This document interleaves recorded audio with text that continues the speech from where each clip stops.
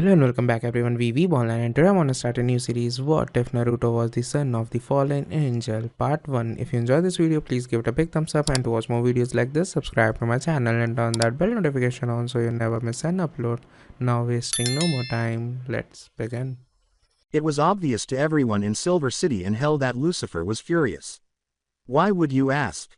Lucifer was living his new life as Minato Morningstar Namikaze just 5 hours ago, alongside Kushina Uzumaki Namikaze, his stunning spouse. Because it was the day of the couple's son's birth, it was a special day. When Lucifer learned that his lovely bride was expecting his child, he was taken aback. No matter how many times he tried, no woman was able to conceive him during his time on Earth. However, Kushina stood out from the other females. She was a Jinchuriki. She was the strongest of the tailed beasts Jinchuriki, either Kyubi no Kitsune or Kyubi no Yoko. Because the demon fox was the strongest of his siblings, he had 9 tails. On the evening of October 10th, Minato and Kushina welcomed a baby boy into the world. To everyone's astonishment, she had the most divinely blue eyes anyone had ever seen, along with black hair that was tinged with red. However, the joyful family's fun was interrupted when a masked man entered the safe house and an Anbu flew through the door. In an instant, the man was in front of Kushina, tearing the infant from her grasp, holding him by the feet, and putting a kunai to the infant's wailing throat. When his only child was threatened in front of him, Minato's eyes turned scarlet. Prior to Lucifer Morningstar, his voice became cold as he demanded, "Return my son." Behind his mask, the man grinned. With a venomous voice, he said, "You will give me what I want, Morningstar, or else this child will take your place." The fox hurried to Kushina's aid. In order to bind the man and retrieve her son, the woman was gradually releasing her chakra chains. Minato started to rush him, but her red chains slithered up the man's side. The chains completed their task and encircled the man. Minato grabbed his son, but not before the boy's cheek was cut by the kunai. Blood was now streaming down the infant's cheek, and he was crying. The third and his wife were waiting for the happy family at another safe house after Minato dragged his son away. Minato materialized in front of him. He disappeared again, saying, "My family has been attacked. Please take Naruto and keep him safe." Sarutobi looked at his spouse. As he disappeared into a whirlwind of leaves, she gave him a nod. The masked man overpowered Kushina and was now removing the Kyubi from her stomach because she was still too weak. His lone crimson eye gazed down at her with a smirk. He took a kunai from his robe, drove it into her stomach, and twisted it for extra majors. "There is nothing you nor your foolish husband can do to stop me. But I can only leave you with a parting gift. One that I'm sure you'll both enjoy." As he went after his prize and put the Kyubi into a genjutsu, he laughed and said, "Without your little fox, you will not survive from this." The masked man laughed as his mask was struck by a fist, sending him flying off the Kyubi and into a store where civilians sought refuge from the raging beast. "Now my pet, burn this village to the ground." Minato growled, his eyes glowing a gentle crimson. "You made a grave mistake in attacking my family and another for hurting my child. I will end you." His soft blue eyes used to be filled with joy and love. The promise of pain and death now loomed. He held 2 tri-prong kunai in his hands while flames licked around the blades, saying, "I shall not forgive your transgression to my family and village." The man's lone eye enlarges in terror as he sees the 4th Hokage's face transform into a demon and black wings emerge behind him. "That genjutsu doesn't frighten me," he shouted as a big metal fan materialized in his hands as he pushed himself off the ground and charged the man. Minato slashed at the man in front of him while laughing. "You're mistaking what is my true face for a genjutsu?" Minato asked, leaning in close enough to put his mouth to the man's ear. "Why would I, Lucifer Morningstar the devil, need to use a genjutsu on my true face?" Minato was pushed away by the man. The man's red eye was filled with fear as he stammered, "El Lucifer." "How?" With a sly smile, Minato struck the man in the left side with one of his flaming kunai. His robe started to burn in the fire. He disappeared into a black hole, saying, "This will not be the end of this, for my pet is destroying your village." Minato snarled, "Bastard." As he emerged from the building, he saw that over half of Konoha was on fire, with both shinobi and civilians running and fighting back. Numerous bodies were found on the ground. Minato leapt onto the Kyubi's head without thinking and vanished in a matter of seconds. The beast was flash-stepped away by Minato. The genjutsu he was under started to wear off. When the Kyubi looked around and saw Kushina bleeding on the ground with her husband holding her close, he growled, "Fucking Madara." I'm going to kill that bastard. As she coughed up blood, Kushina said, Kurama, please come back to me. Kurama cast a downward glance at his erstwhile host. He shakes his head slowly. Child, you would only die taking me back into you. As she slowly pushed herself up, Kushina cried, if you don't then you'll be hunted again and resealed into someone who doesn't care and would only hurt you. Kurama said, then seal me within your son. But make it to the point I am able to move freely out of his seal to protect and train him. He was aware that she wouldn't be around for very long and that her husband wouldn't be around for very long due to an oddity.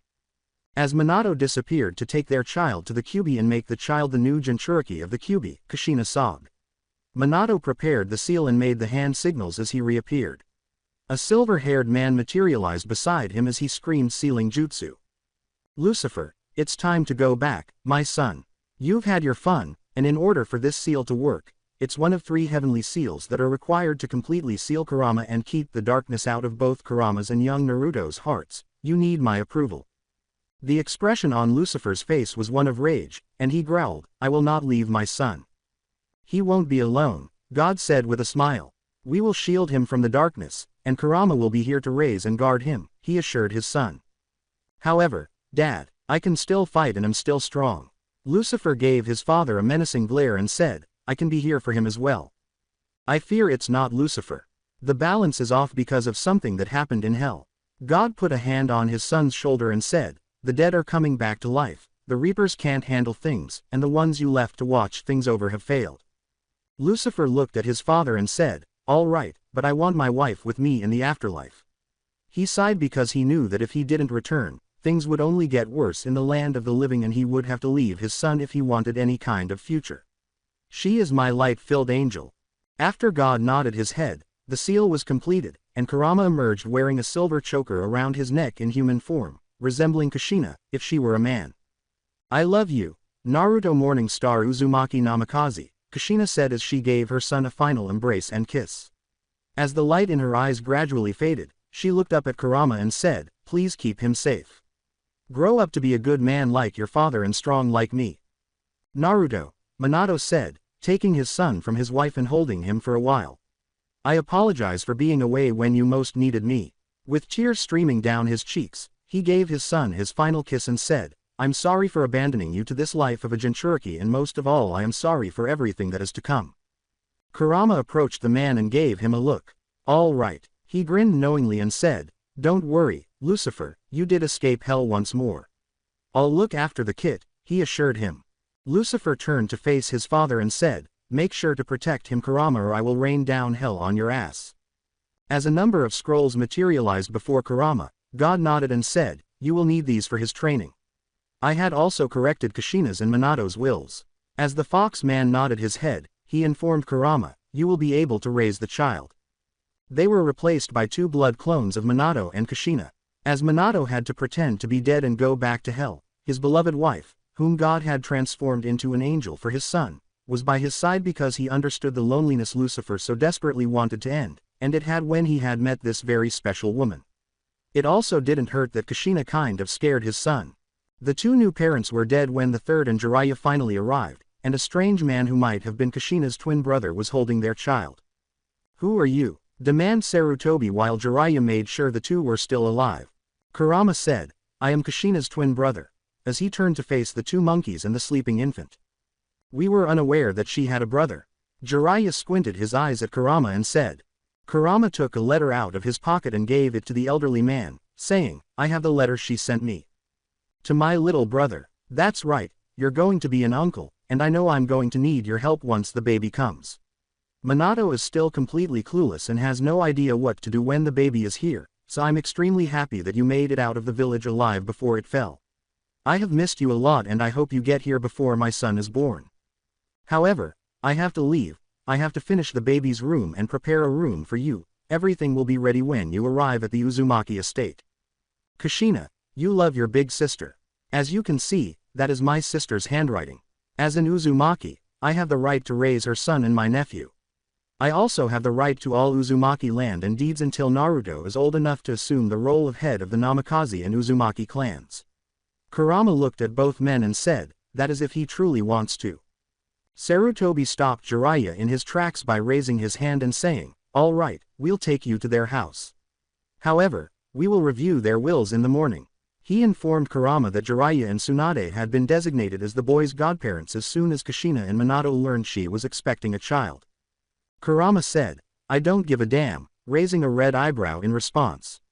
With a hint of rage in his voice, he told the two men, "I am his only family, and I will do everything in my power to keep him safe and well cared for." "I don't care about your Kushina's brother," Jiraiya said, giving him a fierce look. He turned to go, saying, "I will be in the boy's life as well as Tsunade." He had to find the woman and tell her what had happened, and he had to do it as soon as possible. Hell, Lucifer started searching the files for a single name, Madara Uchiha. When Maze entered Lucifer's office, she saw 3 other Lucifers working and examining files and scrolls. Kushina, who Maze had decided to give a makeover, was behind her. Her crimson hair was pulled back into a ponytail, and she was wearing a tight leather pencil skirt with a black see-through top and black bra. Maze put the file in front of Lucifer, who looked up at her and said, "Found the file on Madara." "Where the devil was it?" asked Lucifer as he saw that written across it, "Missing." Kushina approached her husband and put her hand on his shoulder, saying, "Someone must have let him out or something." Lucifer glanced at her before turning to face Maze and asking, "Where is the demon that was watching him?" "Did he ask?" "The old bastard killed her," Maze grinned. "He killed her after deceiving her into falling in love with him." "Kushina, my dear, we don't have enough time and have a lot of work to do." Lucifer saw the fear in his wife's eyes and said, "Because Madara has swore to others that he is going to bring the end of the elemental nations and he needs all the tail beast to do it." "What do you require from me?" I asked Kushina, who was determined to help her son no matter what. "I need you to assist Maze in training a couple demons and angels that I will be sending to Earth to assist," Lucifer grinned. As his wife nodded her head, he said, "I will talk to my father about getting a few angels." Even that detective couldn't change Lucifer, and that woman was made by God specifically for him, so Maze watched and wondered what made her so unique and different from everyone else. "Hello, Father," Lucifer said as he entered Silver City, accompanied by his right-hand demon Maze and his wife Kushina. "We need to talk," he said, pausing in front of his father as the others halted their activities and turned to face their troublesome brother. "What brings you back to Silver City, my son?" God asked, grinning down at his son. With an all-knowing smile, he asked. Knowing that his father was being a fool, Lucifer grinned back and said, "I am here to speak to you about something we talked about." Both Maze and Kushina turned back to Lucifer after glaring at her ex-lover and observing the angels gathered around their father. Kushina gave the two suspicious looks, while Maze simply shook her head at the woman with the crimson hair. "Lucifer is someone I know." God grinned at his son and said, "You are here for the angels that will be protecting your son and helping him grow as a shinobi." There were gasps everywhere as the others gazed at their father in awe. "What is the meaning of this, Lucifer?" asked Amenadiel. He questioned his brother. "Brother, I'm surprised father hasn't told everyone here," Lucifer said, grinning as he turned to face his brother. He informed everyone, "As of tonight, I am a father and I had to leave my son alone on Earth because some assholes fucked up while I was away." "A dad?" Amenadiel looked at his brother and asked in shock. Kushina came forward and said, "We were forced to leave our son behind for Madara Uchiha attacked us after I gave birth to our son." All around them, whispers could be heard. "I kept Kurama inside of me. His Jinchuriki was me." Others referred to the Kyubi no Kitsune or Kyubi no Yoko Jinchuriki. As Maze stared at her in shock, Kushina said, "He wanted the fox and waited till I was at my weakest point." Neither Lucifer nor Kushina told anyone once they appeared in hell. All Lucifer wanted was the file or scroll on Madara Uchiha. Amenadiel turned to face his father and said, "I thought Madara Uchiha was locked away in the deepest part of hell." "Father, is this true?" God said, "Yes, it is my son." Amenadiel looked at his other siblings and said, "Then I will go and help my nephew." Azrael moved forward and stood beside her brother Amenadiel, telling her father, "I want to help as well." Uriel came up behind his sister and brother and said, "I'll go too." He grinned and said, "You would need to keep an eye on things." "Excellent. Lucifer will have 3 from hell to assist him, so you 3 go and be the guides from heaven." "I have no doubt that Maze will lead the group," God declared.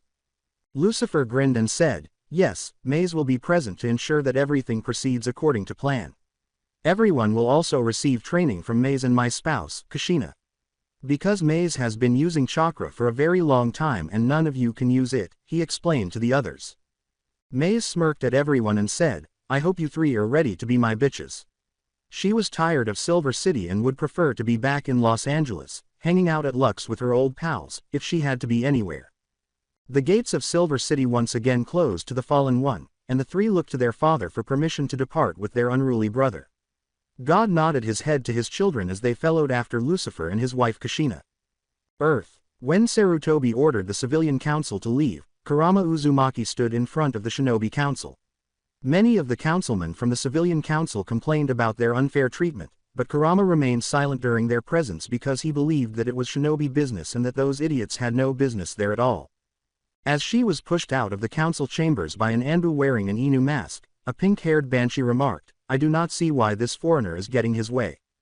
Kurama glared at her and the others' retreating forms and thought, damn banshee. Always putting her nose where it doesn't belong. As he glanced over at the shinobi's side, Kurama held a small bundle in his arms. Tsunade was seated in her family seat, but judging from her appearance, she was suffering from a hangover from the previous evening. He turned to face the third Hokage and noticed Jiraiya standing behind the elderly man. My name is Kurama Uzumaki, and Kushina Uzumaki Namikaze is my twin brother. As he heard rumors from the populace, Kurama said, she and her husband Minato Namikaze trusted me to watch over and raise their only son Naruto Morningstar Uzumaki Namikaze after I arrived in the village during the battle with the Kyuubi. You are the last of the main Uzumaki family? Tsunade asked, opening her eyes and glancing down at the man. She questioned him. I am, indeed. Kurama, who was eager to put an end to the situation, said, Kushina had feared me dead with the others of our village after the attack that took our home forever away from us. Have you visited any other villages? Since none of his spy network had heard of this man before him, Jiraiya asked. In my travels, I have only visited small fishing villages. It would be foolish for me to be in any of the major villages or nearby villages with my crimson hair because an Uzumaki would be highly valuable to the wrong people. Kurama said, staring Jiraiya in the eyes, we are seal masters after all, and we have very interesting bloodlines. Everyone nodded, recalling the time Kushina nearly fell victim to Kumo's kidnapping. If he were apprehended and turned into breeding stock, Kurama would not fare well. Few people were aware that Kushina was the Nine-Tails Jinchuriki. What about the fox? What became of him? Sarutobi wanted to know, so he asked. He has been abandoned as the new Jinchuriki of the Nine-Tails, Kurama sighed, looking down at the infant in his arms. I still worry about telling you because I do not trust those old fools behind you, Lord Third, he said, glaring at the elders behind the old Hokage. That is why I refuse to speak of this in front of those fools on the civilian council because the boy is a hero and should be treated as one and not seen as the demon he holds. The elders scowled at the red-haired man, thinking, who is he to treat us like commoners? The old fools had no idea that they would soon face judgment because, as the saying goes, you reap what you sow, and they had engaged in numerous dubious activities behind their Hokage's back. Kurama-san, I am aware of your concerns and anxieties. However, I assure you. Sarutobi grinned at the man in front of him and said, what is said here will not leave these walls. I'm hoping you're correct. This child is in possession of the strongest bijus ever discovered. As his crimson eyes harden and a crimson aura envelops his entire body, Kurama said, there will be hell to pay. He has a point, Tsunade said, laughing as she glanced at the man in front of her and at her sensei. If anyone ever heard of this. She glared at the elders and said, we'll know someone in this room has lost lips, and I'll make their lives a living hell. Difficult. She is correct, and as shinobi, we are aware that, lose lips sink ships, which would put our village in danger with any of our enemies, Shikaku Nara remarked. That's accurate. T and I has been extremely busy since the attack dealing with spies who were apprehended entering the village. Inoichi stated, we don't need anything more from within our own walls. Since their village was at its weakest point ever and their current Jinchuriki was of no use to them whatsoever, the other clan heads nodded their heads. After all, what could a newborn do, and the infant's uncle wouldn't do anything to help this village because it wasn't his true home and he was only there for that child, and that child alone. Kurama sighed as he surveyed the heads of the clans. I would fight for this village. Remember that my family, the Senju family, and the Uchiha family all contributed to the construction of this village. Tsunade squinted at the man, knowing that Kushina was her grandmother's niece and cousin, and he said, if my late Aunt Mito meant nothing to you people whatsoever. They heard mummers talking a lot themselves, and since Konoha was the sister village to the Whirlpool, they knew he was telling the truth, and they had nothing to say to him.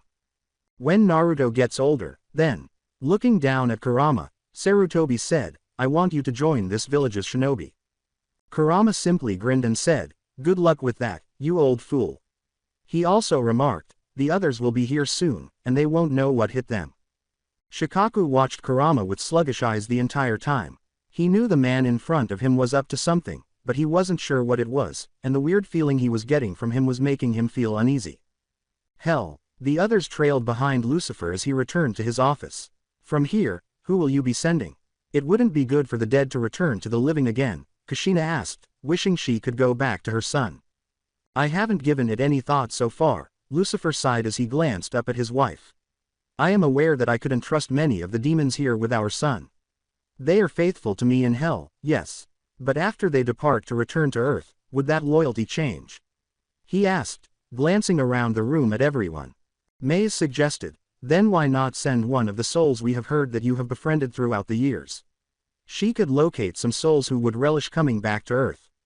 As his clones worked on the pile of files strewn throughout the entire office, Lucifer sat down to consider it and said, that could work. He took a few files from his desk. How come there are 3 more of you in here, Lucy? As the others nodded their heads, Amenadiel asked. They are nothing more than shadow clones. Physical clones of the jutsu user, Kushina remarked, glancing at the others as though nothing significant had happened. Shadow clones. As she approached and touched one of the clones, Azrael asked. You are aware of how annoying it is, right? Lucifer Clone 1 was asked. Unexpected that it would speak and feel so real, she jumped back in fear and exclaimed, it's real. You put your hand right through me. What did you expect? The same shadow clone was questioned. Because this was something she had never seen before, Azrael nodded her head in response to the clone's query. Maze approaches the clone, draws a kunai from her back pocket, and stabs it, causing it to widen its eyes and ascend in a cloud of smoke. Lucifer gives Maze a glare and tells the others, see one good fatal hit and it's gone. As Lucifer created a new clone to replace the one Maze had removed, he said, damn it Maze, that bloody hurt. As she approached the others, Kushina said, be warned, it is painful. One can create clones like these with the use of chakra, and that is something we need to awaken in the 3 of you. Why are you with my brother? Uriel asks, glancing down at the woman with the red hair. He questioned why anyone would voluntarily remain with Lucifer, a question that had been bothering him for some time. Why do you ask? Kushina asked, pausing as she turned to face Uriel.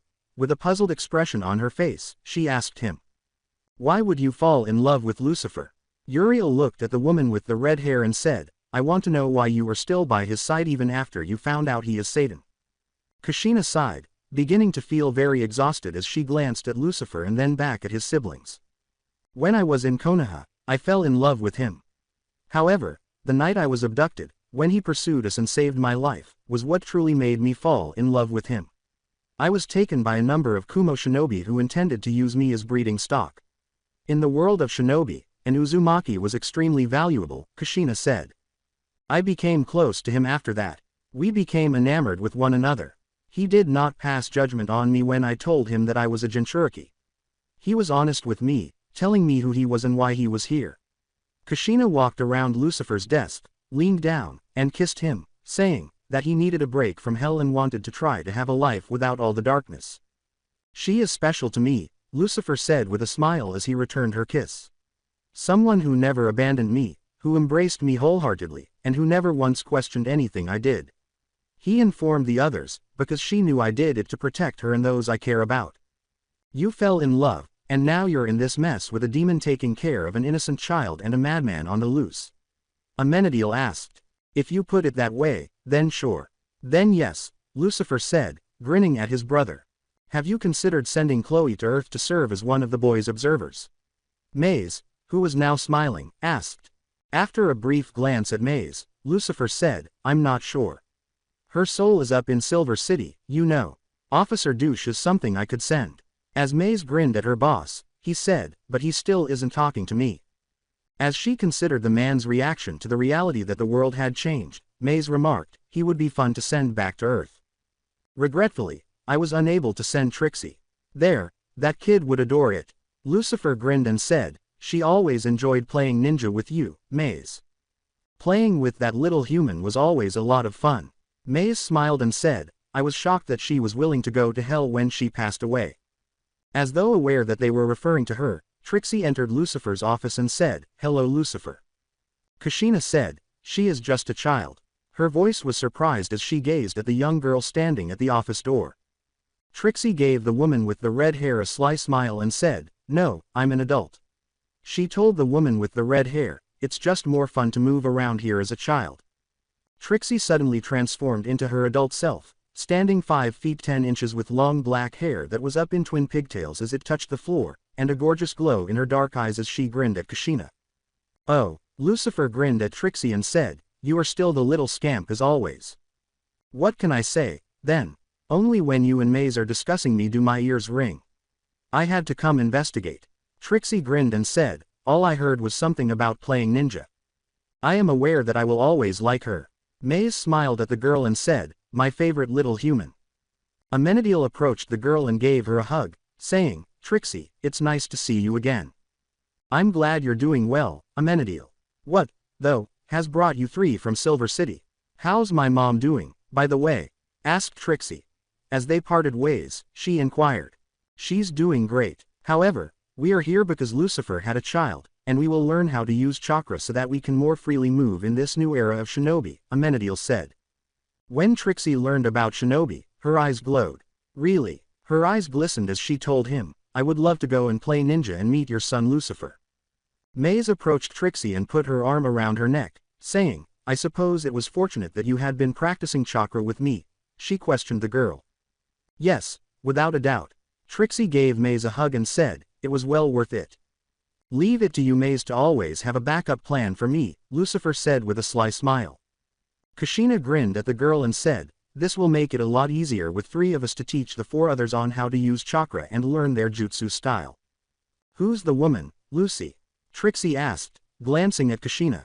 As Kushina put her arms around Lucifer's neck, he smirked and drew her into his lap, telling Trixie, she is my beautiful bride and the mother of my son. Whoa, it's about time you discovered true love, Trixie remarked, grinning at the two. So, who will be this team's last member?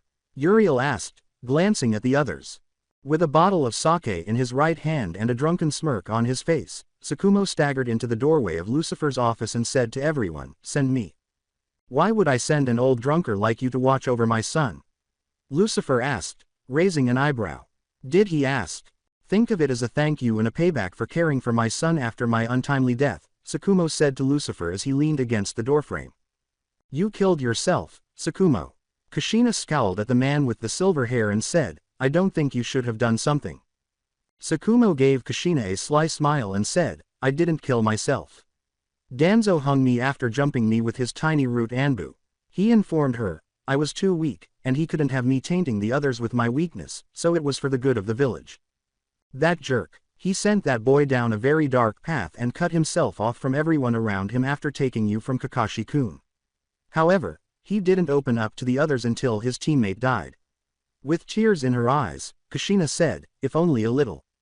As the sake bottle broke into a million pieces, Tsukumo tightened his grip around its neck and said to Lucifer, I want to go back and kill that bastard for what he has done to my family. All right. However, you won't be able to go back to your current state. You'll need to alter the way you look. Because I'm not sure how it would impact Kakashi right now. Lucifer looked at his old friend and said, because we were the last of his family.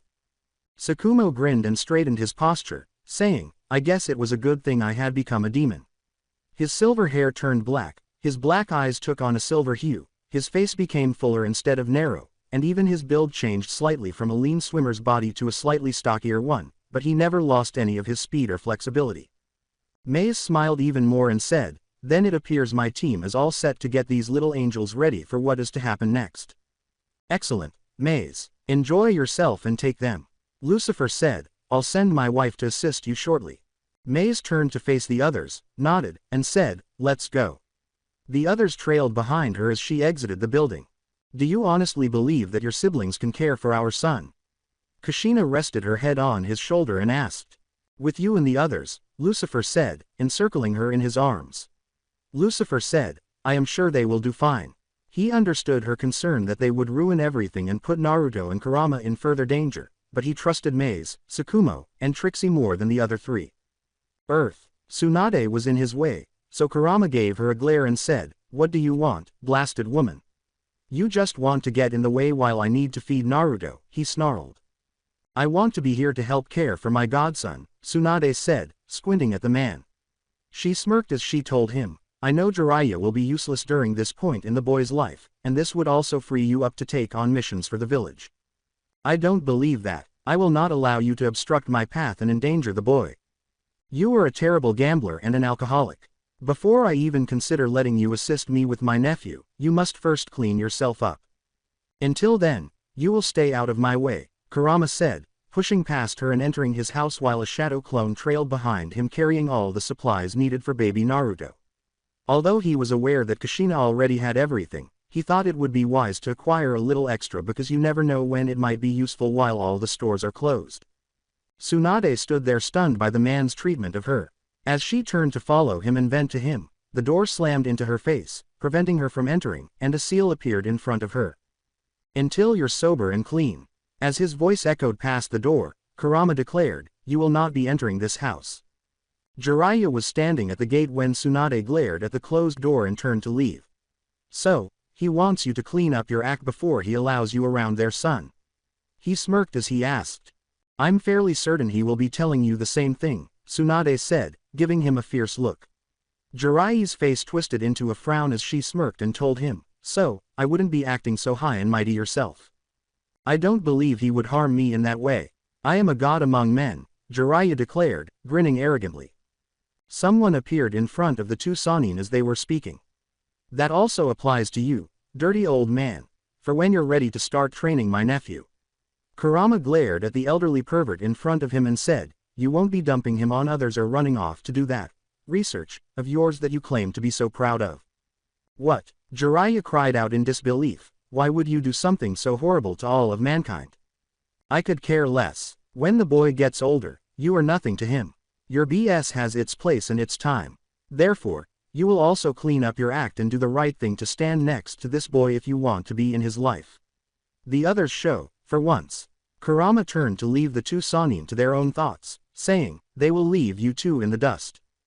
Because if they wanted anything to do with their godson, they would have to do whatever it took to make things easier for their remaining family. Both Sannin stood their ground in their own thoughts and processed the words of others to come into the boy's life.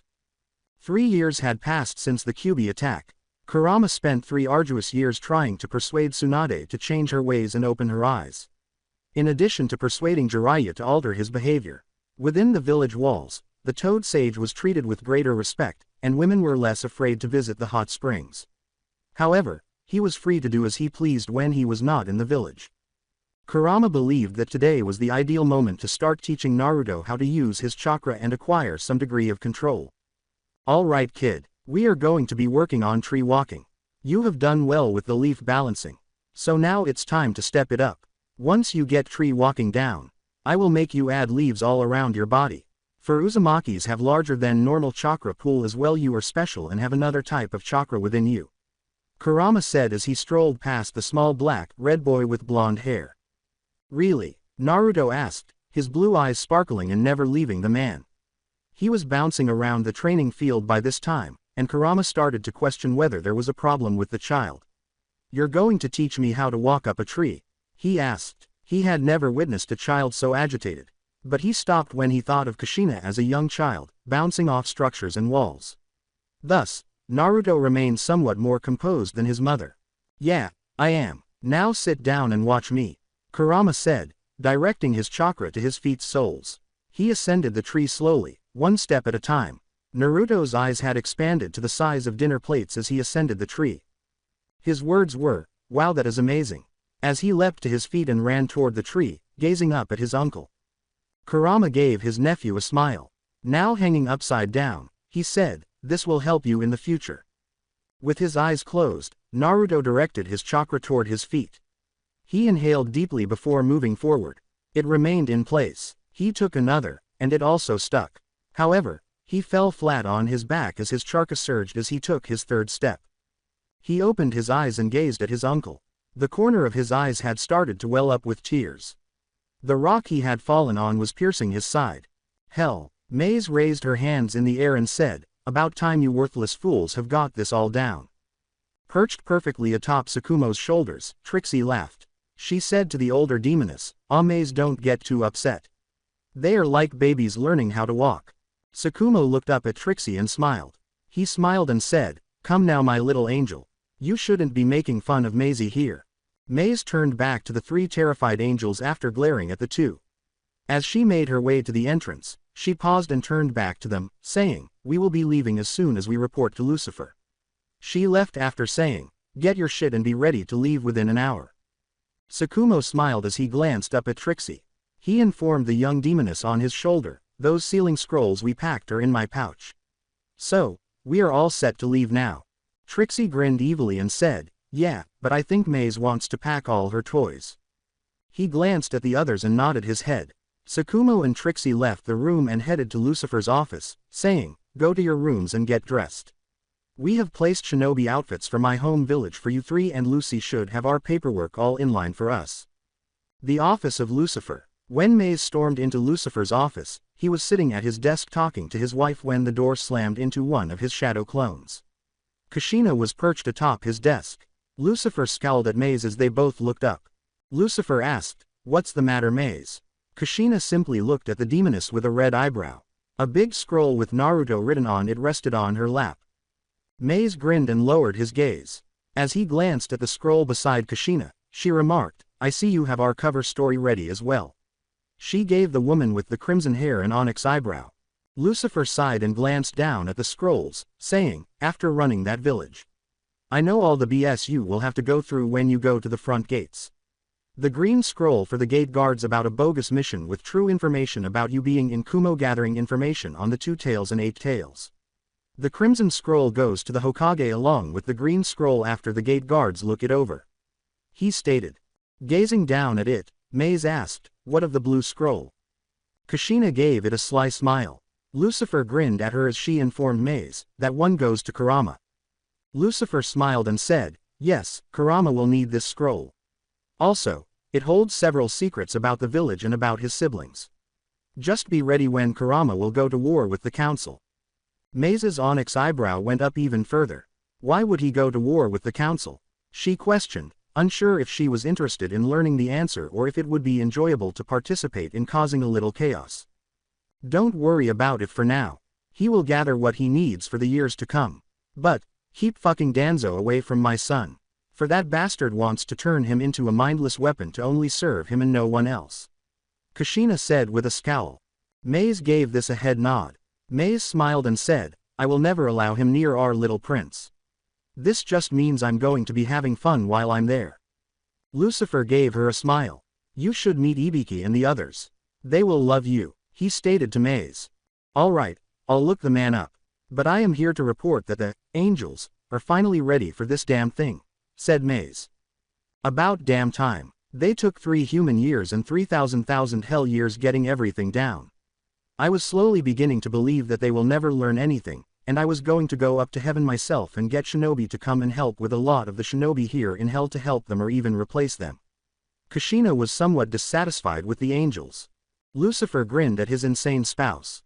As Maze gathered everything, sealed away the scrolls belonging to Kurama and Naruto, and stored the others, he said, "Just get them and hurry up and get to the village."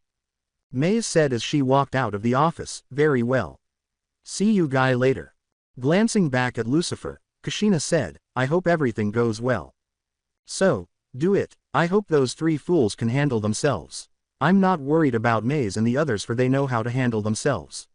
But my siblings are just a bunch of morons," said Lucifer with a sigh.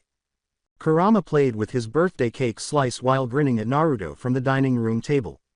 As Jiraiya watched the young tadpole with Ma and Pa perched on his shoulders, Tsunade sat across from Naruto, grinning. Gazing up at Kurama, Naruto smiles and giggles while putting a handful of cake in his mouth. As cake spilled from his swinging hand, he uttered, "Rama." "Yes, Naru?" he inquired, grinning himself. Naruto asked, noticing his tiny sippy cup, "Milk please." Kurama laughed while assisting Naruto with his milk. With a smile on her face, Ma said, "He is growing fast." Pa smiled and remarked, that he is Ma. Soon he will become our summoner as his father was once. While listening to the two toads converse, Jiraiya simply nodded his head. He thought to himself, he looks so much like both of his parents. The village gate. Maze and the others approached the village gate while wearing black hoods. She glanced at the silently sitting Hyuga and Nara. The stolid Hyuga said, "State your business." As she threw them a small scroll, Maze drew back her hood and gave the pale-eyed man a fierce look. "We are returning from a long S-rank mission." After examining the scroll, the Hyuga located the team and signed them all back in by consulting the sign-out log. He glared at Maze and said, "Hokage-sama will be accepting your group." Maze turned to face the others, winking and kissing the man. As they all entered the village, she said, "Come on, let's head to see the old man." Many of them looked around as the small group moved through the village's streets. The villagers were observed by the angels. Watching a few go by, the demons simply grinned. They arrived at the village's center after a short while, and a sizable tower stood in front of them. The Hokage Tower was this. They went inside and climbed the stairs. A young woman was sitting at a desk in front of them, with a big double oak door to her left. She said, "May I help you?" Maze glared at the woman in front of her and said, "We are here to see Hokage-sama." The woman smirked and said, "I'm sorry, but Hokage-sama is busy." Maze gave the foolish woman a raised eyebrow. "The Hokage needs to see us. For we have returned from an SS rank mission and anything you say doesn't mean shit to me." The woman replied. The woman gave Maze a glare in return. She snarled, "I don't give a damn. You're not getting in to see him." That was the worst thing she had ever done. Maze snarled and brandished one of her numerous knives as a stream of bodies passed through the double doors. As the fallen woman slowly pulled herself up into a sitting position, she snarled at her, saying, "Bitch. You will not be stopping me from seeing Hokage-sama." Sarutobi smoked his pipe while examining the scene in front of him through a pile of papers. He looks at them and clears his throat. As Maze prepares to attack again, he asks the two women, "What is going on here?" While the others stand at the door.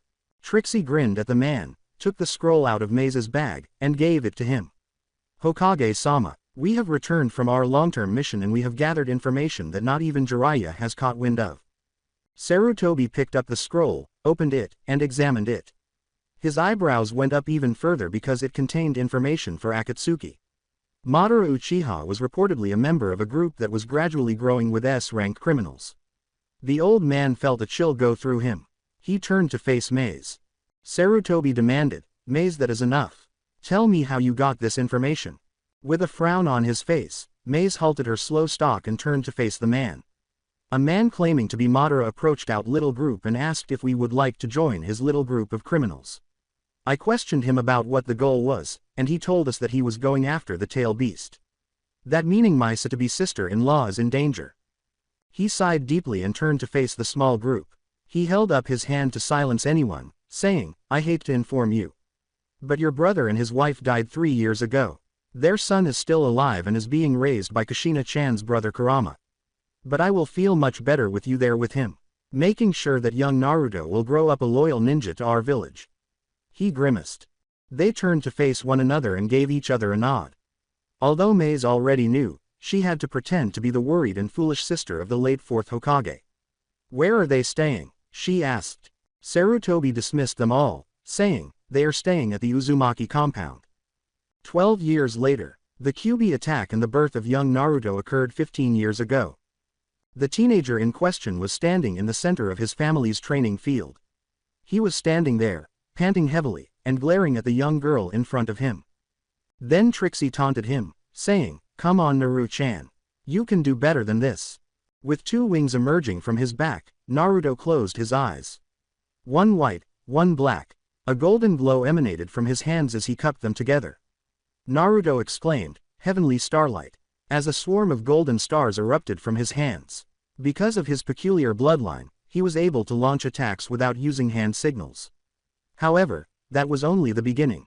The wings had sprung out of his back, and Trixie's eyes widened.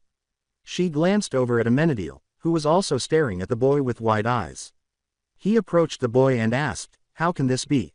Naruto felt a strange weight on his back and fell onto his ass. "What is happening and why are you guys looking at me that way?"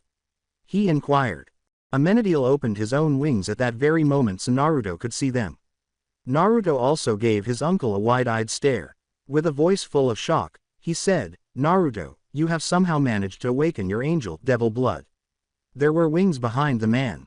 Naruto sensed his wings behind him. He was shocked by what had happened and asked, "What the hell am I going to do now?" Amenadiel said, "We will train you to use them. Nothing has changed." Naruto gave this a nod. Sakumo approached them while clutching Naruto's winged shadow clone. He glanced at the boy and remarked, "It seems like they all developed wings like the original." As Naruto noticed the clone was unconscious from training, he asked, "Sakumo-sensei, why didn't you let my clone pop?" Sakumo observed Naruto and remarked, "It would have overloaded you even more than if I did allow him to." As he falls backwards, Naruto nods his head in agreement. His wings are still out and now behind him. "This is too much. My father is truly Lucifer Morningstar, the fallen angel who was the king of hell, and my mother chose to go with him after she died," he replied. As she emerged from the shadows, Maze said, "Stop your bitching. You have class in 30 minutes and today is the big day." Since Kurama and she belonged to a respected clan, they were required to attend a council meeting. Naruto was just about to complete his time at the academy, and in order to attend them, he had to be a chunin. Behind her, Kurama slumped, looking irate. "Those bastards. I should have just ended them all while I was there. It had saved me a lot of time and grief," he yelled. The two new arrivals caught everyone's attention. Trixie approached Maze and gave the demon woman a hug, asking, "What happened, sissy?" Maze gave nothing a glare. She angrily declared, "The civilian council has let it leak out that Naruto is the jailer for the Nine Tails. It appeared to be one last gift from that bastard Danzo who had several sleepers in the civilian council," said Kurama. In response, Sakumo arched an eyebrow. "How was this possible? I killed that bastard when Naruto was only 5, he asks. Maze wanted to dig the man up again and kill him again, but she said, "It looked like he had a time delay seal on a couple of those fools, and it was to trigger on graduation day. Well, there isn't anything we can do about it now. I just need to hide these wings and get going after eating something," said Naruto. He was handling this more well than any of them had anticipated. Academy. A few civilians and all of the clan's children congregate in the classroom. Watching his and Sasuke's fan clubs engage in combat, Naruto sat in the back with his back to the wall. Will they ever pause and consider being a shinobi to be more serious? He questioned himself. "I doubt that they will," Kurama remarked, "not until they have that one mission," while lounging in the sun on the academy training ground. Choji followed closely behind Shikamaru as she entered the classroom. She took her usual seat next to Naruto, and Choji sat down beside her. Naruto turned to face his two closest companions and grinned. As he watched Ino approach them as well, he said, "Hey guys." Shikamaru grinned and said, "Hey Naru." Her cheeks were slightly flushed. In between bites, Choji said, "Hey Naruto." This morning, he was consuming a different kind of chip. Wasabi barbecue. Ino approached them. She said to her friends, "Hey guys." Naruto grinned and asked, "How's it going, Ino?" Ino sighed and took a seat in the chair a row below her companions. "Not good. Sakura thinks I still want Sasuke and every time I tell her I don't. She says I'm lying and trying to lower her guard." She stated this. Shikamaru grinned lazily and said, "Troublesome. Doesn't she see that he likes guys? This makes everyone laugh." Naruto shivered and said, "True. He was checking me out yesterday while we all ran laps." When Hinata enters the classroom and approaches her friends, the small group of friends laugh even harder. She sits next to Ino and says, "Hey guys." Naruto smiled at his friends and said, "Well, enough about the tem. Is everyone ready for today?" Each of them gave a head nod. The big day was today. The day they realized their aspirations. Sakumo experienced a number of recognizable chakra signatures on the eve of Naruto's 5th birthday. He slipped swiftly and quietly from his bedroom. However, he continued to hold his sake bottle, just in case he needs to act foolishly. There were 3 figures standing just outside Naruto's bedroom. They were wearing white masks with the word, "Nay," on them, as could be seen from the dim flicker of Naruto's nightlight. These are the foot soldiers that Danzo personally commands. Their master had given them the task of rescuing a defenseless child from his bed in the middle of the night. Something that these jerks constantly did. Sakumo smiled to himself as he turned the corner. "You old bastard, really? You're approaching the boy at last." As he acted out the scene of the inebriated uncle strolling down the hall, he thought to himself. As the three now identified Root Anbu turned to face the drunk approaching them, he sang, "Take one down and pass it around. 20 bottles of sake on the wall." As the one who seemed to be female turned back to Sakumo, the Root Anbu exchanged glances and communicated with each other using Anbu sign language. Sakumo approached the female Root Anbu and grinned. "Well, darling, it is nice to meet you in this dark and empty hallway. Do you come here often?" She responded. Sliding her hand behind her back, she drew a kunai and lunged at the drunkard, who was approaching her. She lost her hold on the kunai when he used his sake bottle to catch the tip of the weapon in its mouth and push it against the wall as it shattered. She felt something hit her stomach, and her eyes widened behind her mask. Something sharp was being pulled from her stomach, and she was experiencing pain she had never experienced before. She saw wolf-like claws being drawn out of the hole that used to be her stomach as she looked down at the hand. She slowly glanced back up at the man in front of her and noticed that his face and body had changed from a human to a wolf-like creature, with his eyes flashing yellow and resembling wolf eyes. 3 red-eyed wolves, resembling hellhounds, appeared behind him. The child who was just lying behind the door was being threatened by the 2 other men in the hallway, who were growling at him. Anbu made a wise decision by shutting the door to prevent the child from being awakened or scared before they could be taken. With their kunai drawn, the 2 male Root Anbu launched an assault on the wolf hellhounds. Believing the wolves to be genjutsu, they were regrettably wrong. The man was standing next to the wall when the lead wolf leapt on him and tore out his throat. The other 2 snarled at the man and stopped lowering their heads. He cupped his hand in front of his mask, where his mouth is, and exhaled a huge fireball while flying through a number of hand signals. He exclaimed, "Giant fireball jutsu." This man didn't know what he was fighting for, and his voice was filled with fear. The ball of flames blew past the hellhounds, who held their ground. The hellhounds simply stood there licking their lips as they both leapt at the stunned man, and the Root Anbu's eyes widened. After placing a silence seal on Naruto's door to prevent any sound from waking him from his sleep, Kurama ran out of the boy's room, causing screams to reverberate throughout the house. Kurama demanded, "What the hell is going on here?" as he witnessed Sakumo biting out the woman's throat while he threw her body to the hellhounds and the hellhounds feasting on their victims. Sakumo let out a growl, and the other werewolves ran down the hallway after him. Danzo. When they heard the man's name, they all came to a complete stop because they knew they would have to kill him in order to shield the boy from any harm he might cause. Kurama heard the name and let out a growl. His yoke was bleeding out of him as a crimson aura slowly surrounded him as he prepared to change into his Nine-Tails form. "That bastard. I knew he was planning something from the last council meeting." In a sickly composed tone, Maze said, "Calm yourself, Kurama. Your anger is going to hurt Naruto." This caused the chakra beast to halt and turn to face the bedroom door from which he had emerged. After taking a deep breath, he nodded his head slowly to the demon woman as his aura subsided. Sakumo looked at Maze and smiled, blood streaming from his teeth. As he kept his werewolf away, he said in a dark, growly voice, "It seems like it's time to get rid of the old bastard." Trixie approached them with a faint smile on her face. She asked them both, "Time for Operation Mummy Disposal?" Sakumo and Maze exchanged a knowing glance. The angels simply stood there staring at the trio, wondering what they were up to, while they both glanced at Trixie and nodded their heads. Amenadiel asked, "What is happening?" with a bewildered expression that matched the other 2. Trixie smiled at the angels as she turned to face them. She turned to the other 2 and told them, Lucifer had given us a mission to kill Danzo if he had ever tried taking or hurting Naruto. Azrael felt sick at the thought, and Amenadiel watched in disbelief. Despite the fact that she was deaf and had witnessed numerous corpses. But she was just irritated by this. She had no idea why. However, it did. At this, Uriel simply shrugged his shoulders. Danzo, he could be indifferent to this man. Through this premeditated kidnapping, he had sowed his own doom.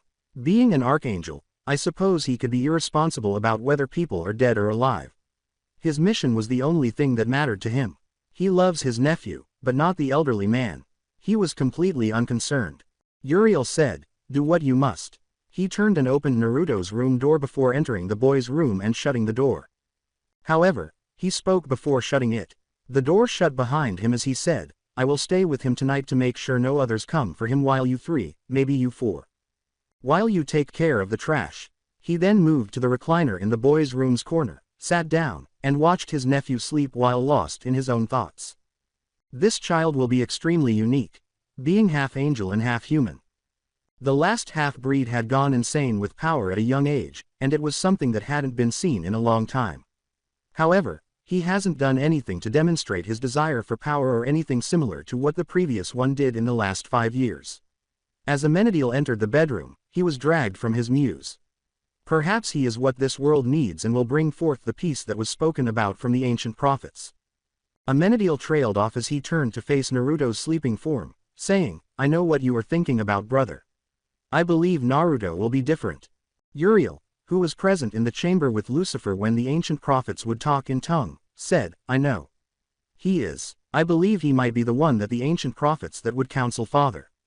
In response to his brother's remarks, Amenadiel nodded his head. He put his big hand on Naruto's black hair and ran his fingers gently through the boy's hair, saying, "I know. I was there for a few of them."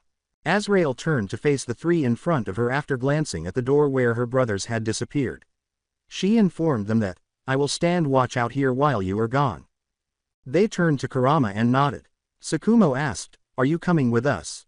Kurama shook his head and said nothing. He sat down in the hallway and looked up with a dejected expression on his face, telling them, "I am not able to go. The base is too far, and I would lose control over my power." As they disappeared down the dim hallway to see an elderly jerk meet his demise, the three nodded their heads. Maze disappeared into her bedroom, changed into a form-fitting black leather outfit, and put all of her entertaining toys away. Trixie disappeared into her room, changed into black leather pants and a black tank top with a studded belt, and put on leather gloves with a 1-inch spike on her knuckles. She swiftly concealed her weapons as well. Tsukumo was standing beside the front door, leaning. He was going to enjoy himself with Danzo before he murdered a man's mother, and he already had all of his weapons. When he saw the demons and his two friends, he straightened up. He smirked and said to them both, "It's about time you two got dressed." Maze gave him a sly smile. She cupped his face with her left hand and gave it a light slap. As she walked past him, she swayed her hips and said, "Oh, Tsukumo, you know I have to look good for you." The girl giggled at him as he bowed and let Trixie pass him, grinning. He tried to pull the girl into a bear hug, but she sprinted away from him, laughing, telling him, "You two should just hook up and get it over with." The root base of Danzo. Sitting at his desk in the office, Danzo reviewed the missions he would be giving his agents. He looked at his wall clock.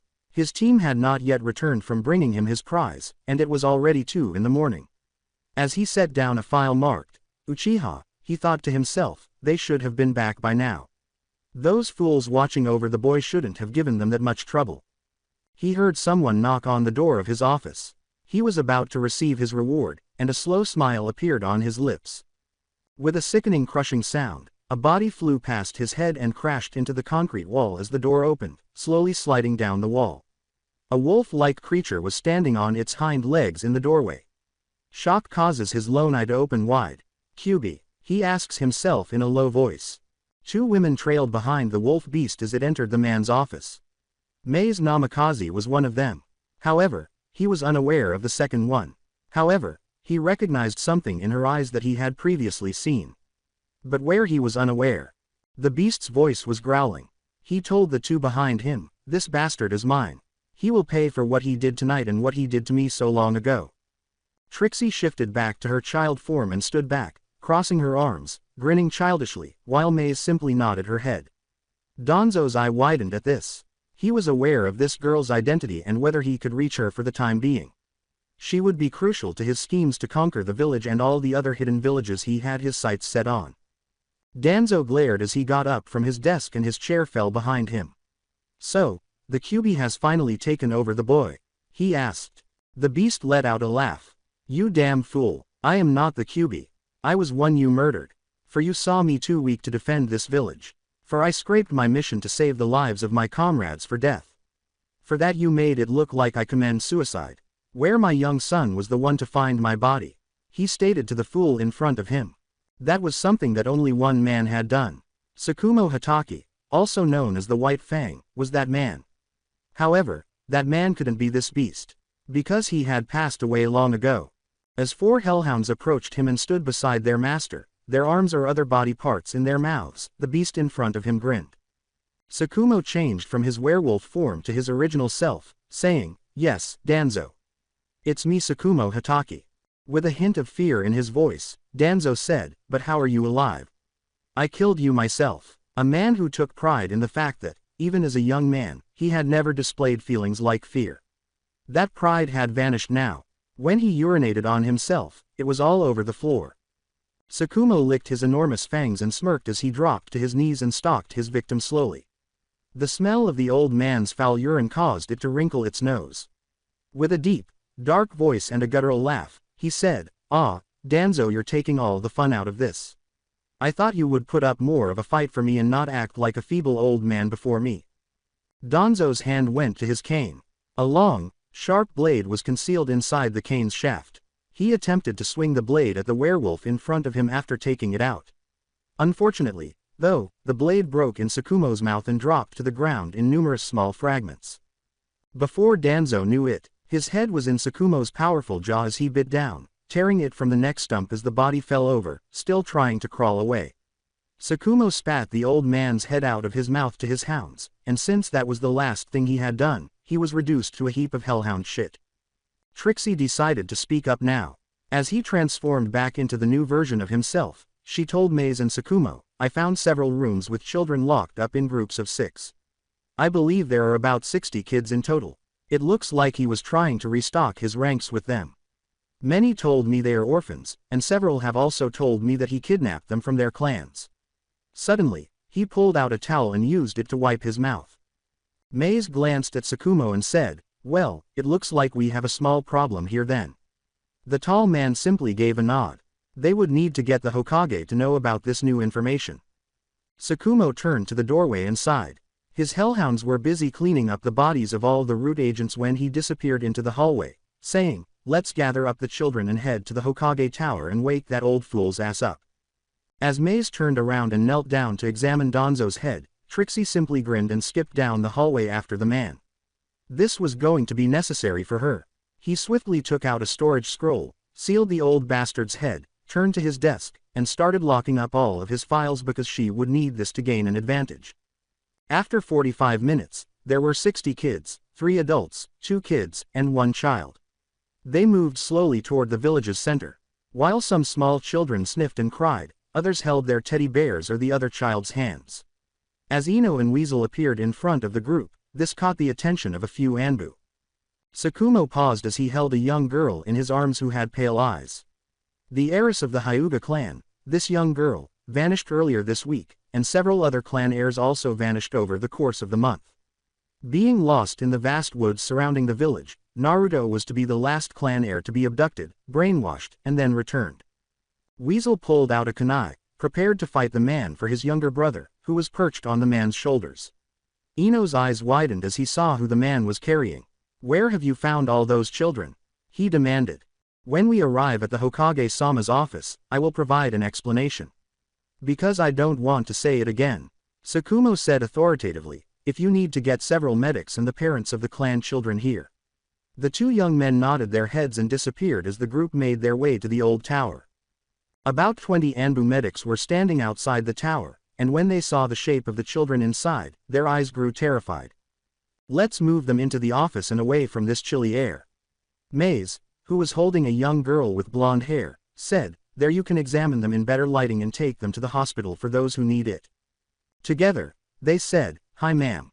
They heard running footsteps approaching them as soon as they entered the building, and after shaking it off, they entered the Hokage's office, where the doors were flung off their hinges, revealing all of the clan heads, children's parents. The Hokage stood behind them, staring at them with shocked eyes. "What is happening here and what is this about missing children?" he asked, pushing past the parents while the medics examined the kids and attempted to remove them from their parents for a brief period of time to see how they were doing. "Hokage-sama, we have to talk to you about something that happened tonight as we hope that we wouldn't be punished too much for our acts that happened when we were in an angry state of mind," Maze said, emerging from the shadow and turning to face the elderly man, as everyone turned to stare at her in confusion. "Maze-chan, what are you talking about?" In a grandfatherly tone, Sarutobi inquired. When Take pulled out a scroll and approached the old man's desk, he sat down, opened it, channeled chakra into it, and the head of Danzo appeared before him. His eyes widened, and those around him did too. The children were unable to see what was happening because they were all obstructing the gruesome scene on the desk, so Maze swiftly sealed the head before one of the children could see it. Tonight, we killed Danzo. Maze turned to Tsukumo and said, because he sent his little root Anbu after Naruto while he slept. I went to check on Naruto after hearing noises coming from the hallway downstairs from my bedroom, thinking he had woken up, to discover that just 3 root Anbu were waiting outside his room. Their purpose was to transport him to their master. Tsukumo said, grinning a little, I played the fool of a drunk and made quick work of them with the help of my summons. Everyone looked at the man in astonishment and terror. What summons do you have? Asked Shikaku Nara, observing the man in front of him. Did he ask? As 2 hellhounds materialized beside him, licking their paws and tails with flames, Tsukumo smiled at them and said, Hellhounds. These are my summons. Everyone retreated from the beast in front of them. Trixie approached the hellhounds and gave one of them a hug while it licked her cheek. She told them, they are only deadly if you provoke them or their master. Many of them merely gave her a pitying look. Maze grinned at the heads of the Hyuga and Uchiha clans and said, also, Hokage-sama, I have all the files behind all the kidnapping and planned assassination list of several clans and or clan heads, for several clan elders are not happy with their clan heads. A commotion broke out in the room as all of the clan heads demanded this information so they would know who they would be killing for it.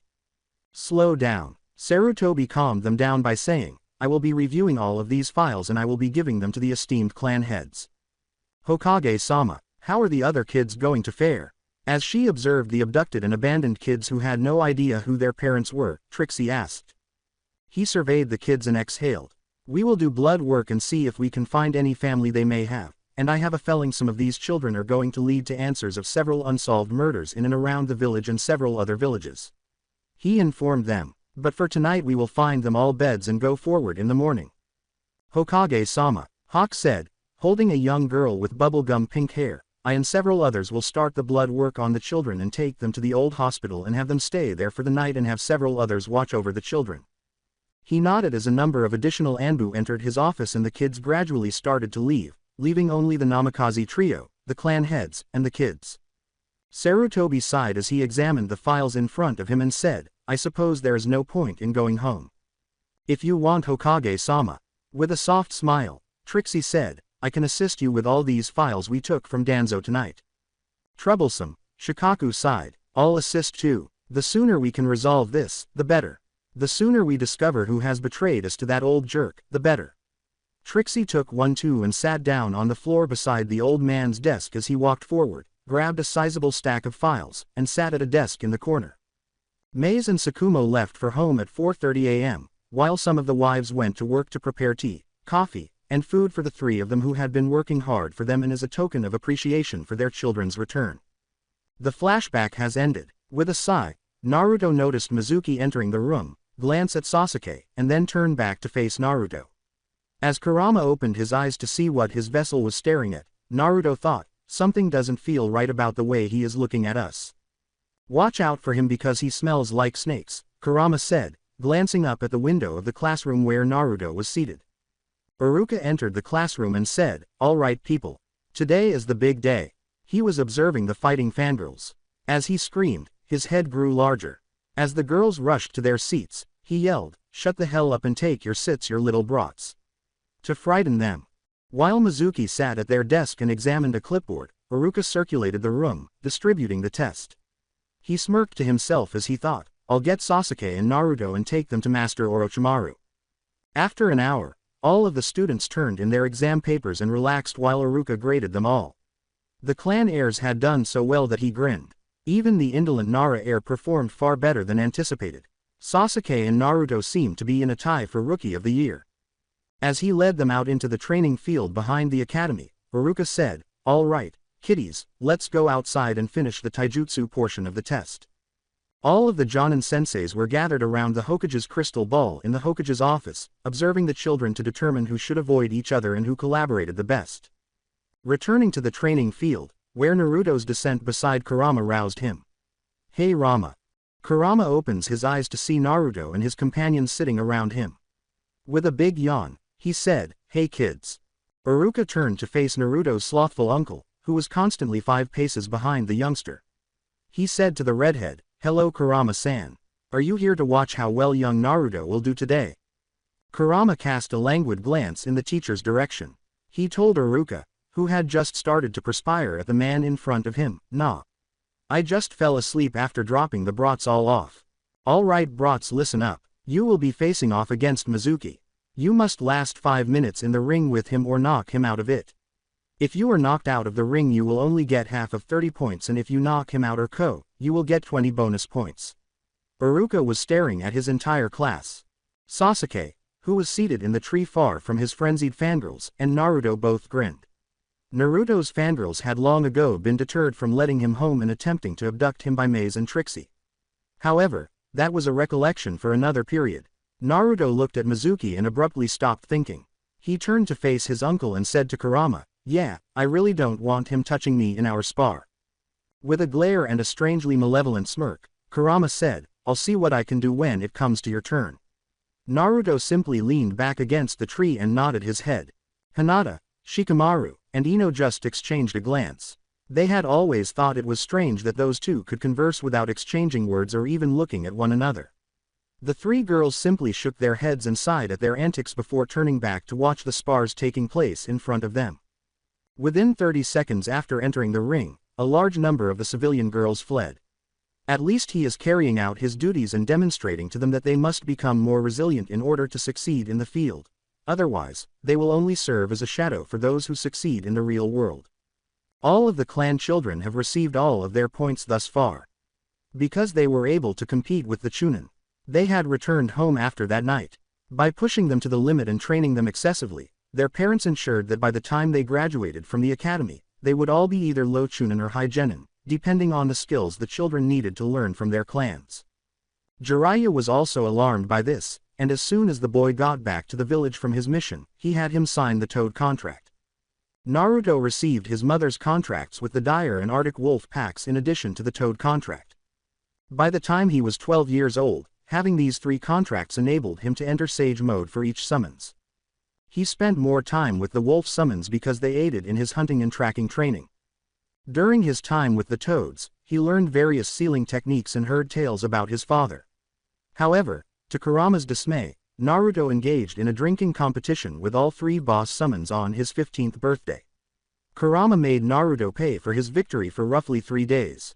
He would not drink again until he was much older after learning the next day that hangovers were a bitch. Kurama enjoys reminding him of this every time the 3 bosses want rematches. Iruka called, "Naruto Uzumaki Namikaze." Naruto turned to face Kurama. Kurama was lying down when he got to his feet. He grinned and said, "I'll take Mizuki's place.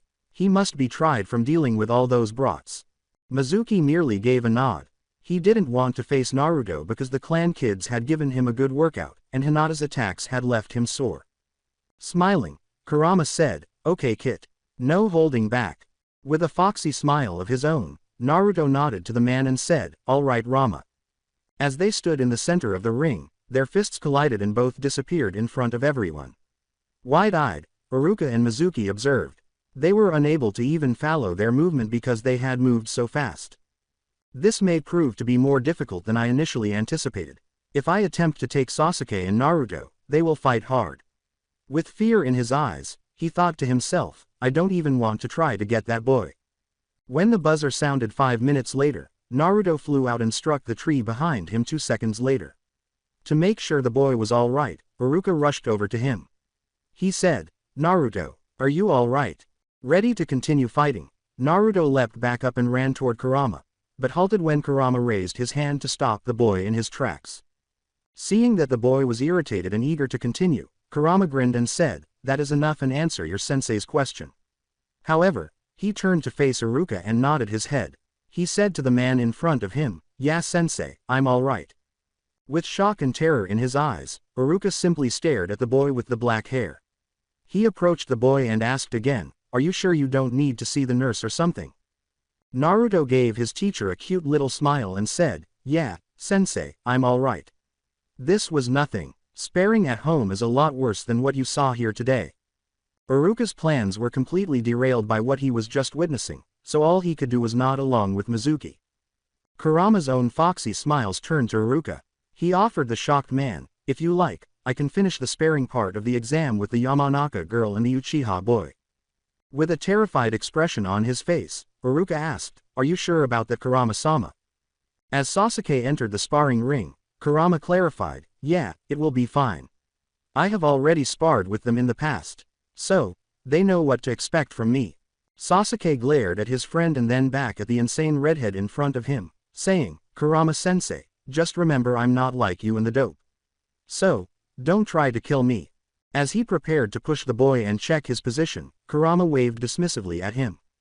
Because he hasn't been able to get the boy to spar with him for 6 months. With just a light axe kick, he nearly broke the boy in half the last time. To Kurama, gentle meant like a bull in a china shop.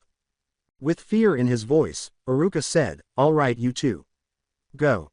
Sasuke initiated contact while both fighters examined one another. Sasuke attempted a spinning axe kick.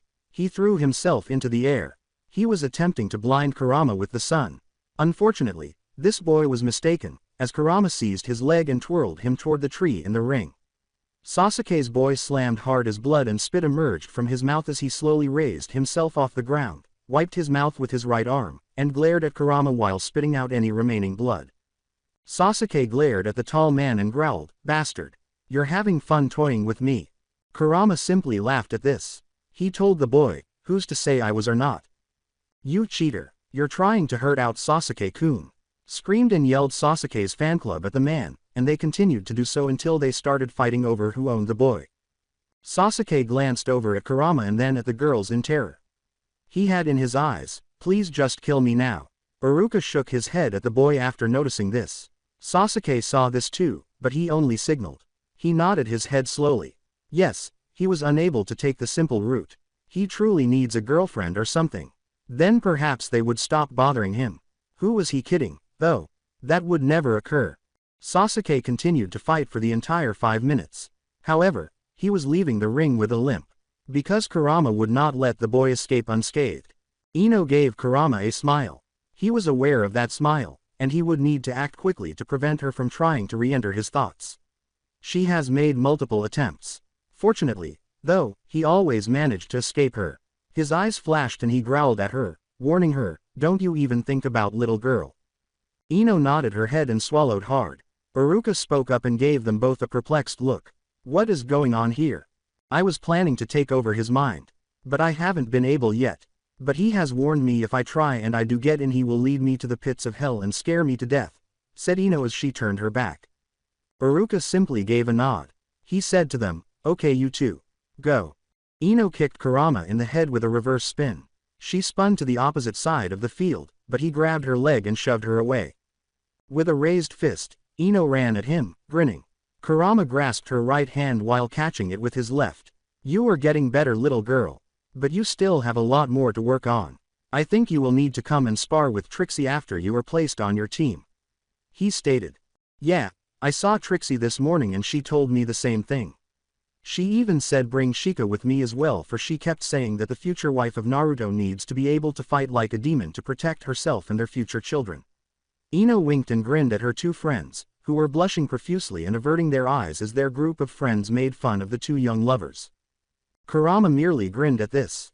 He winked at Shika and remarked, "That is true. She-go's need to get stronger."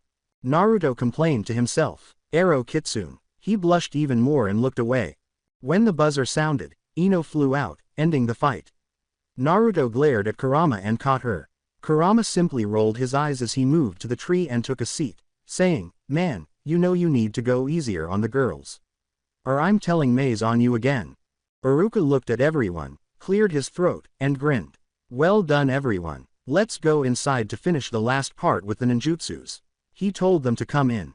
Kurama returned to his nap, ignoring his jailer's mental yelling, and everyone went back inside. "Jerk, why did you need to draw attention to us? You were aware that my fan club will now pursue her." After learning that guys were interested in him, Naruto was constantly afraid. "I don't want one of my friends hurt because of those crazy girls and several guys." He wasn't a fan of that. He might be able to send them to Sasuke.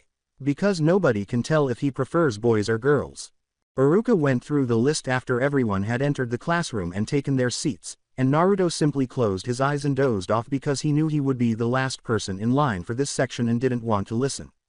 However, he would occasionally wake up when he heard one of his or Sasuke's fan club members screaming and shouting about the power of love that they were meant for one of the two boys, or when he heard someone come out crying because they never passed. Both boys were aware that their only goal was to avoid those crazy girls or boys who frightened them. It has turned out that true stalkers and the small bits of paper they had cut off from many of them haven't done much to help. Perhaps more regulations on stalkers were in place to help keep them safe now that they were shinobi. All they could do was hope. Naruto could feel someone pumping charca in his direction as he entered the classroom, signaling that it was finally his turn. As he prepared to have sex with this man with white hair, Kurama opened a lazy eye and grinned. Kurama locked Mizuki in a Hellfire Inferno genjutsu by pumping his charca back into him, causing the man sitting next to Iruka to scream. Iruka stared at Mizuki, perplexed as to what on earth was happening. Due to Kurama locking him into the genjutsu, Mizuki collapsed to the ground, foaming at the mouth. Iruka watched in terror. Naruto made 2 shadow clones to transport the man to the nurse's office, saying, "I think the sun must have gotten to him or something." Kurama grinned, ensuring that Naruto would never experience this again. All of Mizuki's plans were postponed until a Yamanaka mind walked him to determine the cause of his mental breakdown. He made it appear as though Orochimaru was using a time trigger. Kurama opened his eyes from his shaded tree and said, "That is what the bastard gets." The fact that Naruto could create the solid clones astounded Iruka. He asks, "When did you learn the shadow clone Naruto?" "Auntie Maze taught me after she checked my chakra levels, and at the time, I was already at high Jonin. But now I'm at Kage or Sannin levels now. So, I will never be able to form the normal clone we learn here," clarify Naruto. "Oh, well okay, you pass on that one. Now the other two," Iruka replied. Kurama was irritated that he had lost the cool breeze in his hair and the warm sun on his face as Naruto reenacted himself. Then Naruto materialized beside him, assuming his father's appearance. While presenting Naruto with his forehead protector, Iruka said, "Well done. You pass." When Naruto showed Kurama, he grinned. As Kurama simply grinned more, Naruto returned to the classroom, tried it on his left bicep, and sat down next to Shika, who patted the boy on his head. Once everyone had completed their exam, Iruka returned to the room and surveyed the group. As everyone stood up and departed, he said, "For all of you who passed, I will see you here tomorrow morning for team assignment." The civilian parents simply scowled at Naruto for a variety of reasons as all the clan heirs ran up to their families to inform them that they had passed away. Some who discovered what was inside Naruto, and others because he wouldn't give their daughters the time of day. However, because his father was the Hokage and his mother was the princess of the land of Wave, the boy was going to have a lot of power when he grew up and was considered royalty. He was the village's prince. Office of the Hokage. Maze and Trixie both grinned when they realized their boy had graduated with honors. Trixie simply nodded her head and laughed when Maze said, "Looks like our boy got Rookie of the Year for that little move." As he puffed on his pipe, Sarutobi asked, "What do you all think of your future students?" Maze grinned. She said to the elderly man in front of her, "If I get the team I want, then they did very well. Yeah, I just want to be the co-captain with Maze, for I know she is like Enko who needs to have fun in T&I or on missions," laughed Trixie. Behind the girl, Enko simply smiled. She winked at Maze and said, "What can I saw? It's always more fun with Maze." Maze simply smiled, and all the men gawked at the two women before retreating out of fear.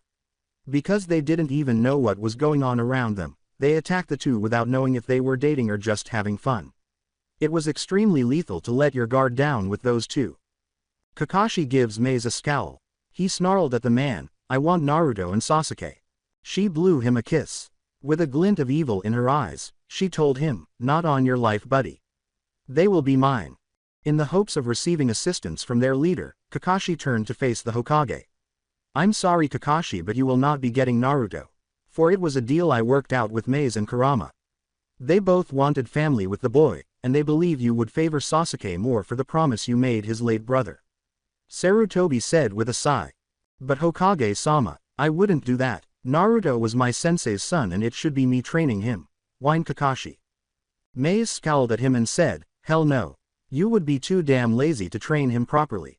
He is my nephew." As Kakashi was pouting in the corner and making tiny circles on the floor while everyone stared in disbelief, she told him, You are always late and never take anything serious when it comes to training and other things, and that is something we are unable to allow to happen.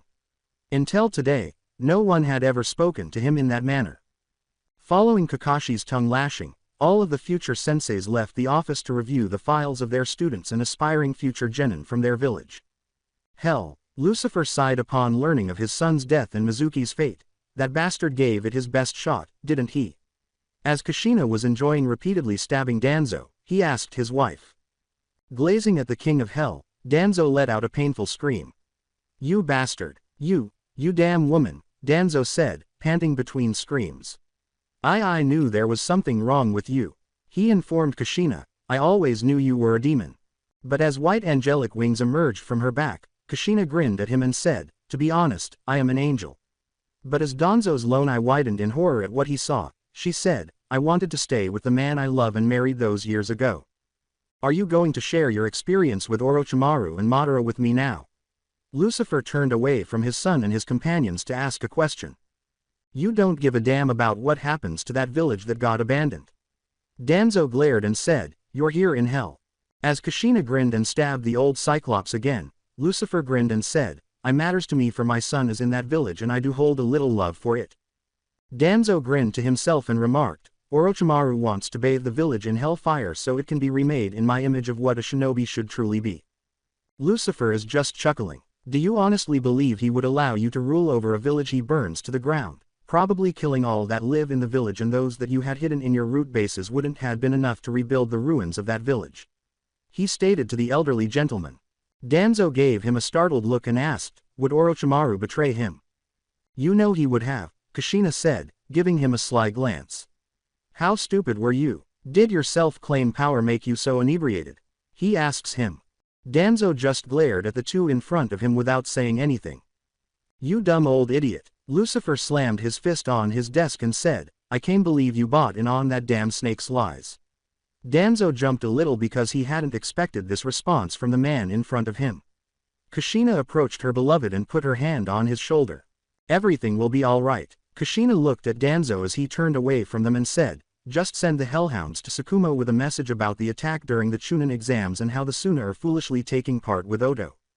Danzo knew he had failed because his lust for the hat had led him to the destruction of his home, which he claimed to protect from everything and everyone, because he had gone down a very dark path that day. Sarutobi, who was chosen as Hokage by their sensei. You are a fucking idiot who has no idea what you have done to the village you claim to love so much. They're doomed because of you.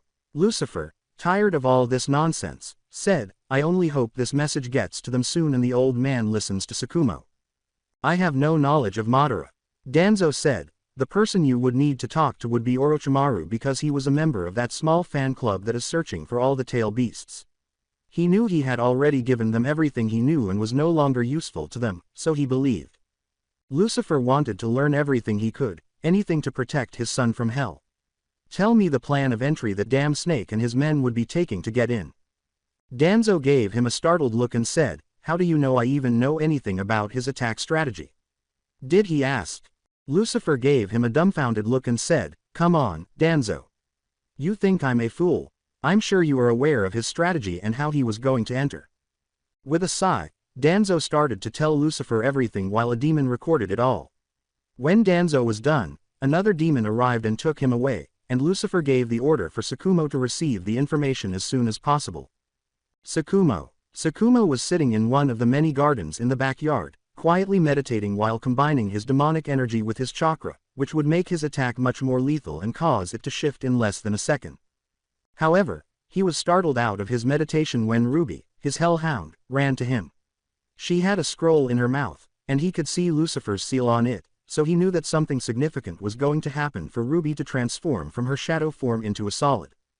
Girl, what does he send me? Tsukumo questioned her. Master has information on that snake, Ruby said, dropping the scroll in front of her masters. In roughly 6 or 7 months, he will be attacked. She told him, in that Chunin exam thing they hold here occasionally.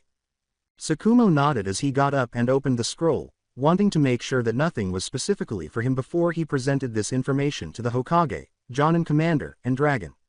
He saw nothing that would help him, and he was able to sing like a bird after one of his spies caught one of Danzo's men because the curse seal on his tongue was no longer there. Tsukumo quickly stood up, went back to the main house, put on his Jonin vest, and went out the door. Maze and Trixie were approaching him, and they both noticed the scroll in his head. They both knew that Lucifer had sent a message, and that Tsukumo's departure from the compound was related to the village. They both assumed that Danzo had finally sung and told them everything about the snake and Madara. Madara has nothing to do with it. Tsukumo shook his head and walked past the two, saying, the old mummy knew nothing about him. He then headed straight to the tower, where he saw Sasuke and Naruto fleeing from their fan clubs, but the boys seemed to be chasing them with open mouths. Please save us, Naruto said, running to the werewolf demon and hiding behind him while wearing Sasuke's fallow suit after spotting his uncle. As Kurama sat on a rooftop, laughing uncontrollably at the scene in front of him, Naruto sobbed, they have gone mad because they didn't make it into the shinobi program. Tsukumo shook his head at the rabid teens in front of him, saying, you best be heading home for you wouldn't like me when I'm mad. His eyes flashed amber, but they didn't care because they wanted their prizes and this man wouldn't be in their way. A few of the rabid teens made the mistake of attacking Tsukumo as he transformed into his werewolf form, and he let out a blood-chilling howl that stopped them in their tracks. A massive demon beast appeared in front of them, causing many to scream and others to pass out. Really? Anbu asked, wrinkling their noses behind their masks. You had to frighten them so much? Neiko asked, glancing at the werewolf-shifting shinobi in front of her. As he stepped to the left to reveal Naruto and Sasuke wide-eyed in terror, Tsukumo shrugged his shoulders at the woman and remarked, they were going after the boys again and I feared they might hurt them this time. Neiko sighed as she took their respected teenager and returned them to their homes, warning the parents that their children should cease stalking two of Leaf's newest genin. She glanced at the two boys and those who were unconscious on the ground before turning back to the terrified boys and saying, I'll let it slide this one time. When Naruto finally got over his fear, he looked up at his uncle and said sheepishly, thank you for saving us again. Sasuke simply agreed by nodding his head.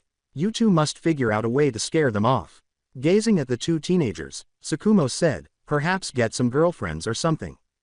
Sasuke grinned at the man in front of him and laughed as he remarked, Naruto already has a girlfriend. Naruto stammered and said, shut up Tem.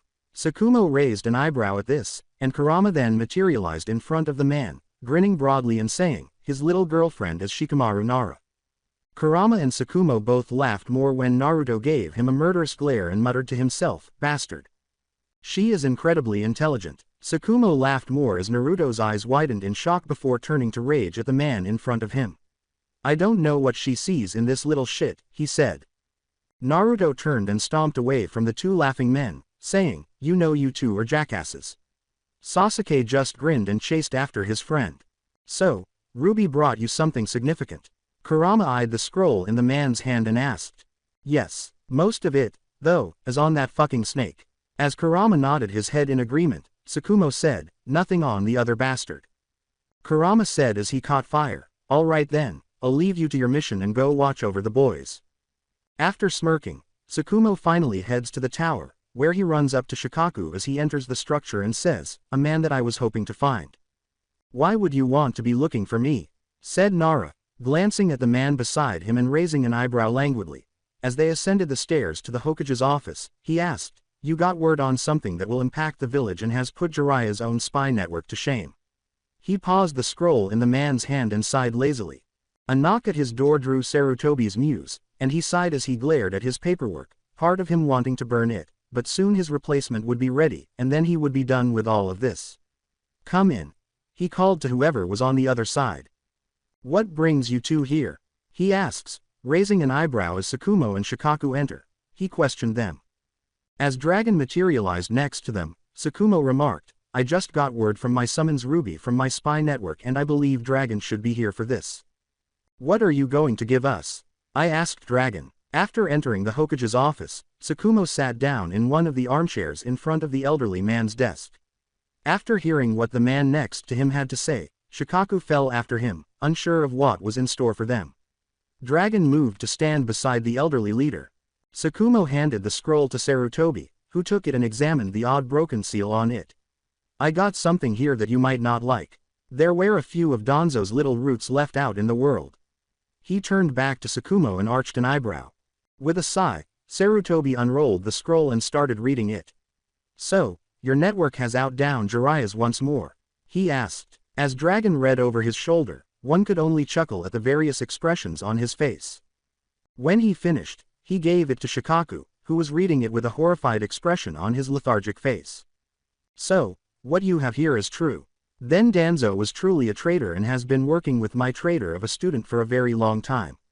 For it also talks about how he wanted to put sleepers in the clans with the clan head's children. But I will have Inoichi and Jiraiya look for any seals and triggers once more. Sarutobi replied as he appeared to have aged another 30 years prior to them. Tsukumo grinned like a wolf and said, yeah, that would be a good idea. But I don't think he ever got around to doing that to the children for that night we attacked him. Sarutobi wanted to repeatedly slam his head against his desk, but he said, I do believe you are right. But it is good to just double check to be safe. With a sluggish glance at the other men in the office, Shikaku declared, with this new development we are going to up the training of all the new genin teams. Dragon glanced at everyone and said, as well we will have to up the training of the shinobi and Anbu of this village. We will not fall to that snake bastard and, our allies, that are siding with him. Well, I know how to fix what's going on with Suna. For their lord has been sending their missions to us. For he isn't to please with Raza for what he did to his sister. Sarutobi said while staring at Dragon. If we redirect those mission back to their village that could help some and maybe stop them from siding with Orochimaru. But that isn't a 100% guarantee though, said Shikaku. He is right. Also that would tip our hand that we know something is up and the snake could move on us before we are ready, said Tsukumo.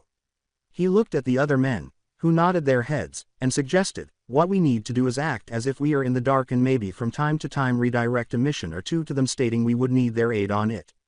With a hopeful tone, Sarutobi said, that would work. Also while we do that, we can sway them from siding with him and maybe even stepping back and aiding us. Despite this, he had fought in 2 of the 3 shinobi wars. He clung to hope. Tsukumo remarked, only time will tell. Placement of teams. All of the young genin hopefuls had been looking forward to this day. For his daily morning training with his family, Naruto had risen early that morning. As he stood in the kitchen, Trixie watched Tsukumo and Mei's spar while Kurama lay in a tree and watched them. Naruto discovered his aunt as he descended the stairs and entered the kitchen. Because the village had dispatched the 3 angels on missions. Naruto grinned and said, good morning, Auntie Trixie. Trixie smiled at the boy as she turned around. She said, good morning Naru-chan. Are you ready for today? Yeah, I'm hoping to get a good team and a sensei that will teach me. For I kept hearing that Kakashi wanted me as his student and what I heard around from others he is always late for everything. Naruto replied.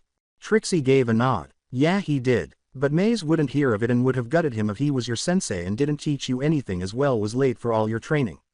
She informed him. She smirked and said, anyway, Sasuke is stuck with him. So don't worry. Naruto chuckled. Then he smiled and went outside, saying, better the tem than me. After training, he would have something to eat.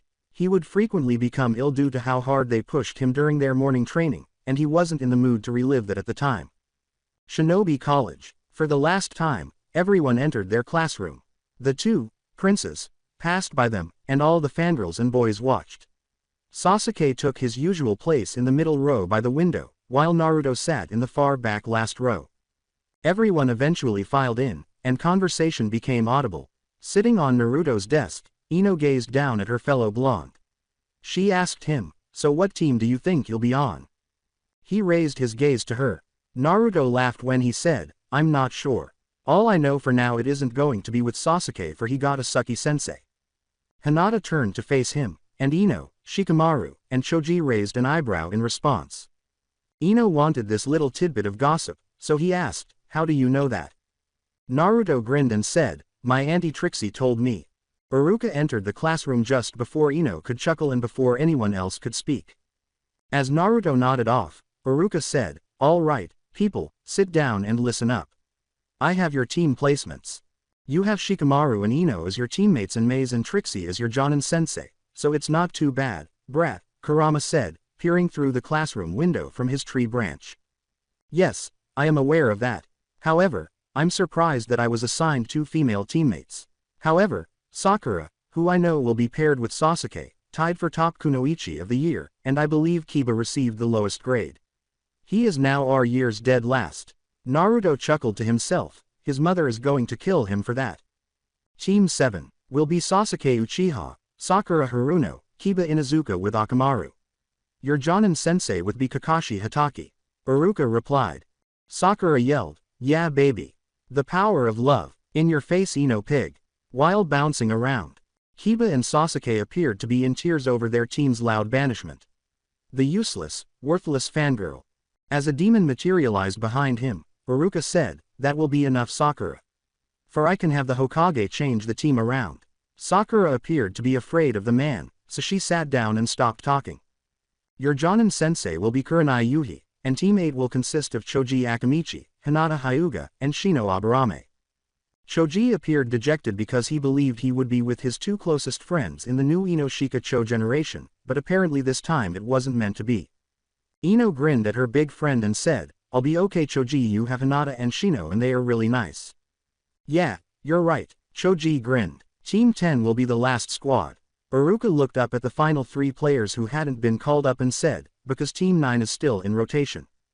Team 10 will be Naruto Namikaze Uzumaki, Shikamaru Nara, Ino Yamanaka, and your Jonin-senseis will be Maze and Trixie Namikaze. Iruka said with a grin. The dope gets 2 senseis, but why? Sasuke asked. It's because Maze also works in T&I and occasionally won't have time to train her team, Iruka said, turning to face Sasuke. He informed the boy with the raven hair that her sister Trixie would take over and train them for her. Iruka said, well, your senseis will be here shortly, so be ready to move on out. He leapt out of the way as a body was thrown through his classroom door, leaving a silver-haired man with half of his face covered on his desk. He looked up to see Tsukumo, Maze, and Trixie smiling down at the downed Kakashi. I hope you remember this lesson about punctuality, boy. Tsukumo strode over to Kakashi, who was standing over him, and said, I know my younger brother taught you better than this. I would be more than happy to be repeating it on a daily basis. You have no excuse for being late, and I'm tired of your ridiculous remarks. If your genin tells me you're running late, you'll explain that you had to take the detour due to a black cat. He told the now even paler Kakashi, I'll find that cat and ram it up your ass. Yes, sir, I promise to be on time, Kakashi declared as he got to his feet and gave the man in front of him a terrified look. Tsukumo turned to go and said, good to hear. He is just like my father, Kakashi thought as he stood up and observed the shocked and terrified expressions on the faces of all the genin hopefuls. Team 7, you were with me, he said as he headed for the door, and Team 7 got up and followed their sensei, unsure of what to think. Conversely, Naruto laughed and said, he really did what he said he was going to go do to him. You knew about this? Ino asked, glancing at him. She questioned him. Yeah, but we had better leave. Because Maze is staring at us, Naruto remarked as he stood up, followed by his 2 teammates. District of Uchiha. Fugaku Uchiha meets in secret beneath the clan shrine with the clan elders and a number of other radical rebel members of their clan. Fugaku-sama, are you certain that now is the right time to take action against the village? One of the elders asked. What other option do we have with Itachi abandoning the clan and going missing as a ninja? Fugaku glared at the man. He asks the same elder a question. Ruby and the other hellhounds waited in the shadows for the moment to kill these idiots because neither her master nor his master would allow them to overthrow the village and take control. She was quite attractive, with dark chocolate brown hair, dark brown eyes, and an hourglass figure. She sat in her human form in the shadows, recording everything these idiots said with a video camera. It's almost time. We just need a little more and we can kill them, Holly growled to Ruby, nodding her head before returning to her observation of the stupid humans. The third has grown too soft with his old age, Fugaku said, glancing at everyone in the room. We require a leader who can restore this village to the splendor that Madara and the Senju clan once enjoyed. But, sir, that was back when the clan was at war.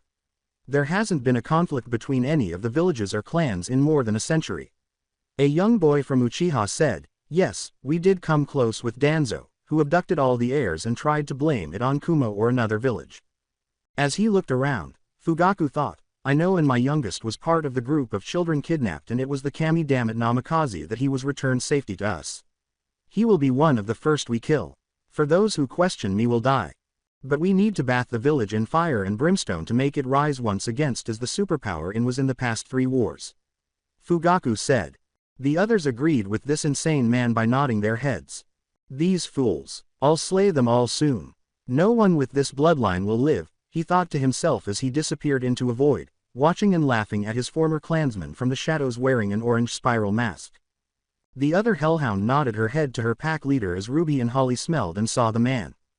Go to Lucifer and have him look for his former students in the afterlife. Because that man smelt like Uchiha and something else. Something planet base, Ruby said to Holly. All Ruby needed to do to deal with those idiots was to turn off the camera and retreat into the shadows, otherwise, they wouldn't survive their next brief meeting. Hell, he wanted to return to Earth with his son, but his father assured him that his time would come, but Lucifer didn't understand what he meant when he glared out as he scanned files. Holly rushed into his office and yelled, Master. When Kushina entered his office carrying tea and some cakes she had prepared for him, Lucifer looked up from his paperwork. What is it, Holly? He questioned the hellhound. Sitting in front of her master, Holly said, Master, I have a massage from Ruby. She said that the orange-masked man smells of Uchiha and planet and that to check and see if your 2 dead students are in the afterlife. This caused Lucifer to raise an eyebrow and get up from his desk. He had thought that Ren and Obito, who had been his students as Minato, were dead. Are you certain of that? Concerned now, Kushina asked, would one of his students go so far as to betray us? She asks. Holly turned to face her mistress and said, Yes, mistress, I think they would. Have you ever examined a Uchiha's heart? Power is all those bastards desire. Because they intend to destroy the village. Ruby will be presenting the village evidence to Tsukumo here soon, if the village is taken. If they discover that the young prince is half angel, they will soon pursue him for the power he possesses. Holly left because she noticed her master becoming agitated. Lucifer stood up and bounded out of his office, saying, I'll meet with Death and find out what is going on and see if he has my 2 former students. After watching her husband go, Kushina turned to face the hellhound beside her and said, This isn't going to end very well. All Holly could do was nod in agreement. After walking down a dimly lit hallway, Lucifer came to an old Gothic wooden door. After knocking 3 times, the door opened. A dark voice spoke from the shadows of the dark room, lit only by candles. It has been a long time, Lucifer. Yes, Death, it has been a long time. Lucifer remarked, but I think you can drop the act, as the room brightened and the darkness vanished, revealing an ancient English study with Death seated behind a massive oak desk. Death said, Tell me Lucifer, this isn't a social call. With a sigh, Lucifer turned to face the tall, thin man wearing a gray pin suit and gray hair. I need to know if my 2 former students are here in the afterlife, he said to Death. Death put his teacup back down, waved his hand across his desk, and a book appeared in front of him. He arched an eyebrow and said, Let's see. It appears Obito Uchiha and Ren are not in the afterlife, he said to Lucifer, looking a little irritated. It appears Madara killed my reaper that was sent to reap Obito, he said, frowning as he searched for the 2 names. Ren, on the other hand, was saved and is currently in Kumo, remained alive with the 3 tails still attached to her. She was saved by one named Killer Bee, who also had her seal repaired. I'm happy she's still here. However, if Obito is still alive, this is problematic. Lucifer, furious at his student's betrayal, said, for that means he is the one that attacked my wife the night my son was born. What could have caused his fun-loving student to fall so far? I recognize that expression. I have nothing more to say. Death said, love can do a lot to a lost soul. As he turned to go, Lucifer said, thank you for your time. It appears Tsukumo is going to be sending me many souls to be judged before Obito is able to carry out his plans, said Death. That he is, Lucifer said, turning to look over his shoulder. Along with the elders and clan chief, he will be sending you the majority of the Uchiha clan's adults, he informed Death. With a smile on his thin, weathered lips, Death nodded his head and picked up the slice of pizza he had made from the man who used to run the Chicago pizzeria so long ago. Well, Death just told me that Obito and Ren are still alive, Lucifer said as he returned to his office, where his wife was waiting for him while she went through files. He informed his wife, Obito is posing as Madara, and Ren is in Kumo with the 3 tails in her.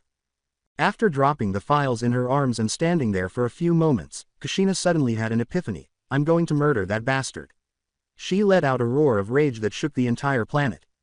In other places, I feel like someone just pulled me out of my grave and set it ablaze and ripped my body to pieces, Toby thought as he sat there listening to Pain discuss with his small group of friends how to gather the tail beast. The Hidden Leaf. When Ruby enters the train station, Tsukumo is laughing at Naruto as he uses his wings to catch himself in midair. All right, brat. Tsukumo got up and took out the towel he had in his pocket to wipe his face. Ruby is here, meaning I got orders, or she goes something good for me to see, he said. All right. Naruto hurried into the house to get away from his insane uncle and said, I need to clean up. Well, lover, I do have a both for you, Ruby said with a sly smile to Tsukumo. She told her master, lover, I also really annoyed Kushina for wanting to go to war. Are you serious? As Tsukumo approached the former witch-turned hellhound and pulled her into a kiss, he asked. Yes, the attack was planned by Obito. He was also at the meeting that idiot Fugaku was having tonight, Ruby remarked, catching a brief flash of amber in his eye. Tsukumo turned away from her and sat down on a log beside the ground field, saying, I see. They are scheduled to meet tonight under the full moon.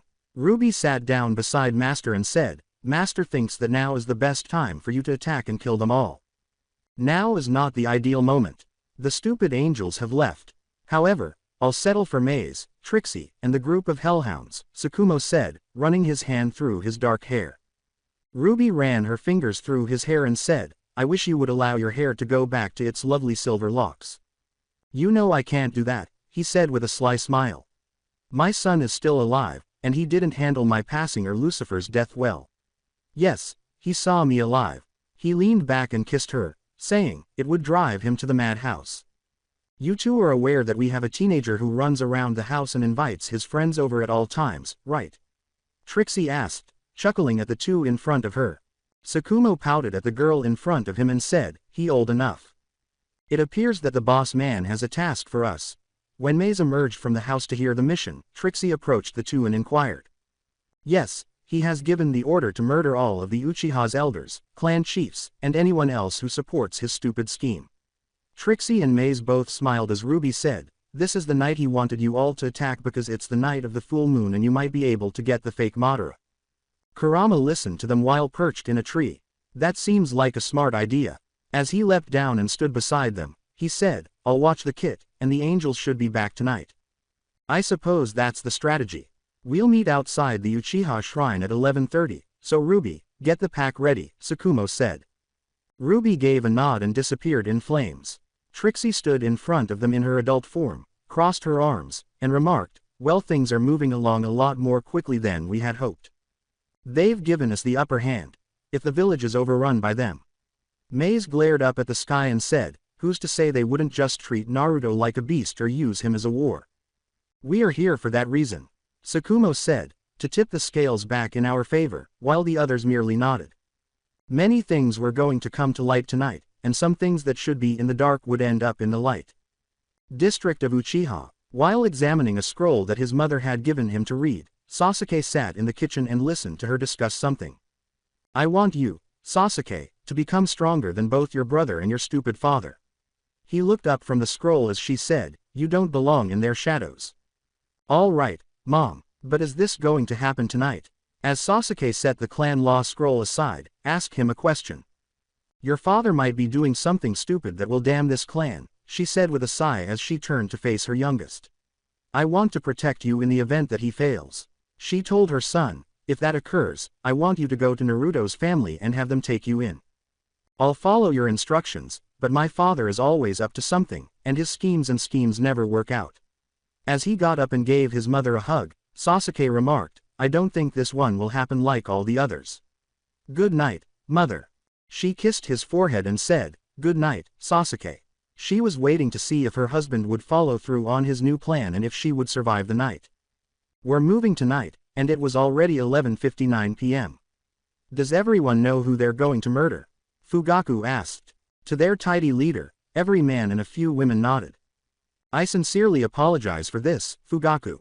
From the shadows of the shrine basement, a dark male voice said, but tonight, the only people on death door will be the ones here in this shrine. WHO is there. Present yourself. Fugaku was demanded. Tsukumo emerged in his true form, his silver hair glowing in the moonlight, and he said to the man, Death has sent me to stop this fool plan of yours. Sasumo, how are you even here? You're dead, Fugaku said in a composed yet terrified tone. As I mentioned, Sakumo said, Death has ordered me here tonight to kill those of the Uchiha clan that plan to turn on their village, as his eye glowed and turned amber, transforming into a werewolf in front of them. Trixie and Maze followed suit, and his hellhounds emerged from the shadows on either side of him. Maze licked her blade and they attacked, saying, Tonight the full moon will be bathed in blood. They had been put under a peaceful sleep, so no one came to see what was going on, but muffled screams came from the shrine. Toby entered the shrine's shadows to check if the plan was in motion, but what he saw sickened him. Nothing but blood, guts, and various body parts being consumed by hellhounds. A gentle female voice said, It is a pleasure you join us tonight, Obito. What happened here and why are you calling me Obito? He asked, turning to see a young girl watching the hounds eat next to the wall. My name is Madara Uchiha. From behind him, a deeper male voice said, Drop the act, Obito. We know you didn't die that day during the Third War. What the hell are you? He asked, turning to see a werewolf standing behind him tossing a hand to a hellhound. His voice was filled with fear as he asked. Just a ghost from the past that has come back to protect the future. Sakumo replied. Maze hurried Obito and said, Well kid, it's time to die. But we disappeared into a pitch-black emptiness before she could murder him. Maze snarled as she struck the wall with her blade, Bastard. We have time, no matter what. Trixie got up and transformed back into a child, saying, He will be returning, and we will get him them. As they disappeared into the shadows and the basement door opened, Maze said, Let's go before someone finds us here. Itachi Uchiha, who had planned to kill his father and his entire clan if necessary to save his younger brother and the other kids from the faith of hatred, was shocked by what he saw. He hurried home to see if his mother was still alive, and when he opened the back door, he discovered her in the kitchen preparing the last of the dinner because she had grown weary of waiting for her useless husband to return. You're still alive, Itachi said in a startled tone. Glancing up at him, she said, Huh, dear, what are you talking about?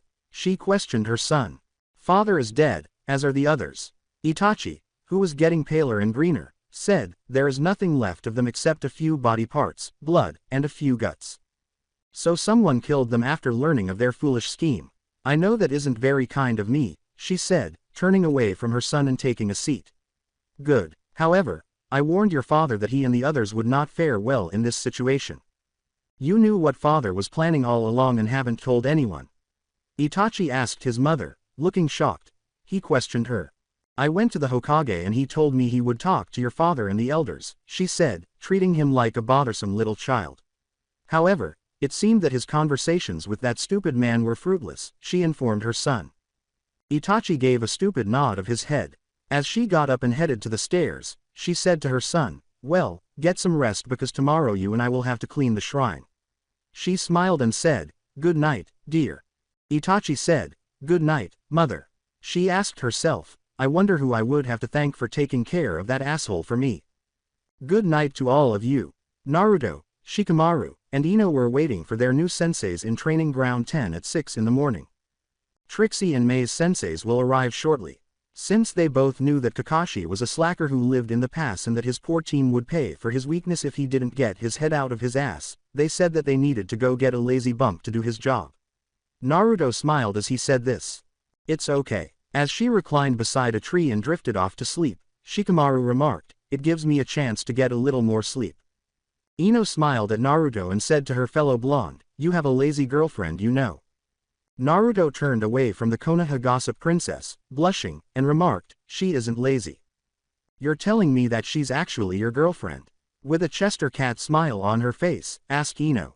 Naruto was blushing even more when Shikamaru woke up and glared at her friend.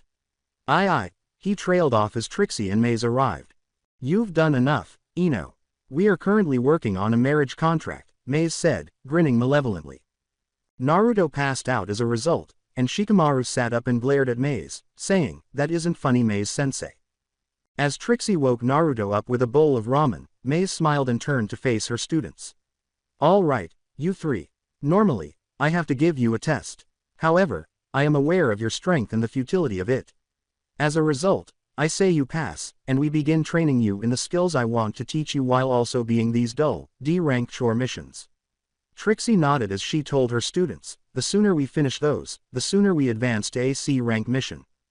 I'll probably be the one going on these D rank missions with you because Maze will probably get bored and try to do something dumb. Trixie grinned at her students and said, so during those times she will be a T and I making trouble for Ibiki right next to Anko. I am glad that we don't have to do the bell test that I read about in Dad's notes that he did on his students and what his sensei did with him to see how we work as a team, said Naruto with a foxy grin. Looking at their teammate with the blonde hair, Shika and Ino said, you knew what test we might have to do. Together, they questioned him. Yeah, we are not a tracking team like I believe Team 8 and Team the 7th of May be, so it's normal for us to be tested on teamwork. The bell or tracking is the most basic of those tests, Naruto stated. Well, you are right to a point, Maze said with a smile. One heavy hitter will be on Team 8, which will be a tracking team. Whatever fangirl gets her head out of her ass and takes being a kunoichi seriously, Team 7 is set up to be a frontline team with a tracker and maybe a medic, she informed her students. So, what will we become? Not sure if she wanted to know, I asked Ino. Maze smiled at each of her young genin and declared, we are going to be first response with interrogation and infiltration with a heavy hitter. So, we'll be receiving genin level T and I training. Shikamaru sighed and said, troublesome. Yes, that training is scheduled to begin in a week. Maze grinned and said, Anko and Ibiki will be joining us during that week because he wanted to see if Ino would show any promise in taking over her father's job in the future. Ino laughed, I would love to take over Daddy's job but I'm having so much fun learning poisons that I don't know if I want to work in T&I. She stated. As you are aware, T&I permits you to test all of your poisons on death row inmates, correct? Knowing that Ino would fall for the ruse, she asked Trixie a question. Ino's eyes enlarged. You mean to say that? She inquired. No. With a devilish smile, Maze asked, why do you think Anko loves it there so much? With a sly smile on her face, Ino remarked, then I guess it wouldn't be too bad in looking into maybe taking over Daddy's job in the future. Okay, let's see how we want to get started. We can take D ranks at the start of the day or begin with training. For I believe if we get the training done first, we could be doing D ranks after lunch and Maze can be off making Ibiki's life a little bit sunnier, said Trixie while beaming at her longtime companion. I say we bring with morning training for the cooler mornings would make it easier on us and in the afternoon, we can do those chores that Maze doesn't want anything to do with. Naruto said with a grin. Shikamaru glared at Naruto and said, troublesome. We are going to be sore before we even get to our missions in the afternoon. Maze studied Ino and Shikamaru as they stood there contemplating. Well, I believe after we finish with mission we return to our compound and see what other skill you girls would like to pick up. We have already had Naruto learning sealing and kenjutsu and others weapons for I want him very well rounded. Like I have told you in the past in our group training from the academy. I need to learn some more jutsus and other fighting styles for my clan style leaves me defenseless when I use it. Ino said as she continued to think. Trixie grinned at the girl with blonde hair and said, that is something we can work on in the morning and in the evening. For we want you all to be well rounded. I need to build up my chakra reserves and stamina for my family jutsu does take a lot out of me when I try to hold someone down like Naruto who has a lot of chakra, said Shikamaru as she continued to think. Shikamaru appeared a little irritated at the thought of coming across as weak. Also I need more jutsu and fighting styles and weapons to rely on as well for once I am out of chakra, I'm pretty much screwed and I don't want to be seen as weak. Those are good things to point out and good things to know about yourselves and these are things we will be working on. Also I have a couple of fools seeing if they could try down a couple extra summoning scrolls while they are out on missions. For I want to make my team well rounded and if I can have you three surpass the Senin the better. Said Maze with a wicked grin spreading across her eyes. Although she may not particularly like the angels, they may occasionally be helpful to her. Alright kids, give us 10 laps around the training field for we will start off light today but by the end of the week I want you all to be able to run 25 laps and it will go up each week by 5 laps and after that we will work on chakra control by tree walking or water walking. Maze stated that she was now throwing kunai at Genin for failing to run. Trixie looked at Maze and said, you know you don't have to throw kunai at them. Maze grinned and said, I know but it is more fun this way. Thus, despite being at the bottom, they started out as shinobi. They would soon rise to prominence because nothing could stop them, and they would be damned if anyone stood in their way of becoming self-made legends. After their missions outside the village, the angels returned with 4 summoning scrolls. A black and white fox kit ran around the Lord of all the Bijus and fox summons while Naruto and Kurama worked with the fox summons outside. When Naruto looks up, the 3 angels enter the courtyard. He exclaimed with a broad smile, "Hey everyone." Azrael waved to Amenadiel, who smiled at his nephew, while Uriel simply nodded his head. Amenadiel approached his nephew and inquired, "How has your training been coming along, Naruto?" Naruto turned to Kurama, who was still fiddling with the kits, and said, "It has been going well. It has sucked that the old man has been sending you 3 out of the village a lot. Tsukumo has been doing his best to train me in my angelic powers along with Kurama here." As Uriel grew weary of playing with these humans, he asked, "What do a werewolf and a fox know about angelic powers?" He would prefer to return to Silver City. Kurama, who didn't have much affection for this angel, looked up at Uriel and said, "You would be surprised what one learns through the years." He would prefer to tear him to shreds and return him to Silver City in a charming little package. He didn't care much for the Biju, so Uriel gave him a glare. He attributed his brother's death to the fox. The creature was also out of place in his world. It was neither angelic nor demon. It had the power to transform their father and was a creature made entirely of energy. From behind the trio, Maze said, "That is enough out of you, Uriel." They turned to see a woman with raven hair who was furious. She had no desire to engage in a pity fight with the Biju and this angel. "If you do not like it here, why don't you return back to Silver City and send someone else that could aid us better?" she stated to him. Uriel turned away and walked away from the group, growling, "I would if I was allowed." Amenadiel's gaze meets Naruto's. "Please forgive him." The mission went south, and he almost lost his wings against an Iwa ninja. He said to his nephew. Naruto merely grinned. "It's all right. He is always like this when you guys get back from a mission. I have told the old man to make him a desk ninja for Uncle Uriel isn't a field ninja anymore. He is too old to be playing with the young pups." He stated this to the older gentleman before him. Amenadiel gave the boy a smile. "Very well spoken. There are times we angels do need to take time away from field work and just take it easy and train to rebuild out strength, and I believe it is his time once more," he concluded. Azrael raised his gaze to the sky. "It might be time to call my brother back, father." She prayed to heaven in silence. "I don't think things will end well for him here." The city of Silver. God kept an eye on his grandson and his children. His daughter prayed, and he heard it. He might concur with her. Uriel has been distancing himself from everyone and has become less interested in spending time with Naruto. He was unwilling to participate in missions even when they were offered. He forced the other 2 to bear the burden of all the missions they had been taking while doing everything he could to survive. Uriel should return back to Silver City. He doesn't care at all to train Naruto. I think Amenadiel and Azrael are doing well on their own with training the boy. I do not need Lucifer coming for his brother. For if anything happens to his son and Uriel hadn't done nothing to save the boy, it will not end well for him. So tonight, send him a message and have him return. The Hokage of Uriel passed away in his sleep, and the family was already taking care of his body. Hell, observing what was happening with his son, Lucifer noticed that his brother simply did not want to be present. This infuriated him. Konoha. Maze glances at Amenadiel, her former lover.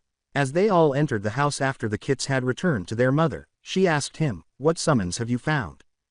Gazing at the others, Azrael said, "We have found the dire wolves, tigers, panthers, and oddly enough a very old scroll for hellhounds.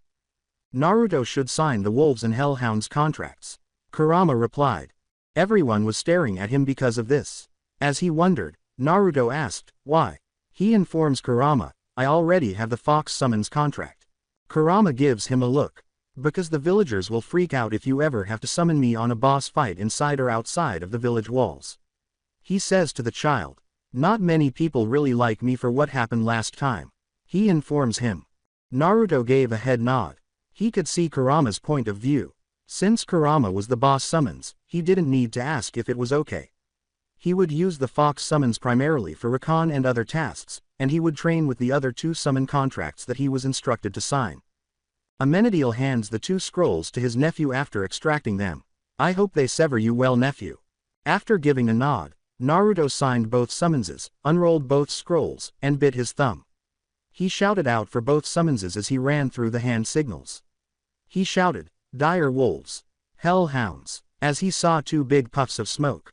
Cerberus, the three-headed hellhound, and Chaos, the dire wolf pack, were in front of him. Each summons is issued by the boss.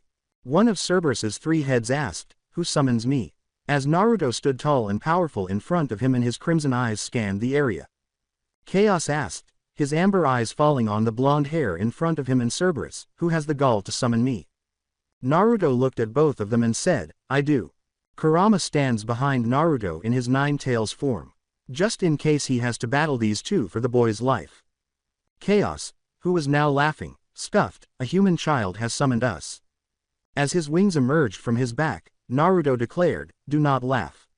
I am the son of Lucifer Morningstar and Kushina Uzumaki. I am Naruto Namikaze Uzumaki Morningstar." With a look of shock on all three of his faces, Cerberus turned to face the boy. He looks at Kurama, who was standing behind the boy, and asks, "So Morningstar did have a son after all? So what is he your master now?" "No, he isn't my master. I am sealed within him. For the humans fear what they do not understand, Cerberus. So do not mock me. For it could easily be you or one of your children in my place." Kurama said as he turned his attention to Chaos. "That goes to you as well, old friend." Kurama was given an understanding look by both boss summons, because they had experienced times when they were hunted and feared. Chaos asked, "I see you also hold the Kitsune summons. So why do you sign with us both?" I was the one to tell him to sign both those summoning scrolls. For he wouldn't be able to use my summons within these village walls. So having powerful summons as you both will make up for when he isn't able to call for me. Kurama stated that this always put the two of them off. His sister, the two-tailed cat, was defeated by the two of them, and they had a good chance of defeating him. Chaos scowled at Kurama for his brief attack on Cerberus and him. "What makes you think we will allow this child here to be our summoner?" asked Chaos. At this, Naruto grinned. He informed the two bosses, "For Cerberus already works closely with my father and my uncle Tsukumo Hatake." Cerberus tensed at this small detail. As Tsukumo emerged from the shadows, Cerberus growled, "So he is your uncle? I thought he was a lazy drunk that was go for nothing but killing and screwing several of my female hellhounds." Tsukumo smiled at the big three-headed hellhounds in front of him and said, "You don't have to be rude about it, and I am only with the former witch Ruby. The others I will not lay with, for I respect Ruby too much." As he watched Tsukumo change slightly, Cerberus remarked, "More like an afraid before she cut the balls off her last lover for laying with another." Kurama growled, "That is enough. We are here about the kit. Not about WHO as fucking WHO." As his power alone caused the house to tremble. He was demonstrating to them who was in charge of all Kitsune summons and the king of all demons. "I do not have the time for you three fools to waste. You will allow the kit here to be your summons. I will know if you refuse to allow him to summon you, and I will pay you a little visit. Even if that means bring the kit to your summoning realm, I will stomp you into the ground like I have for centuries and prove my power once more over the two of you and anyone else who has the gall to face me on the field of battle." He growled as the flames of hell nibbled the corners of his mouth and paws. He will train Naruto to possess his kind of power, and he wasn't playing with the two of them. However, since the boy was the purest soul he had ever encountered in his life, he will ensure that the boy continues to hold his heart of gold. Something too wonderful for this world. Who was he to make that decision, though? Cerberus and Chaos both retreated from the Lord of all demons and bowed their heads in reverence and terror. Together, they said, "Yes, my lord, as you request." Naruto, feeling depressed and anxious about everything, said, "This isn't right. I should have them coming to aid me out of fear and respect for you, Uncle Kurama." Kurama turns to face the boy, aware that seeing these two compelled into his service was painful for his innocent heart. He asks, "Then what do you want to do about it, Kit?" After glancing at Kurama, Naruto turned back to the other two. He approached the summons of the two boss with a slight smile on his lips. He extended his hand to both of them. "Hi, I'm Naruto. We got off on the wrong foot and I just want to be your friend. I don't want you fear me because of Kurama or come to my aid at his request or demand. I want you to help me because we are friends," he stated to the two before him. The two in front of him were startled by this. Cerberus, with three heads, asked the boy, "You mortal child want us as your friends?" As he appeared to be pulling a practical joke. Nothing was found by them. They were unable to sense a bad vibe or that he was deceiving them. He was telling them the truth. For the first time in a very long time, they had heard the truth from a mortal. As he kept a close eye on the boy, Chaos asked, "Why would you want to be friends with us? Are you not scared of us?" Naruto shook his head at the dire wolf boss and said, "No. I'm not. I have been around Kurama and Maze all my life as well as the crazy snake lady Anko. I'm not scared of you. Once you had giant snakes chasing you, it takes a lot to scare you," he stated. Chaos grinned. He's heard that Anko of the snake summons enjoys using them to scare and play with people on a regular basis. As he turned to face Cerberus, all he could say was, "I see." Cerberus looked him in the eye and nodded slowly. "We will give you this chance to prove you are different from the humans we have trusted in the past. But if you ever betray this trust, not even Kurama can save you from us," he stated to the child. With a nod of agreement, Naruto said, "That sounds fair." The only thing Kurama said as he watched the two friends disappear in a puff of smoke was, "The kid will surprise you." He only hoped that the villagers weren't terrified by the power he unleashed. They could suck it if it performed well. "In the morning you will give your mate the panther summons and the other blondie the tiger summons." I had wished they had found something that would have been poisonous, but beggars can't be choosers, he said while nodding his head. For the boy, it had been a long night. He was prepared to surrender.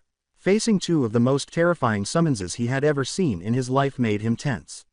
Having said that, he had fainted ahead of everyone. As he picked up his kid and led him to his room to rest, Kurama simply laughed.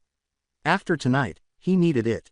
Michael had only one goal in mind when he left heaven that night. Because he didn't want to be involved in anything that was happening around him, the Archangel hardly ever left heaven these days.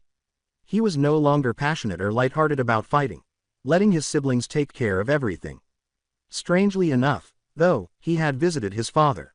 Rewind. Michael looked up at his father and said, "Father, I wish I could be the one to go and fetch Uriel." God gazed down at his melancholy son. God grinned at him and said, "If that is what you wish to do, then so be it, my son." With a nod, Michael accepted the scrolls from the angel who would be traveling to Earth to retrieve Uriel. The flashback has ended. Maze sensed a powerful angelic force emanating from the front door as Michael stood in front of it. She complained, "Who the hell is here now?" as the others gave her a perplexed look. Confused, Naruto asked, "What's wrong, Auntie Maze?" She turns to face him. As Naruto got up and went to the front door, she said, "Why don't you go answer the door and you will find out." A man with violet eyes and golden blonde hair stood in front of him as he opened the door. When Michael first saw his nephew, he appeared a little taken aback. He might appear to be a younger version of himself if he didn't know any different. However, Naruto's resemblance to Lucifer, his twin brother, wouldn't be shocking. Naruto simply stared at the man in front of him before asking, "Hey, who are you?" Concerned, Trixie approaches the front door to find out who Naruto is speaking to. Michael clears his throat. The now named Michael said, "I am Archangel Michael and I'm here to bring back Uriel on Father's request." Trixie was taken aback by the man at the door. Naruto moved aside and said, "All right. Come in, Uncle Michael." As Uriel was glaring at the angel who entered the house, the boy said that all of the angels and demons in the house had gathered in the living room upon hearing the name. Uriel didn't have time for pointless games, so he asked, "What are you doing here, Michael?" Michael squinted at his brother's obvious disdain for him. He wasn't in the mood for his BS, so he told his younger brother, "I am here to drag your lazy butt back to heaven before Lucifer breaks out of hell and tries killing you once more." Uriel gave him a narrowed look. He wanted to know who had given the order, so he asked, "On whose orders?" "Father. He has been watching you and how you have been negating your duties here. It is best you return and someone or no one replace you here in the house. Father has already made up a scroll for the others to give to the Hokage, stating you had passed away in your sleep from a heart attack and they had already taken care of your body," Michael remarked, taking a small pleasure in seeing his younger brother's rage. Uriel grinned. He growled, saying, "I am glad I'm leaving this hellhole. I am not even allowed to carry out my mission with that damn Hokage always sending us out of the village for bullshit missions." He was tired of playing ninja and wanted to return to Silver City to sleep and be a lazy bastard. Naruto, who had been made to feel like a burden to his uncle, said, "Wow, I didn't know you felt this way." He looked dejected and started to leave the living room. Everyone in the room glared at Uriel, narrowing their eyes at the way the man had left his nephew feeling. At this, he simply rolled his eyes. It is best he toughens up and learns now not everyone will do everything for him. He let out a growl. However, Kurama had to cross the living room before he could murder the man in front of him. Uriel was left a broken, bloody mess on the ground after Michael punched him, breaking his nose and stomping him down. You will learn to bite your tongue. This will be the very last time in a long time you will ever see Naruto and how you leave here tonight.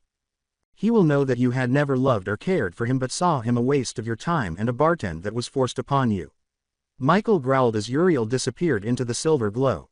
After being hauled back to Silver City, he was forced to answer to his father for his deeds. If Lucifer had been aware of this, their father was powerless to prevent the man from coming and murdering Uriel. Lucifer, who had always been a watchful and loving father, had noticed it with Kushina. To deal with Uriel, they will both be traveling to Silver City. Michael let out a sigh. He shook his head in disappointment and remarked, he should have never come here. I knew he would be doing this sooner or later. He did last longer than anyone would have thought he would have. Kurama snarled, you should have allowed me to kill him. He could sense his kit's sadness and heartbreak over everything. Michael gave the redhead a look. He said icily, no. For I would have killed you. Kurama grinned. You can't kill me, for you would have killed Lucifer's son and Lucifer would have broken out of hell and appeared here and killed you before you could have done anything. He stated this to the archangel before him. Michael scowled, realizing that Lucifer had changed since becoming a father and having his red-haired lover by his side. At this point, he was far weaker than the former archangel. He merely uttered, HN, while Kurama grinned. I see where the Uchihas get that from. Maze grinned maliciously. Michael scowled at the woman because he had met the few fortunate Uchiha who made it to heaven and he would have preferred to send them to hell because of how much their egos irritated him. He snarled, do not compare me to those monkeys. Azrael quickly averted her gaze and hid behind Maze, saying, someone is sounding like the old morning star. Maze asked, curious, anyways Uriel is now gone. Why are you still here, Michael? In response to this query, Amenadiel nodded his head. Yes, bother. It is rare for you to even Silver City in this day and age. Why are you still lingering here on Earth with us? He was curious. Michael gave them a look. For you are not training the boy in his angelic power and it is not sitting well with me. He stated. They were all taken aback by this since Michael had never wanted anything to do with Lucifer since he fell from grace. Inquiring about her brother's thoughts, Azrael asked, so what are you going to stay here for the time being and take over his training? They simply nodded their heads at Michael, who said, yes. For now I will stay. But I will not become a shinobi of this village for I will not answer to anyone but our father. Kurama simply let out a sigh. He didn't want to deal with him at all because he was currently stuck with the stick in the mud. He would do anything to have Lucifer come back, take control, and deal with all of these idiots. The other two angels had tried their best, but the demons had shown his kid more compassion than the idiot Uriel. He knows they have been taking missions to get the Hokage to leave him alone, so he has nothing against them. They were afraid to reveal to the elderly monkey that the redhead they had been chatting with was actually the Kyuubi. They would suffer a cardiac arrest. However, they would have to inform him quickly because Naruto would now be going on missions and the elderly man would be joining him again. Go to hell with it all. Kurama, acting as his kid's protective brother or father, said, for now just leave the kid alone. He needs to rest. He has to meet his mate and his other teammate to teach them how to use their summons. After he returns from training and missions you may begin your training with him. Michael looked at Amenadiel and said, very well. As the other swiftly got up and led him to his new room, he gave the order, so meet to Uriel's old room. The following day, Naruto dashed to the 10th training ground. He wanted to arrive early because they would be working with Trixie today.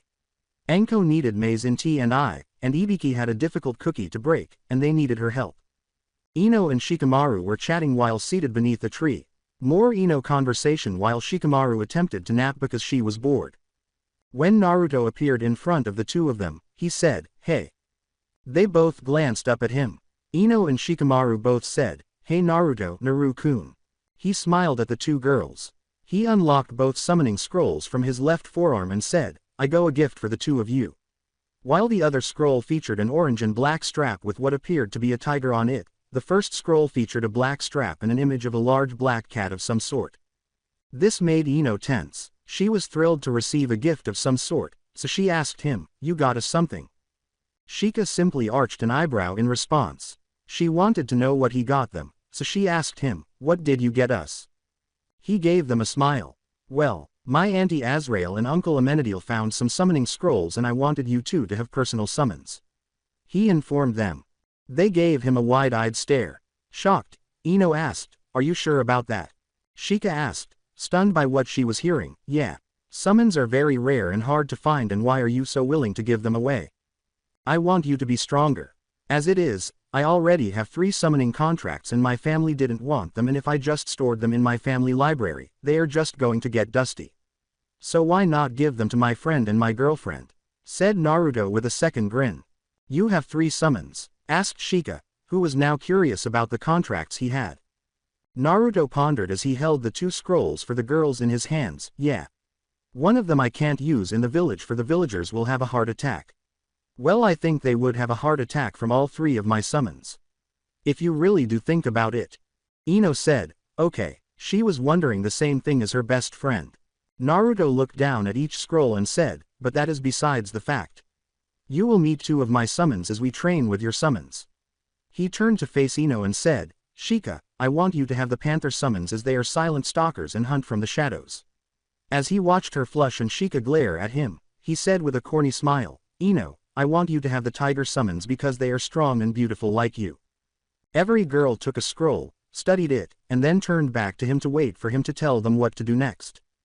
"All right, open the scroll and write your name in blood and then put your handprint in blood. But make sure you use your hand, that will be mainly for summoning. When you're done with that, I'll show you the hand signs, and then once you have them down you will push as much chakra as you can into summoning them and then talk to whoever comes and let them know you are their new summoner. But sometimes come summons will have you do a test. So be ready for anything," said Naruto as both girls nodded to them. Following his instructions, he showed them the hand signals. 30 minutes later, they had summoned as much chakra as they could, and the boss appeared with 2 huge puffs of smoke. A big panther with a scar on its left eye asks, "Who summons me?" A big white tiger asks, "Who has found my scroll?" Together, Shikamaru and Ino said, "We do." Both bosses glance at the girls in front of them. The now named Shiba asked, "Who summons Shiba of the Panthers?" As she was about to back down, Shikamaru stood tall and looked the summons in the eyes, saying, "I do, Shikamaru Nara. A little fawn believes she is strong enough to call upon one like myself," laughed Shiba.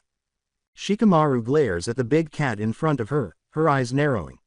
With a powerful voice, she declared, "I may be a fawn now, but soon I will be a strong doe that will be the head of my clan." As she approached the panther boss and looked her down, she had lost the slackness that usually permeated her voice.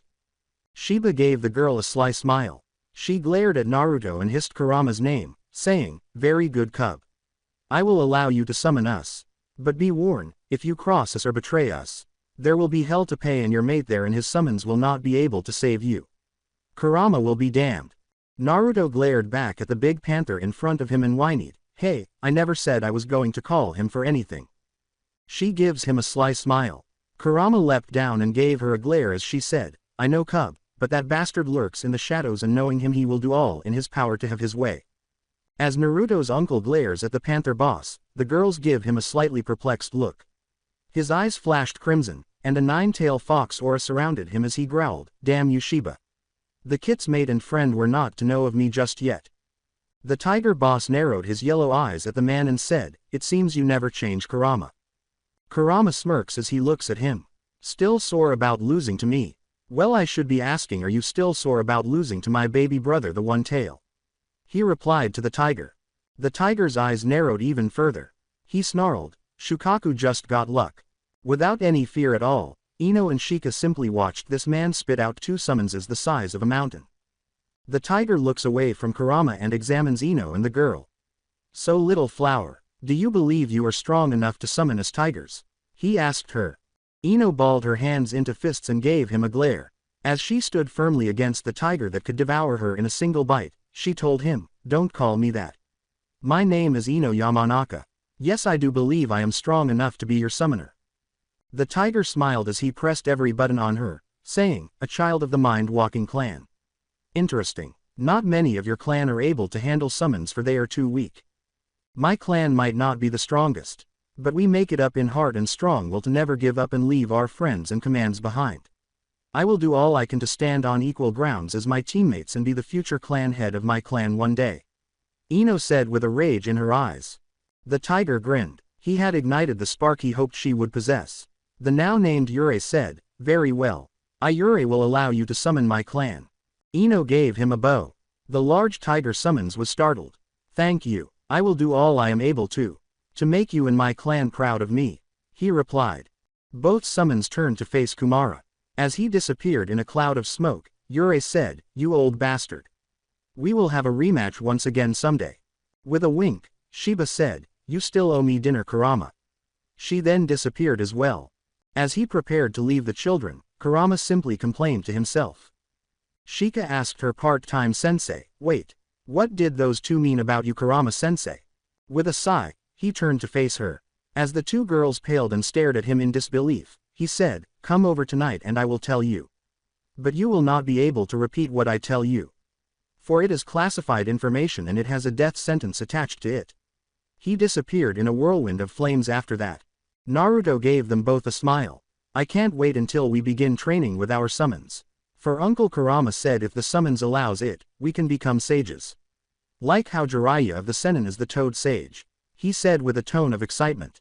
Both girls simply nodded their heads, not even considering the future, since their friend or boyfriend had already planned for them. When Trixie noticed Kurama leaving the group, she approached her team. They all turned to face her as she called out, "Hey guys."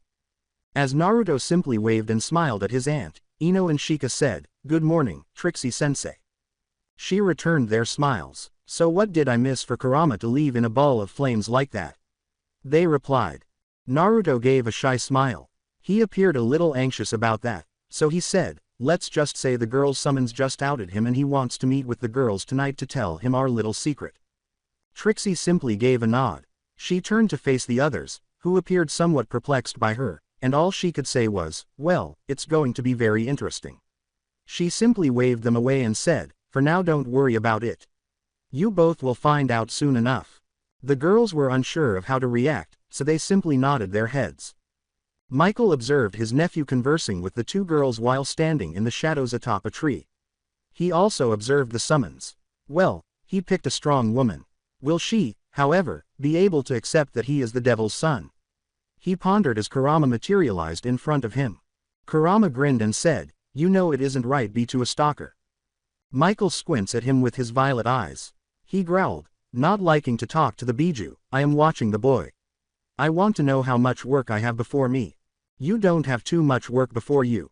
For I have done my best to teach him about his angelic powers when the others are away, and when they return, they work with him beside that lazy bastard." Kurama growled. At this, Michael scoffed. "Like a demon like yourself knows anything." As Michael swung his flaming holy sword at him, Kurama smirked and leapt from the branch he was standing on, saying, "I know more than you think, little archangel. Keep it up, little archangel. Lucifer will be here before you know it. For nothing will happen to his son or myself.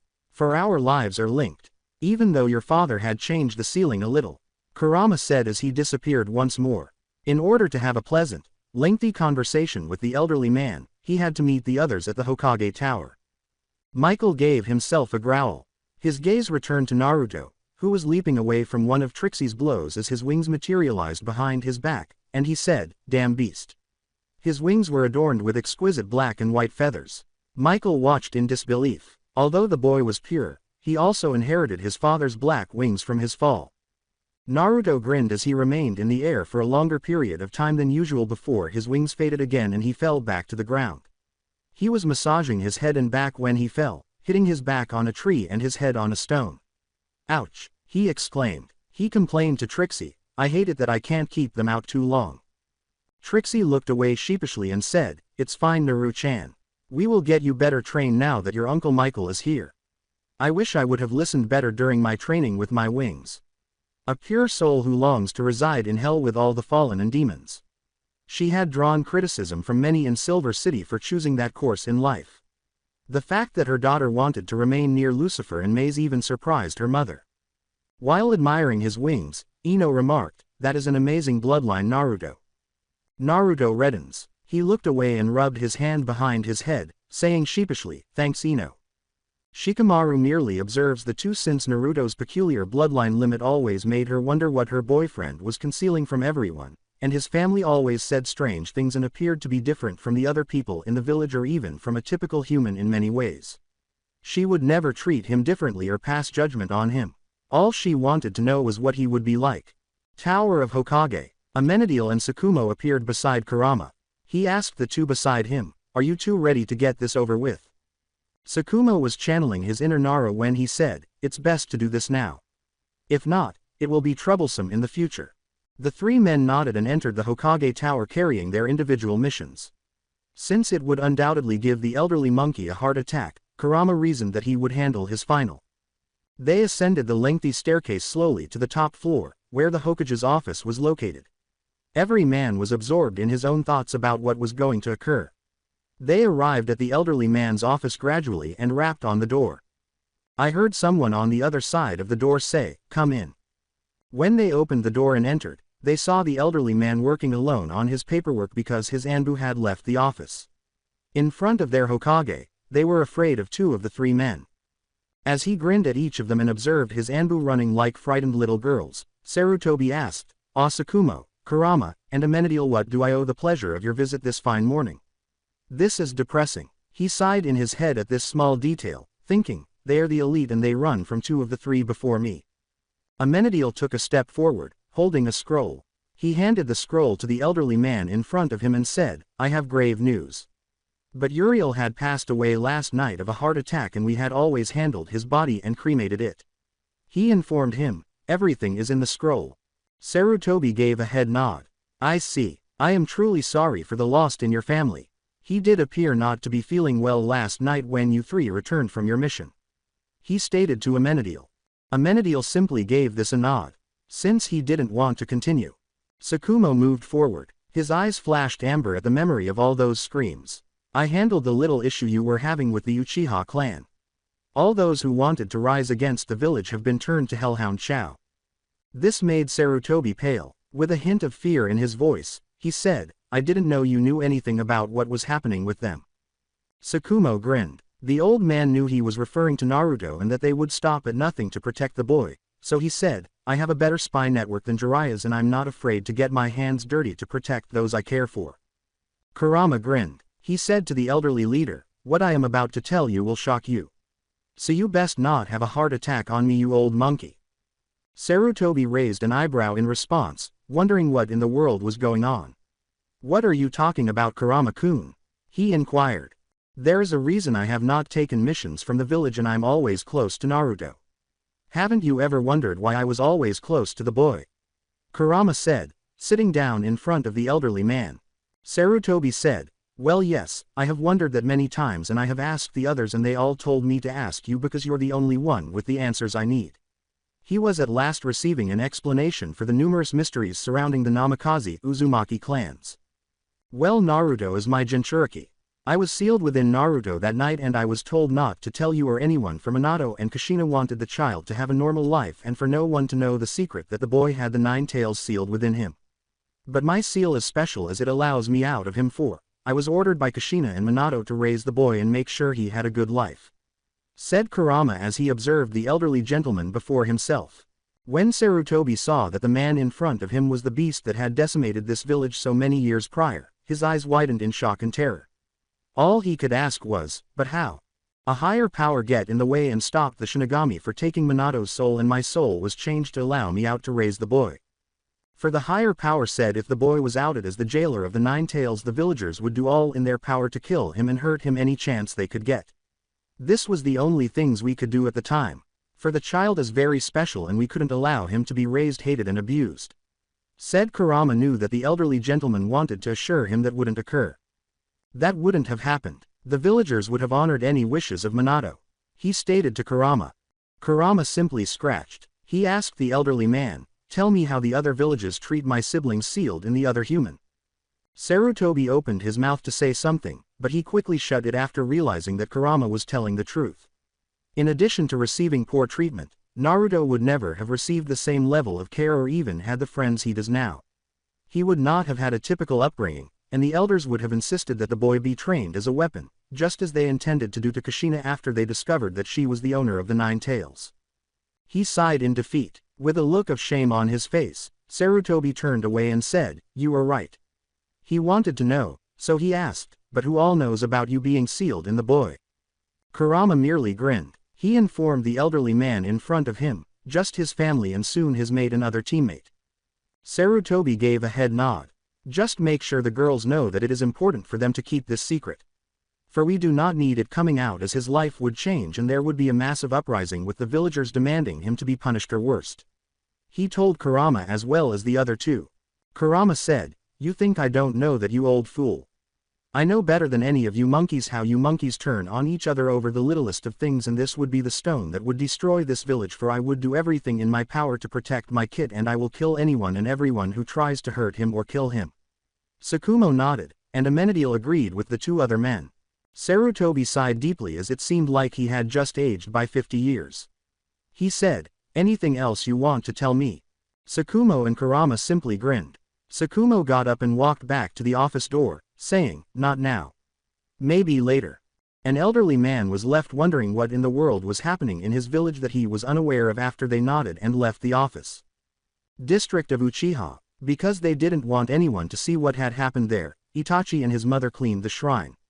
Since they didn't want to frighten anyone away from the sight that those who went insane last night left behind, they came up with the cover story that it was a mass suicide and that they would deal with it. Team 10 and Naruto. At the end of the day, all of Team 10 walked back to Naruto's house to have dinner with the boy because Amenadiel was preparing a grilled meal for them tonight and to get some answers from Kurama regarding the summons freaking out about him. Naruto was extremely anxious because he was afraid of losing his best friends and girlfriend because of this big little secret about himself. He said, "So please promise you will not freak out, and also you cannot tell anyone about this. If Kurama chooses to later on, we can tell your parents, but for now, it is something that must stay with us." With a smile on her face, Ino said, "Don't worry, Naruto. We trust you and I don't think there is anything you can tell us that will shock us anymore." Shikamaru grinned at him while taking his hand in hers. She smiled and said, "It will be fine, you troublesome blonde." As the girls approached the house and Naruto opened the gate to let them into his clan's territory, he said, "I just hope so." Michael was glaring at the girls next to him as he stood there waiting for him to come back. Michael got right to work, saying, "Hurry up. We have training to do and I will not be wasting my time here. I do want to return to Silver City soon." Naruto, unhappy that he wouldn't be with the girls when Kurama dropped the bomb, said, "Okay, Uncle Michael." Kurama materialized beside Michael. He looked at the girls and said, "Still an asshole." He said to the two girls in front of him, "Let's go to the backyard and watch them and we can talk there." As they followed Naruto, his domineering uncle, they both nodded their heads. Michael was on the other side of Naruto. "All right boy, focus and make your wings appear," he said. Naruto followed instructions and nodded his head. The girls were sitting beneath a big old oak tree when Kurama turned to face them. "Well, I know you two are wonder why I know those two boss summons," they responded. As she tried to figure this out, Ino said, "Well yeah. They talk like you are one of them and have fought them on even ground." Shikamaru simply looked at the red-headed person in front of her. Naruto said something about a summons he had that the village would have a heart attack about if they ever seen it in the village walls. She continued. As he watched the young Nara attempt to figure it out, Kurama said, "Yes. They only summons that I could think about that would have the villagers panicking would be a kitsune summons." "Is that the summons you are tied to?" asked Shikamaru. Kurama looked at the girl with the raven hair in front of him and smiled. "That I am, for I am the boss summons for them. For I am the Kyubi no Yoki as you humans call me. But I am also called the Kyubi no Kitsune as I am the 9-tailed Biju that was forced to attack the village on the night that my kid was born," he stated to the two prior to him. Sitting across from a man who claims to be the strongest of all the tailed Bijus, Ino and Shikamaru's eyes enlarged. As Shika pondered, Ino asked, "But how? There is a special seal on my kit that allows me out of him to take care of him. For his parents made me promise nothing bad will happen to him, and the others have been covering my ass for so long to keep me off of missions as the damn elders wanted to send me out of the village to get their hands on my kid and do Kami knows what to him. But they didn't know about me being sealed within him. Your Hokage just found out today as well. For I will be vanishing from the village once your team takes missions outside the village walls and the others will not be able to cover for me then. said Kurama. As she studied him, Shikamaru asked, so that night you attack. Someone had forced you. Yes, I was made into a puppet by some damn Uchiha that is Rouge. At the time, the only Rouge Uchiha from this village is Madara and he should be long dead. But things don't always go the way we think. But this Uchiha did have some of that man's chakra in him. But it wasn't the true Madara but a puppet for the bastard as well. Kurama stated that the girls understood where he came from. As she processed everything, Shikamaru said, "Alright. It isn't your fault nor is it Naruto's. You both were just forced into things at the time out of your power. As he was a newborn and you under the control of Uchiha. I'm not going to treat Naruto any different for I do see you two as your own two beings." She replied. Kurama nodded his head and smiled. He looked at Ino and remarked, "I always liked you and you're good for my kit." Since this wasn't the worst thing she had ever heard, Ino simply grinned and said, "Naruto is Naruto and you are Kurama, a pain in the ass part-time sensei that loves making our lives a living hell in training." The worst part was when the rumor that Sasuke was gay started to circulate, which she continues to ponder, as well as the fact that he genuinely enjoys Naruto. Kurama expressed his pride in his kit friends, saying, "Well, I'm glad you two took it better than the kid thought you were going to take it. For he feared that you would throw him away and fear him for having me within him. Troublesome. Why would we do that? We grow up with him and you always around and you have protected us from a few bastards that tried attacking us at the part before any of the damn Uchiha police showed their lazy asses up," said Shikamaru as she refused to abandon him at this point. Kurama gave a nod, and they observed Michael hurling Naruto around the training area like a rag doll. The boy was being put through his own hell boot camp by the Archangel, who wasn't holding back. The City of Silver. God saw Uriel. He glared at his father as he looked up at him. He asks, "Father, why didn't you send for me sooner?" God scowled at his rude son. "Uriel, I believe it at the time it would be good for you to spend some time down in the human world. But I was wrong for even being around your nephew, my very own grandson. You showed you only went down there for your own entertainment for all the women you had spent nights with on missions and when you leave the house when no one was looking. You basically answered the call for the sin of the flesh. Never once worried that something bad would befall your nephew."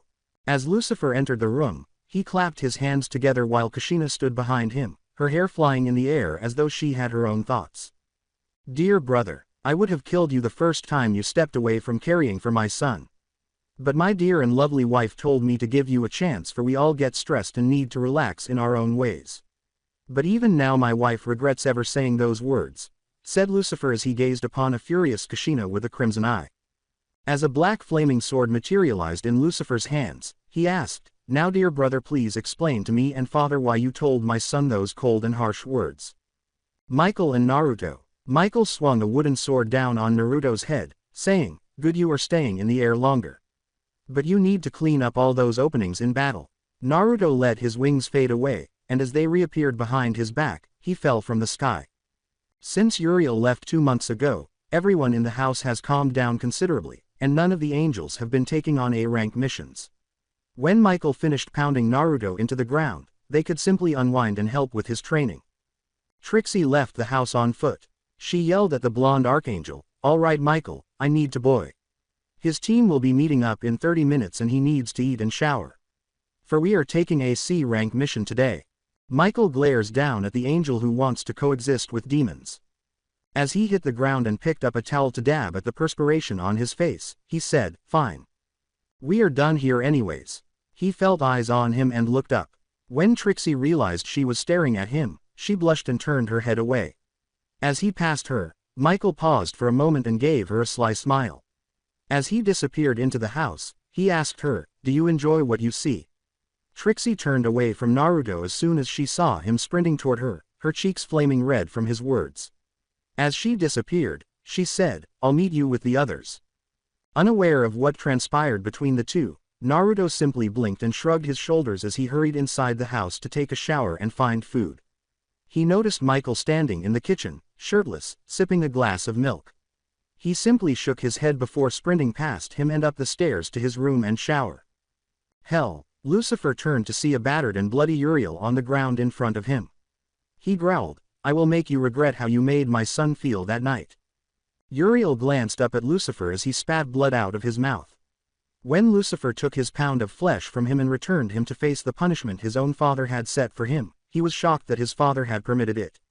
I don't give a damn. He is a spoiled brat that expect us all to stop everyone for him. He yelled. Horns appeared on Lucifer's head and his black wings spread behind him, causing his eyes to flash crimson. My son has a pure heart and soul, the purest I have felt outside of Silver City since I was a boy myself. Before my fall, he yelled, as he kicked Uriel across the room that had been his home for the previous 2 months. He said, he wasn't spoiled when he just wanted to spend time with you and learn what you have to offer him. Have you forgotten, you bloodily bastard, that you offered to go to Earth and train my son, not for you to go and get a good fuck in? Lucifer turned and left the room as the door closed and sealed, saying, just be grateful, Father will not allow me to kick you. Kushina stood outside and gazed up at her husband in his demonic form. Lucifer tried to turn his head away so she wouldn't see how ugly he thought he was, but she put her hand on his cheek and smiled softly at him. Kushina leaned in to give him a gentle kiss on the lips, saying, Lucifer, you are beautiful to me. Lucifer's wife still finds him attractive despite his hideous appearance, which causes his eyes to widen with shock. He drew Kushina into his arms and held her until he recovered. Kushina gave him a gentle smile as she looked up at him. Training area number 10. With his hair still damp from his brief shower, Naruto ran up to his 2 teammates. He called out to them, waving, hey guys. When Shikamaru opened her eyes from her nap, she saw her boyfriend sprinting toward them. Ino looked up from the training scroll she had been given to study by her summons. As she returned to her scroll, Ino smiled and said, hey Naruto. About 15 minutes remained until Trixie or Maze arrived. Shika sat up slightly and smiled at Naru-kun, saying, hey Naru-kun. They like to get together early to train together, so Naruto apologized for being late to you too. As she decided to finish her studies, Ino said, it's okay. It gave me the time I needed to look over this scroll. She then sealed it away. Shikamaru sighed and said, also I got to take a nice little nap before we do any of those damn D-rank missions. In response to his girlfriend's slothful behavior, Naruto shook his head. He said to her, yeah, but you could have been doing something. She squinted at him. I have been training with my father since 6 a.m. He wants to make sure I can take care of myself on our first real mission outside of the village. As my summons have me up at 5 a.m. running laps and training. They have taken after my troublesome mother, she stated because she wanted to return to bed. As he lay down and rested his head on Shika's lap while she played with his damp hair, Naruto remarked, sounds like my training with my Uncle Michael B. We start at 4 a.m. Shika looked down into his stunning eyes and said, it seems your training ran late today. Naruto let out a little yawn and said, yeah it did. He has me working more with my wings. Also battling in the sky, telling me that it is important for the future. Whatever that means. He was desperate for a nap. However, being a ninja meant constantly being on your toes. However, he felt at ease and secure with his 2 teammates, and he knew that they would look out for him if he fell asleep because they knew that they would do the same for them. When Trixie and Maze arrived, they saw Team 10 lounging and chatting, with Naruto's head resting on Shikamaru's lap. Maze grinned and said, alright brats. We have a mission. We are going with Team 7 on a simple escort mission to the Land of Waves. Everybody sat up. Naruto was shocked to hear this and asked, really? Shikamaru said, troublesome. She didn't want to deal with a bothersome fangirl. Ino sighed and said, oh great. Why? Sakura is going to be annoying and I don't want to deal with her. Maze smiled. She waved them away, saying, it will be fine. As they waited for the incredibly tardy Team 7, Team 10 stood at the main gates. With a sigh, Ino expressed her desire to complete her training with her father. With her arms crossed, Ino asks, really, are they always this late? At that moment, Akamaru runs alongside Kiba as he rushes to the main gate. He stood in front of them, panting a little from running all the way from his clan home, and said, hey guys. Sorry I'm late, has my other teammates shown up yet? Ino gives him a slightly irritated look. She gestured to the elderly man wearing a pointed straw hat and a white towel around his neck, saying, we have been waiting for your team for over an hour to the point your client is sitting over there drunk off his ass. Kiba gave her a perplexed look. I am only 10 minutes late. Kakashi-sensei said that we are to meet at 11 a.m. He informed them. Trixie squints in response to what was said to her. Really? Kakashi and I have been instructed to meet at the main gates at 10 a.m. Sakura narrows her eyes at Ino as if she were prepared to fight her ex-friend over her teammate, just as Trixie had mentioned that Sasuke and Sakura arrive walking along with their own packs on their backs. Thank you Naruto-kun for everything. Ino simply glared back at the pinkett, but as she looked at Naruto, a tiny smile slowly appeared on her lips. She then jumped on his back, wrapped her arms around his neck, and kissed him on the cheek. Team 7 turns to face the girl with the raven hair and looks at the pale blonde with wide eyes and shock. When he jumped into his arms and kissed him on the lips, a smile appeared on her lips, and Naruto's eyes widened as he returned the kiss, blushing as Ino hung off of him and kissed him on the cheek as well, leaving him caught between the two girls and unsure of what to do. Kiba exclaimed, startled by what had just occurred, "Damn." Sasuke simply nodded his head, unsure of how to respond to what he had just witnessed. He was aware that the blonde was seeing the slack-jawed Nara heiress, but he was unaware that he was also seeing the Yamanaka heiress. Sakura turned away from them and gave Sasuke a sidelong glance, hoping that he might try something similar with her. "That is disgusting Ino pig, Shika hog." Sakura hissed. "At least we have a man," both of the Team 10 girls say, grinning at the pinkett. Shikamaru smirked and said, "Unlike you who just stalks your teammate who doesn't even like you." As Naruto's blush grew brighter, Ino's cheeks blushed slightly in response to what her best friend had just said. Sakura's sensei flies past her and her two male teammates as they prepare to fight the raven-haired girl. After gathering all the necessary items for his mission, Kakashi strolled through the village and restocked on a few shinobi tools he might need. He also picked up some food for the mission because he preferred to have some fresh fruit with him and didn't really want to hunt. Amber's eyes narrowed on the young man with silver hair as he read his perverted book, but he was unaware that two people were stalking him from the shadows. The woman standing next to him laughed and said, "He is being late to test you on your warning." "Well, he will learn the hard way that it's not wise to cross me," he says, glancing at her as he follows him out of the corner of his eye. "I believe I taught him this when he was still a young boy," he growled. Maze looked at Tsukumo as he gradually transitioned into his werewolf form and said, "Well, it seems he had forgotten that lesson over time." Tsukumo growls and leaps from the rooftop across to where Kakashi was reading his book. "Boy, I have warned you about being late for missions and training," Tsukumo says. "Did you believe that I was teasing you?" He stalks up to the man and lets out a growl. Kakashi gives him a terrified glance with his one eye. "No, sir." His voice was trembling. "Why do I feel like talking to my father?" he asked himself in the back of his mind. "Then give Maze and me an explanation. Why are you arriving at your mission to the land of Wave more than an hour late?" asked Tsukumo, who is looming over his son, his amber eyes turning crimson as he grows weary of his playfully silly antics. Hoping this would save his ass, Kakashi said, "I needed a few supplies before the mission, and I didn't know I was running low until I was packing." Tsukumo raised his big clawed hand and wrapped his long, sharp clawed fingers around his son's head, nodding his big wolf head at him. "Then tell me, why have you been reading that garbage while standing here for the last 20 minutes? As he lifts Kakashi off the dirt road leading down the main gates, he asks. His body shook with terror as he was helpless against this demon that kept him in midair. "I'm sorry," Kakashi said, dropping his book in terror and wrapping both hands around the wrist of the beast that had him at his mercy. "I didn't mean to test you, father," Kakashi sobbed. "How long have you known I was back from the dead?" Tsukumo asked, drawing his son close to him. He spoke softly into his son's ear. Kakashi's one eye widened as he remembered how his father would get upset with people when they disobeyed him. He didn't know this demon. This man was actually his father returning from the dead. That was the only question he had. "After this mission, I'll let you know.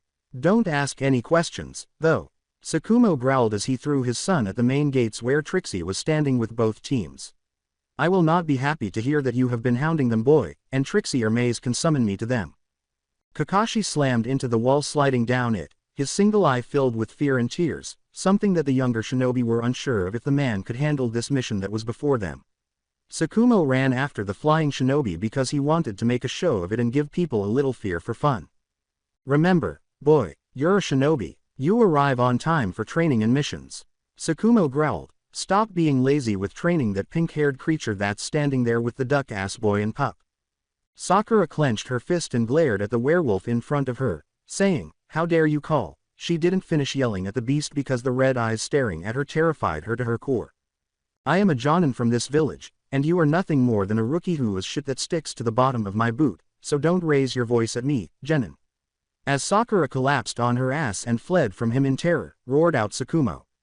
He was now hiding behind her two male teammates as they both swiftly moved away from her, leaving her to face the fate she had sown for herself.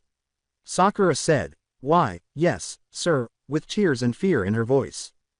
Tazuna stared at the beast in front of him, talking, growling, and attacking the shinobi who had been hired to protect him. He glanced down at the sake bottle in his hand, then looked up at the black fur and amber eyes and back down at the bottle. He put the bottle down slowly and said to himself, "I think I have finally started seeing things from drinking too much."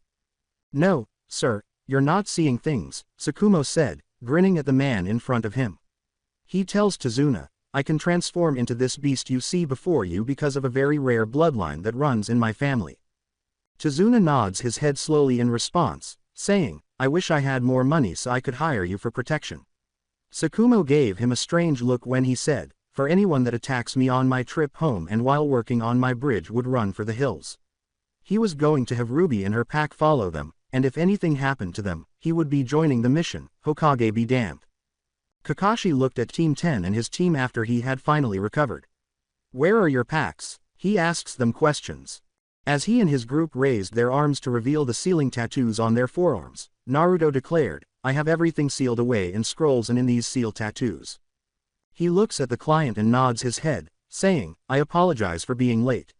He tells Tazuna, "I had to gather a few things for the mission."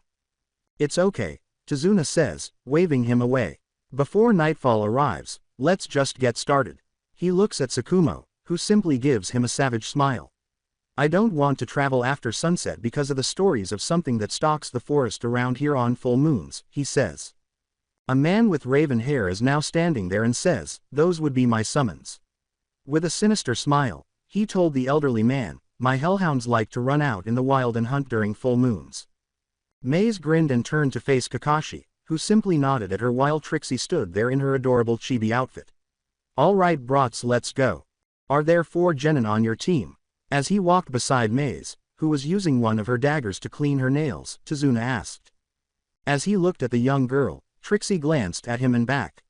"No, my sister is a jonin and is in her 20s, she said, seemingly unconcerned. "Then why does she look like a child?" Tazuna asks, her eyes widening. "Because he was uncomfortable traveling with a child," he asks. Trixie, now a 20-year-old woman with an hourglass figure, smirked at him and said, "Because I can change my body to any size I want and to any age I want." He simply nods his head in ignorance as Sasuke and Kiba continue to stare at her because they think she's attractive. She has all the right curves, a nice peach-shaped ass, and a chest that fits them perfectly.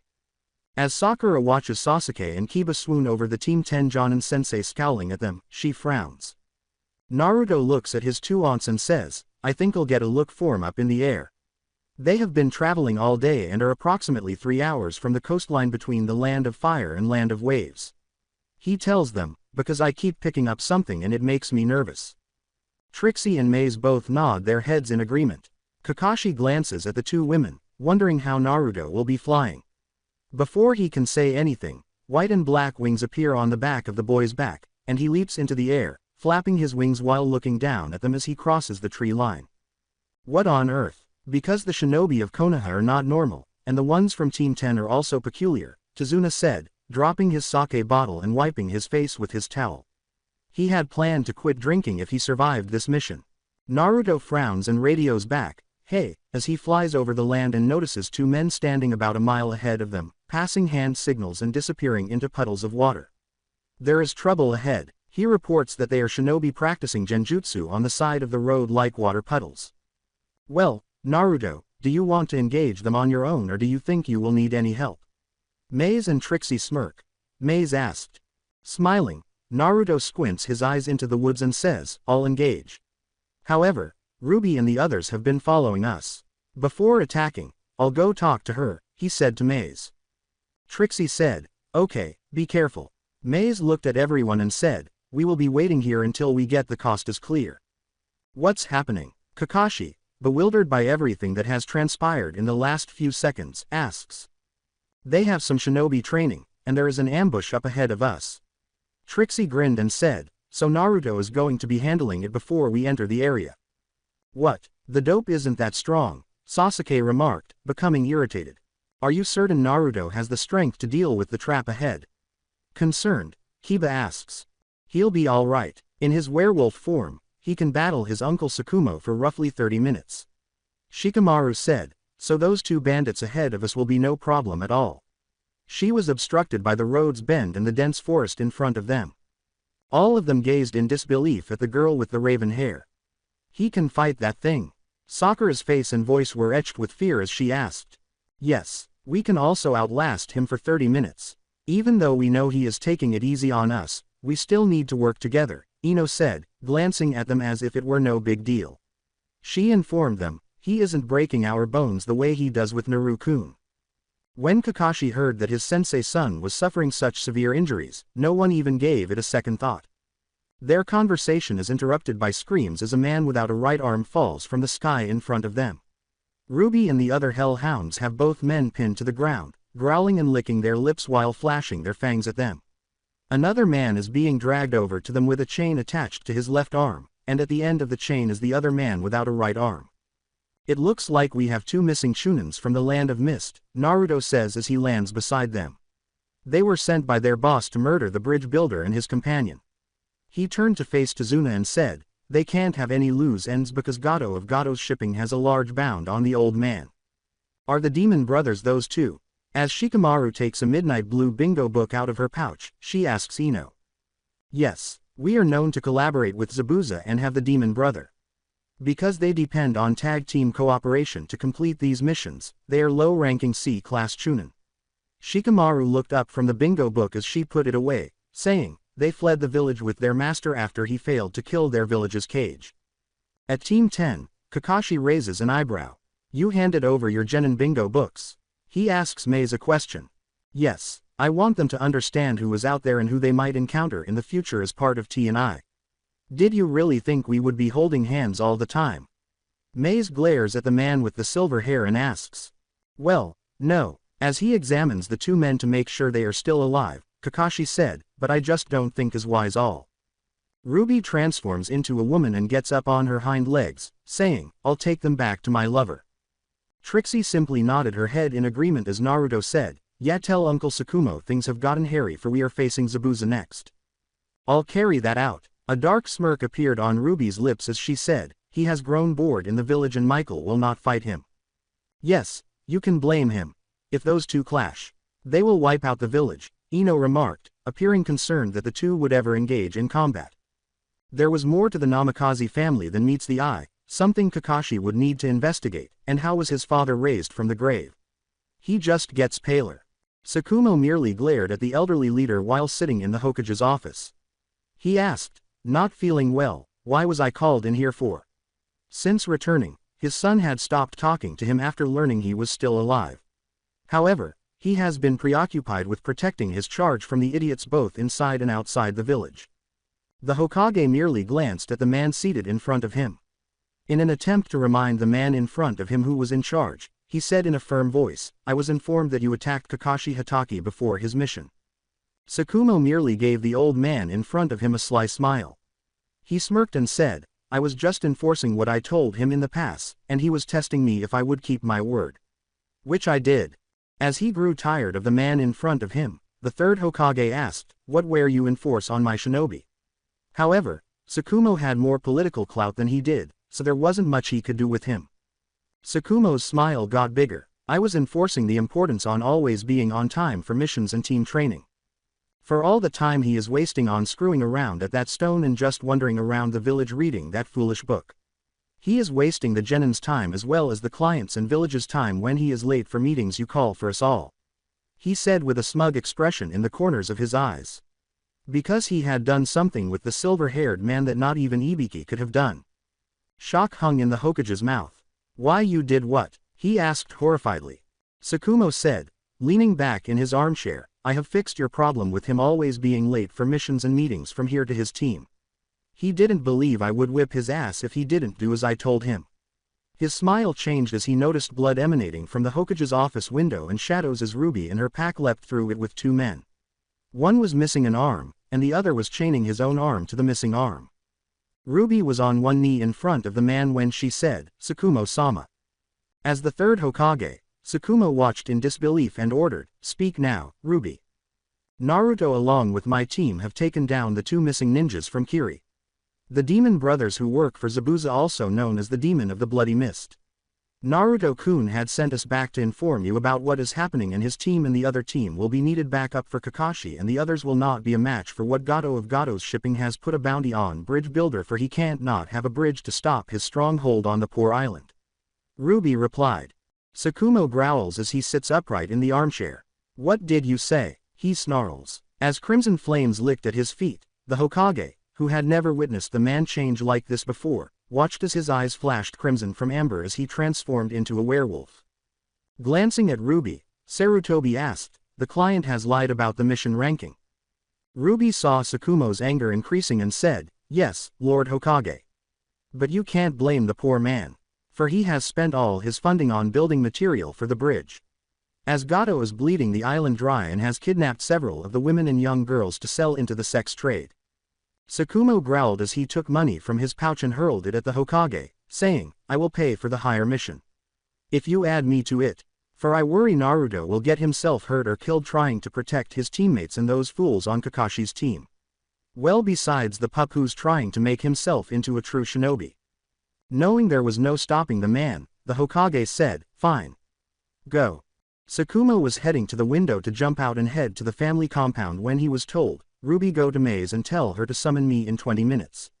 For I need to gather supplies and if any of those angels want to join me." Ruby looked over at the Hokage. She bows to the Hokage and says, "It might be best to mark the other two joining the mission as well." Sarutobi waved his hand and said, "Fine." His Anbu had emerged from their hiding places to clean up the two men so they could receive medical attention. Ibiki then noticed that they were remarkably still alive. The Waves team. Naruto was preceded by Ruby. She looks at Maze and tells Naruto, "Tsukumo-sama wishes to be summoned here in the next 20 minutes. Maze nods her head and grins. She told the Hellhound, "Fine. Let your lover know I'll be summoning him here in the next 20 minutes. Naruto notices that Kakashi is concealed behind Trixie and turns to face his aunt. At this, he raises an eyebrow. Why did this man fear his uncle so much? He would have to ask for something. Trixie laughed and patted the frightened man on his silver hair, saying, "Oh Kakashi-chan.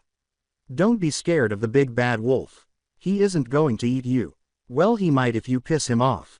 The fear Kakashi was experiencing at the time of his deceased father joining them on a mission caused his eyes to roll back in his head. Naruto approaches the man, picks up a stick, and carefully pokes him with it. He looks up to his two aunts and asks, "Is he going to be all right?" With a sadistic smile on her face as she anticipated the outcome of the father-son meeting, Maze said, "He will be fine." After the 20 minutes had passed, Maze had gone through the specific hand signals required to call forth the demon. One of Lucifer's strong, more recent generals, this demon she was summoning was capable of defeating even Azazel. Tsukumo's victory over the formidable demon guaranteed the demon's allegiance to Lucifer in the end. He and the three other people standing in the circle around him were surrounded by crimson flames that emanated from the summoning circle. When the opposing team joined his twin brother's son's squad, Michael squinted.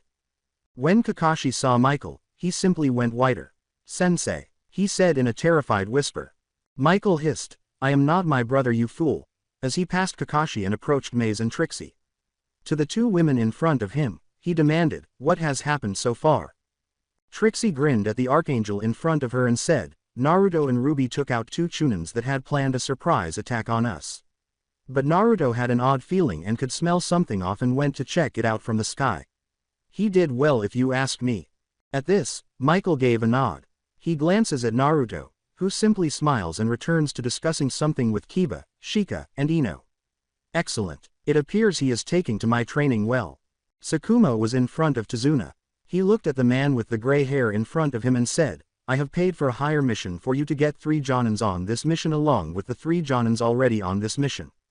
With tears streaming down his face, Tazuna said, "Thank you very much. I didn't have the money for a higher mission."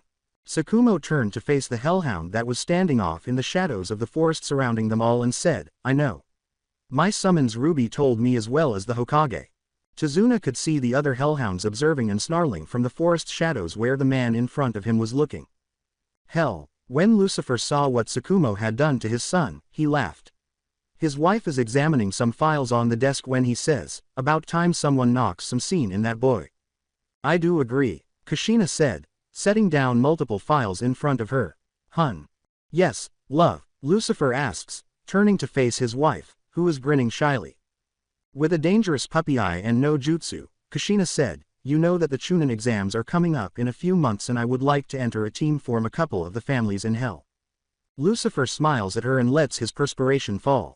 I was looking into that and I do believe that would be an excellent idea of sending a team of our own. He stated to his spouse. Kushina grinned. Good, I have several here that I believe that would be ready for that type of exam. He replies. He looks down at the files and nods his head. Lucifer's office in hell. A woman with red hair squinted her violet eyes at Rosweiss as she sat across from her. Rosweiss's cheek was slightly flushed as she gazed at Lucifer. The woman with silver hair asked, you called for me, master? For his part, Lucifer simply cleared his throat and turned to face his cherished wife. My darling wife was the one to call for you, Rosweiss. He informed her. This caused the woman with silver hair to turn to face the attractive woman with crimson hair who was perched on the armrest of her master's chair. When she entered his office, she didn't notice the woman. The violet eyes were now openly glaring at her, and she blinked her aqua eye at them. You're married to my master? She asks, her voice laced with shock. A smug expression appeared on Kushina's face. She said to the woman seated across from them, yes. He is my husband and we are happily married. Rosweiss scowled because she had lost the opportunity she thought she would have had with the man seated across from her. Just my luck. After leaving the human world, he returns with a bride. How come I had to wait? Her cheeks were now swollen, and she thought to herself, oh, that's right. Maze. After a few moments of self-pity, Rosweiss asks, was there a reason for calling me? She glanced at the couple seated across from her. Rosweiss sank back into the armchair Kushina was sitting in with an evil, demonic smile on her face. The woman seated across from Kushina was informed, yes. You are to select 3 teenage devils to go to the human world to take part in the Chunin exams that will be happening in a few months' time. Rosweiss raised an eyebrow at the woman as a result. Unaware of the significant changes in the human world above, she asks, what's the Chunin exams? Why do I need teenagers? She hadn't looked into it, but she had recently noticed a lot of new kinds of people and demons appearing in hell and the other pure worlds. Because, at the time, she didn't really care. When Kushina looked down at Lucifer, her right eye started to twitch because he knew she was going to lose it and that the silver-haired woman seated across from them wouldn't fare well. Lucifer sighs in defeat and turns to face Rosweiss. The Chunin exams is an exam that tests the skill of a shinobi to see if they are ready to move up to a higher ranking. They need a team of 3 to begin the exam and for the final part of the exam 1 to all 3 to none of them can move on. He explained to the perplexed woman. Her eyes glowed as she comprehended, occasionally harboring a query. Rosweiss said, sir, may I ask you a question? Lucifer gave her a nod so she could ask. Rosweiss, feeling a little strange about taking on this mission for her master, said, well, why don't you send Sakumo? He is a shinobi and is better suited for this mission. Kushina grinned at the woman in front of her, enjoying the shocked look on her face, and said, we would have. But Sakumo is in the human world aiding in raising our son. Rosweiss stammered, looking shocked and pale at this new information. You're your son? She asked. Yes, our son, Kushina exclaimed, grinning like the canary. The woman with silver hair merely gave this a stupid nod. She asked, unsure of who would be a good fit for her team, Okay, but who do you have in mind for my team? Rosweiss was preceded by 3 files. She glanced down at them and saw a picture and a name attached to each file. The first is Rias Grimori, a red-haired beauty from a line of powerful devil knights who swore allegiance to Lucifer.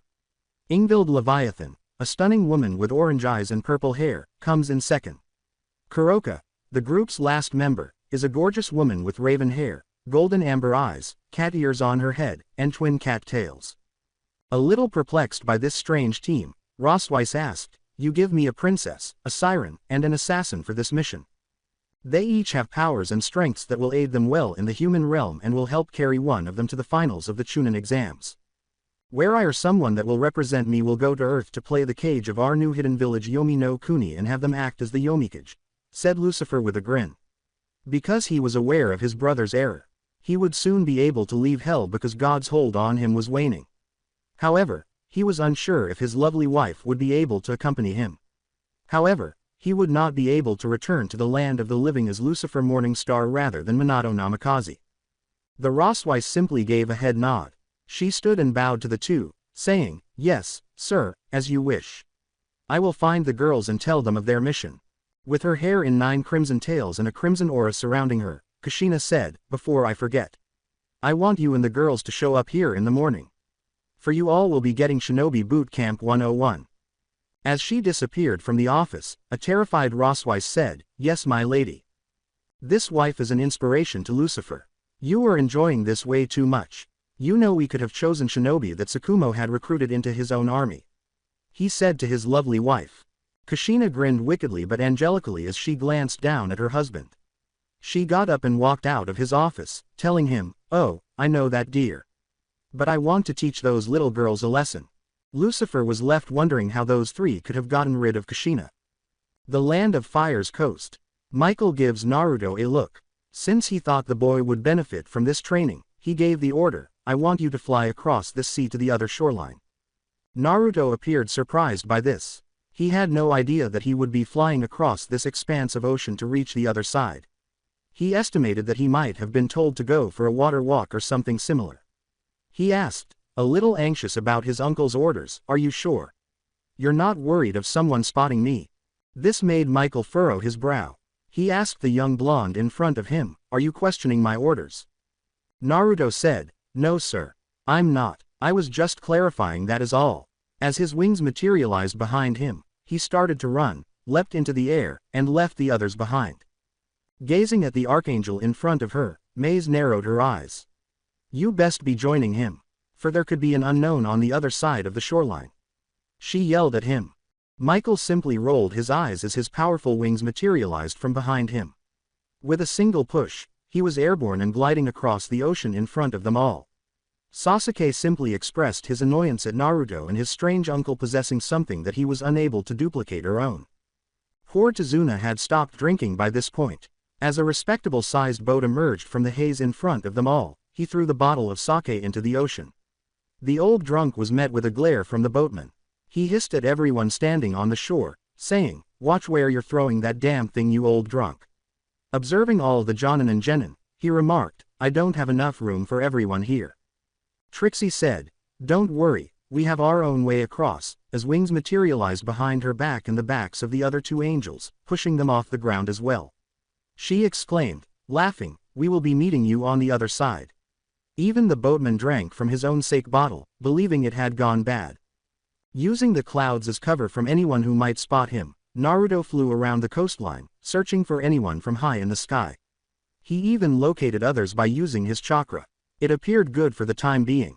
He plunged swiftly into a misty little clearing near the coast.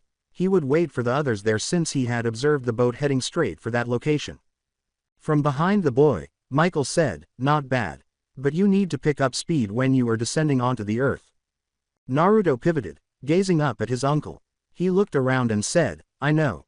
But I will get better with time." He reasoned that since he was here, he might as well explore a little before the others arrived. Naruto turned to face his uncle. He looked back into the tree line not far from them and remarked, "I can feel someone watching us. They are about a quarter of a mile away." Michael gave a head nod. He turned to face the others who had just come to hear what he had to say and said, "Yes, I picked up on the child myself." Trixie asked, "So what do we do about them?" As her wings disappeared into her back and she approached Naruto to check on the boy. As the boat makes shore fall, Naruto turned to face the others and said, "For now, we just allow them to watch us. For I believe they are only the lookout for the one that we will be facing here soon." As they approach the shore, they all simply nod their heads and gaze at the other genin. Michael glared at the group's Uchiha and said, "You must learn not to be so loud while walking, little one." In essence, the boy had splashed his way up to the shore. Having already mastered the art of water walking, Shika, Ino, and Kiba stood atop the water, watching Sasuke and Sakura as they prepared to scream at the archangel in front of her. Michael pointed at the Pinkett and said, "If I were you, I would keep that trap of yours shut, little girl." A flaming sword materialized in his mind. At the blonde's request, Sakura simply nodded her head stupidly. As the flaming sword disappeared from its source, Michael simply grinned. As his father breathed down his neck, Kakashi watched fearfully. Tsukumo glared at his son, his eyes full of disappointment. "You will be training these children better while we are here." He was devastated by both my death and the girl's passing. He clenched his fist and thought, if only he knew his one friend was still alive and was twisted by that bastard. Gazing around her, Maze said, "We have eyes on us. So we will be coming with caution from here on out." As the genin exchanged glances, all of the adults nodded their heads. Sakura's fear and Sasuke's obvious bloodlust were both visible to Naruto. As Ruby and the other hellhounds seemed to help the young puppy and possibly improve his training, Kiba simply shook his head while his partner leapt out of his jacket and started sniffing the ground. He had received good training. However, the pup still had more space to grow. Alongside Haku, when the hidden boy learns that they have already located him, his eyes enlarge. "This is not good," he thought. "Not even the chakra feed mist isn't hiding me," as he swiftly took a step behind himself and disappeared into the ice mirror. A big man with a sword about half a foot shorter than himself stood in a clearing by a small lake, waiting for his tool to come back. A mirror materialized in front of him, and he looked up. He growled in a gravelly voice, "Report. I was stopped by them. But I did see who was protecting the old man. We have a problem. Four of his protectors are in the bingo book as well. An unknown man with golden hair with wings as a boy that appeared to look like the man as well had wings. As well one of the women from the bingo book had wings." Haku told his boss. The man was told to show me who was there. After killing a rock shinobi for the man's bounty, the boy took out the most recent bingo book they had acquired. The two women in the group were listed on page 45. Trixie Namikaze. She appears to be 9 years old, but her exact age is unknown. However, an adult who is angry seems to be between the ages of 19 and 21. Skills. Unknown because nobody survives any encounters. 50 million alive is the bounty. 90 million people died, from the land of demons, hidden cloud, hidden stone, and hidden mist. Feel on site because she is constantly with Maze Namikaze, her older sister. It's not worth the money. Maze Namikaze. 21 to 23 years old. Skills. Unknown, but employs odd weapons and blades. 60 million alive is the bounty. 100 million people died. From the land of demons, the hidden cloud, the hidden sand, the hidden mist, and the hidden stone. If she is brought to his village alive, the hidden sand cage demands her hand in marriage.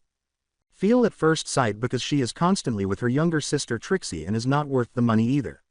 Moreover, Minato Namikaze the Yellow Flash is the sister of both women.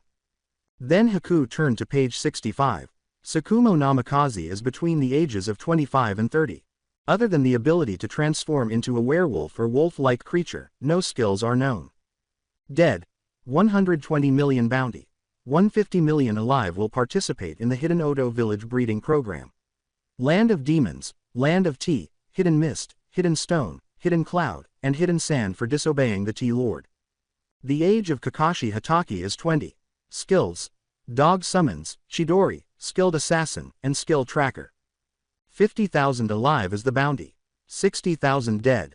He raised his head from the book. We could make a nice payday with just 3 of them. Kakashi will just be chump change. He exhaled. Yes, Zabuza-sama, but the unknowns are the ones that make me worry though. Also they outpower the 2 of us. For I do not believe my ice will be able to handle Tsukumo as well as the 2 women. Haku said while staring at his master. The voice behind the 2 was smooth and dark, saying, "If I were you, I would listen to the child." A woman with blonde hair was standing there, her eyes flashing red. "My master Tsukumo doesn't have time to play with you two. As well, the troll you are working for will turn on you too. He has done that to the last shinobi that he had hired in the land of demons." She replied with a smile on her face. "There is a reason he and the 2 women are allowed in the land of demons." She explained to them. Gazing at the woman, Zabuza asked, "You are?" At the corner of her mouth, a smirk appeared. As she adopted her hellhound, she informed him, "I am a summons of my master as well as his lover." The big man felt a chill go down his spine. He shoved the boy behind him with his big hand. Zabuza asks, "What the hell are you?" Sakumo emerged from the fog slowly. His eyes flashed amber as he declared, "We are demons from hell. For we have a mission to protect the child of our master." Zabuza growled and said, "Leave here now, Haku." As Zabuza grabbed his sword and retreated with his pupil, an ice mirror materialized behind the boy. He was aware that this was a real demon and that he would not be able to handle the fight. The land of waves border. Two men gazed at the sea in front of them as they stood in the tree line. A man with blue skin asked a shorter man standing next to him, looking to his left, "So do we go now, or do we just wait until the week is up?" The shorter man said to the taller one, "We wait. I still don't like this job that Kakuzu got us." The taller man simply gives this a nod. He turned to leave after saying, "Okay, we can set up camp nearby." Secret base. Zabuza growled, "This isn't good. Haku holds his master in high regard. That bastard has confirmed the gut feeling I have been getting for the past week we have been here. The way the bastard has been watching you mostly," said Zabuza as he gazed at his tool. Haku asks, "What do we do now?" Zabuza went to his chair and sat down with his enormous sword on his lap, saying, "We watch and wait." Naruto and the others, "Well, did you have fun?" Maze asked as she and the others approached Sakumo from behind. Sakumo smiled as he glanced over his shoulder. He tells her, "Not really. But I have something else to keep me busy until we have issues." He simply looks away from his father and pales as his gaze shifts to Kakashi. Rewind. Lucifer sat in front of Kami, his devilishly attractive face grinning. "Why, Kami, why are you so against me going back to Earth?" he asked with a smirk on his face, speaking in a British accent. Kami gives the fallen archangel who is seated in front of her a fierce look. Then she hissed, "Lucifer." Yami simply sat there nodding her head in agreement as she told him, "It would be too much trouble having you back on Earth playing around like you have in the past." Lucifer looked at the two women in front of him, their expressions bewildered, and said, "Well, Kami, I came here to ask if I am able to return to Earth in a different way." Yami wanted to know what the Prince of Darkness was up to, so she asked, "What way would you be returning back to Earth, Lucifer?" Lucifer's eyes glowed red as he continued to smile at Yami with his demonic charm. "I would like to be reborn on Earth to live like a human with some of my power, of course. I don't want to be completely powerless." He was staring at the two. He grinned and continued, "But also I would like to have Maze joining me if that wouldn't be too much trouble." Flashbacks end. A brief recollection of Lucifer's encounter with the two goddesses. Itachi turned to face the ocean that prevented him and his companion from traveling to the land of Wave. "This mission and what I saw with my crows are giving me a bad feeling. We don't want to get caught up in that man's mission, because that would mean Kisami's demise because the idiot would go headfirst, believing his sword would save him. However, isn't that blade capable of shielding him from a real demon?" He turned to face Kisame, who was now snoring, and wondered. Office of the Hokage of Konoha. In front of the Hokage, a woman with red hair emerged in a ring of flames. When he saw who it was, the elderly man froze. His voice was laced with fear as he whispered, "Kushina-chan." With a scroll in her hands, Kushina smiled at the elderly man. She teased him, saying, "Hello, old man. I see they are still having you as a paper pusher." He made a gesture. "If you are here, then it appears something is happening. For the dead just doesn't reappear in the land of the living out of the blue." He continued with a sigh. Kushina's lips formed a smirk. As his eyes widened at the mention of her husband's name, she said, "Well, I do have a scroll to deliver for my husband Lucifer. He wants to enter a team into the up-and-coming Chunin exams." He simply took the scroll from the woman's hand and nodded his head stupidly. He asked her, "I will be seeing you both in 6 months." As the office door opened, she simply nodded before disappearing into another flash of flames. The Wave land. Gato glared at his men and asked, "Where are the two I have hired to kill Zabuza?" "I'm not sure, boss, but one of the guards did say they saw 2 men in the forest on the land of Fireside dressed in black robes with red clouds," said a man with silver hair. Gato's eyes started to twitch. He looked at another man in his office and complained, "Those are the 2 bastards that I hired to take care of the trouble as it appears Zabuza has turned tail." Glancing down at the poor girl chained to his desk, he gave the order, "Send a boat to pick those 2 up." One of Gato's thugs discovered the traveler, who had just arrived on the island that morning, and took her to his boss because she was stunning, with brown eyes, raven hair, and milk-white skin. Gazing down at the young woman, Gato smirked disgustingly and said, Now, my dear, we should get to know each other. A smirk plays on her lips as her brown eyes narrow at him. As flames encircled her fist and the chains on her wrist started to metal, she uttered, "I would rather not." The old fool turned pale and fled as he called for his thugs to defend him from the she-devil in front of him. "I have to meet up with my little brother, and I don't have time for a fool like yourself," she hissed at him. Flames were licking at the large oak desk, but they weren't burning it because the young woman seemed to be in control of the flames surrounding her. As the young woman looked at the money on his desk, Gato cried, "Take whatever you want and just leave." She shrugged her shoulders, opened the pack she had on her back, put the money in it, and leapt out of the window. This wasn't her problem. She had to return to her little brother, whom she hadn't seen in a long time. Traveling the world and the sea had been enjoyable, but it had also been lonely without her family, and now it was time to return because her brother was old enough to become a shinobi, as he had always assured her that he would be the greatest of them all. The girl sighed as she walked into the forest after escaping the troll and discovered an empty lake. As she removed the traveling robes she had on, she told herself, "I need to clean myself off." She was only wearing boy shorts and a sports bra. With a change of clothes and some soap in hand, she entered the water. Not too far away from her, as Akamaru plays with one of the younger hellhounds Ruby brought with them, Naruto, Hiba, Shikamaru, and Ino stroll through the forest, laughing and chatting. "Yeah, this is insane. We are here and Zabuza is on the island. But hasn't made a move," Naruto replied. The girl was putting on her shorts after taking a bath by the lake when she heard a voice approaching. They sounded young, so she didn't give it much thought. When she saw two puppies run into the clearing where she was dressing by the lake, she went back to putting on her boy short panties and her sports bra while reaching for her black shorts. The voice of a boy near the tree line said, "Meggy, don't run off with Akamaru like that." The girl just looked up again, putting on her 3 belts, one holding up her pants, the other holding a strange weapon called a gun on it on her right hip, and the third holding a knife on the front of her right hip. The buckle holding the belts on her was a red spade with a black A in the middle. She picked up her orange short-sleeved button-up shirt, slipped it on, left it open, and picked up her orange hat with a pair of goggles on it, the left one crying and the right one laughing. A 15-year-old boy breaks through the brush and stops in his tracks when he sees the girl wearing a red beaded necklace, a yellow pack with black boots sitting next to her, and black bracelets on both of her wrists, as well as a spiked bracelet on her right wrist. The girl, who appears to be about 18 or 19 years old, looks up and her eyes enlarge upon seeing the boy. "Naru?" she asked, glancing at him. "Ace-chan." Naruto looks at the girl in front of him as he asks the question. "Why are you in this place?" As 3 more approached, following the blonde, the now named Ace was asked. "I have a mission. Sis, what are you doing here?" Naruto looks at the girl in front of him as he asks the question. Ace grins as he rushes up to her and gives her a big hug. "Well, I got a little bored and I figure I come and see you and the others," she says. Since they have never seen this girl before, Hiba, Shika, and Ino exchange perplexed looks. "Naruto-kun, whose girl is she?" As Shikamaru was attempting to determine how the two knew one another, he asked Ino a question. They release their embrace as they turn to face the 3 people standing behind him.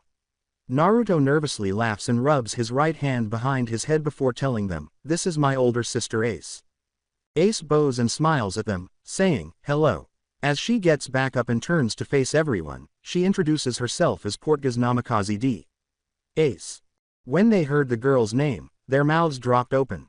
Did the 4th Hokage have a daughter before she was with Naruto's mother? Her name didn't contain the word, Uzumaki.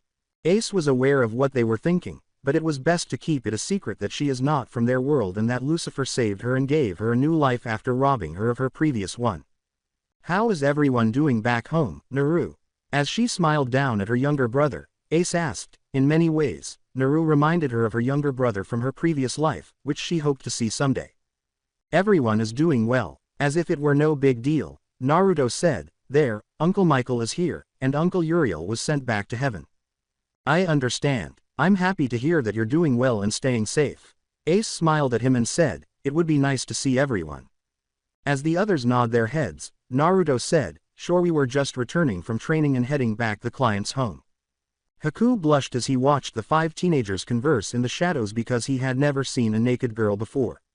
"I must return," he muttered to himself as he retreated into a mirror and disappeared from view.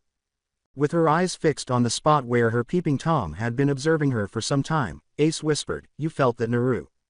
"Yes," Naruto whispered back to his sister, "it was the same person that is with Zabuza."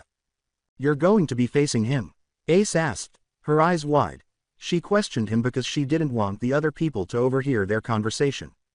She smiled as Naruto said, "Yeah, but he ran off when he faced a true demon." Ace laughed and said, "Damn old werewolf. Well, let's go see the others." The others nodded their heads in agreement as they followed the odd girl who claimed to be Naruto's older sister. "Perhaps I'll help with this mission," she said, turning to the others. "Let's go." The lake outside Tazuna's home. How in the hell are they not at the same level as their teammate Kiba? Tsukumo growled at Kakashi. "I want to know what the hell his son has been doing," he demanded. "Well, Sakura doesn't really want to train, and I've been told to concentrate mostly on Sasuke." When Sakura and Sasuke fell from a tree in front of the lake, Kakashi said in terror, "All she wants to do is watch Sasuke." "That isn't a valid justification. Boy, you have been sleeping. You need to get your head out of your ass," Tsukumo growled, his eyes turning amber as he prepared to bite his son's head off. "You owe nothing to that fucking Uchiha. Still alive as the bastard." Looking at his stunned and confused son in front of him, he growled softly. "You mean he's still alive? What?" With a horrified expression on his face, Kakashi said, "I saw half his head being crushed by a massive stone." Tsukumo glared at Kakashi and said, "He is still alive, for his cursed soul never came to hell where I was having fun playing with all the dead Uchihas." Just above a whisper, Kakashi asked, his lone eye widening with shock and terror. "Then why didn't he ever return home?" Tsukumo glared down at his son with disillusioned eyes and said, "Because he has become Madara's puppet and is now wanting to kill Naruto and others like him." The realization of what his friend had turned into knocked Kakashi to his knees, leaving him with a lot on his mind. He turned to face Sakura and Sasuke and sighed slowly. "Sakura, Sasuke, stop playing around." Kakashi pulled himself back to his feet and looked at her father with his head down. "We are going to train for real. But you two still need to learn the basics of working as a team because that will be your downfall," he said, just loud enough for Tsukumo to hear. "Father, I am sorry." He turned away and approached his two misfit students. "However, Sensei, we train, and Kiba isn't important," Sakura whimpered, disliking what the bastard had said to her sensei. As Naruto and the others approached, they witnessed Kakashi slapping her across the face before she could open her mouth again to complain and bitch. "Haruno Genin Sakura," with a cold glare in his single eye, Kakashi said, "You won't question my orders because for that I want you to run 50 laps around the lake starting now." Kakashi's cold eyes didn't miss the Uchiha's recent actions, and Sasuke simply grinned at Sakura getting slapped. "Sasuke, you're going to accompany Sakura on this run," he said. He told the pampered, conceited boy, "But I want you to do 100 laps." Tsukumo froze when he saw Ace, but he turned around and smiled, finally happy that his son had grown a set of balls. Tsukumo called out a new name from inside the house, and the others heard him say, "My little wild ace of spades has returned." When Ace saw her uncle, she smiled wildly. "Uncle Wolfley." As she dashed to him and leapt into his arms, she uttered those words. "So, have you finished your pirate game?" Tsukumo asked, glancing down at the girl he was holding. "For the time being, I might be able to spend some time playing shinobi." With a broad smile and a twinkle in her eye that would have made Maze proud, Ace said, "For all the pirate crews out there suck and I kicked all their asses." Tsukumo chuckled and said, "Well, if you'd like, I could make you my personal student." As Kakashi went pale while staring at the girl in his father's arms, he smirked and said, "For you're already Jonin level." Ace grins as he spots the man with the silver hair. "I see you have found your cub. Have you already fixed him?" As she waited for that day, she inquired. "A tiny bit. At last, he is instructing his pupils." Tsukumo said loudly enough for Kakashi to hear, "But you know Maze, Trixie, and myself have stolen one of his students to make sure he will make off his team alive." Tsukumo was no longer ashamed of what people thought of him because he was a demon. "Good." Ace smiled back at him. She winked at her uncle as she remarked, "Simply sugarcoating things just makes everything and everyone more messy." Tsukumo's eyes widened as Ace whispered, "By the way, I had someone peep on my while I was bathing in a lake where I met Naru and the others." Tsukumo's eyes turned amber and he growled, "I'll be hunting tonight for a little bastard." "Don't worry about it," Ace said, laughing. "Gato is the person you wish to murder." I was raped by the bastard. However, I startled him, she said, raising her finger to show him the flame. Tsukumo, who was getting bigger, smiled and said, yes, I will be taking his head tonight now. Maze approached Tsukumo and said, it looks like someone did something to his little ace. She laughed as she saw the demon's expression. You could say that, Ace said with a giggle. But because she also dislikes a pedo touching her little Ace-chan, my Aunt Maze will be accompanying him, she said sweetly. Trixie, get my knives, Maze said, cracking her knuckles. Tonight, we are gutting a pig, she shouted to her younger sister. As she threw the odd knives at the demon next to Tsukumo, Trixie laughed and said, whose head are we taking, and how much fun will I be having as bait? She asks the two questions. Gato, Tsukumo and Maze both hissed out. Everyone simply stared at the two because they exuded a sinister aura. As Trixie transformed into a young girl, perhaps 13 years old, she said, all right. How is it possible for such a pure angel to be a demon? From the house's steps, asked Michael a question. Trixie grinned darkly and said, for the angel before me was murder for whose blood flows through her veins. Anyway, Michael said, if only you hadn't wanted to follow my brother to hell like a fool, you would have made a powerful archangel. You'll never fully comprehend Michael. But perhaps you will eventually.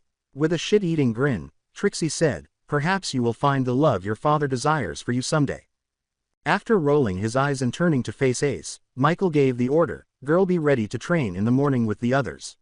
He then walked off into the forest surrounding the house. Ace rolled her eyes at the man as he left, saying, well, isn't he a pleasant one? As he collapsed onto his back, Naruto remarked dramatically, that is an understatement. He is a slave driver. The others chuckled at his antics. There was no moon in the sky because it was a new moon, so the night was even darker. A large wolf was touring the forest in the direction of Gato's compound, and a woman was running alongside them while a young girl rode on his back. That day earlier, Haku went back to his master and exclaimed, Zabuza-sama. He hurried into the room, followed the group of children, and listened to what the girl he had been spying on had to say about the demon. What is it? Zabuza snarled as he looked up from his bed, irritated, from his pupil.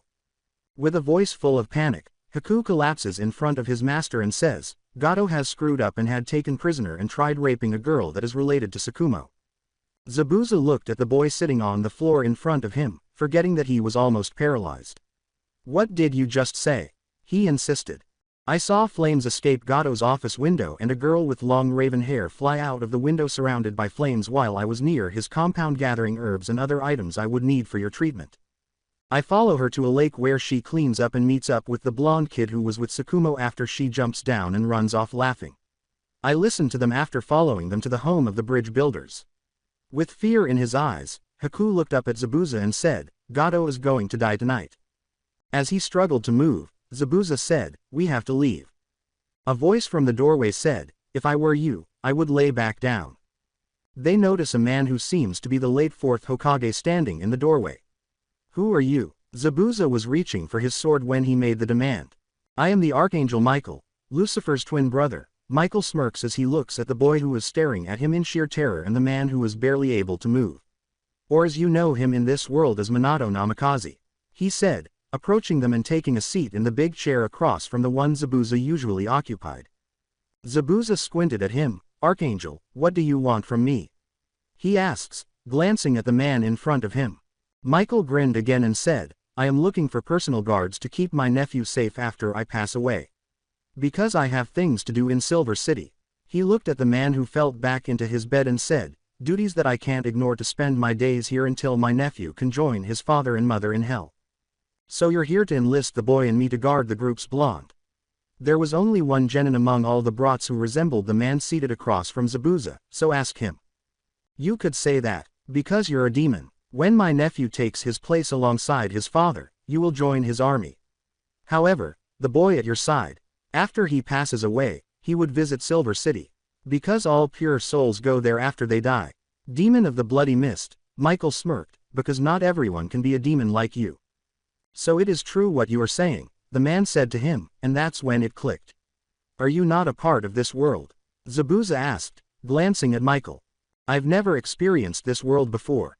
To serve my father, I was born in heaven. However, My younger brother Lucifer was unable to follow instructions, so he gave in to his desires and now rules hell. However, he occasionally escapes hell to take a vacation in the human world, where he plays with you little people like his own toys. It was a little different this lifetime.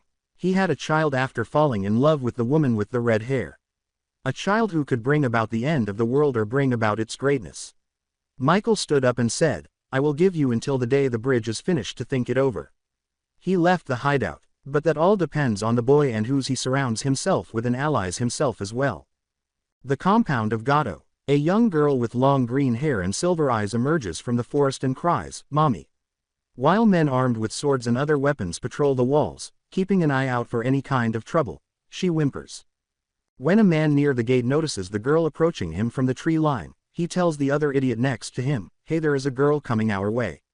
The other man looks up from his work. As he entered the gated area, he said, Let me call someone to come and get her. Hey, we need someone to come get a kid. He called out, she might be the one who got away earlier. A number of thugs ran out, one of them carrying a bucket of water, but he wasn't sure if they would need it. One of the other thugs surrounded her and remarked, She will be a nice gift for the boss because she doesn't look like the girl that got away earlier. The young girl looked at the guys and sobbed, Mommy. Come on, darling. An orange-haired thug with a sly grin on his face said, Your mommy might be inside. She rubbed her eyes and said, Okay.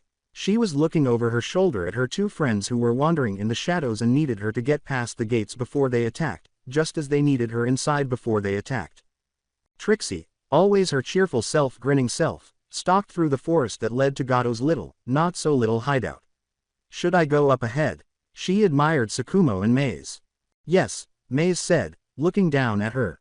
She said, her eyes dark, We'll wait here for about 20 minutes, which should give you enough time to get the guards and the troll pig to see you. Are you really having Ruby and the others shadow me? Trixie asked Tsukumo, nodding her eyes. She giggled as she spoke. He nods his head because he didn't want her to enter the room by herself. He didn't trust those jerks with the girl, and he knew that Lucifer would have his demon head if something happened to her, angel or not.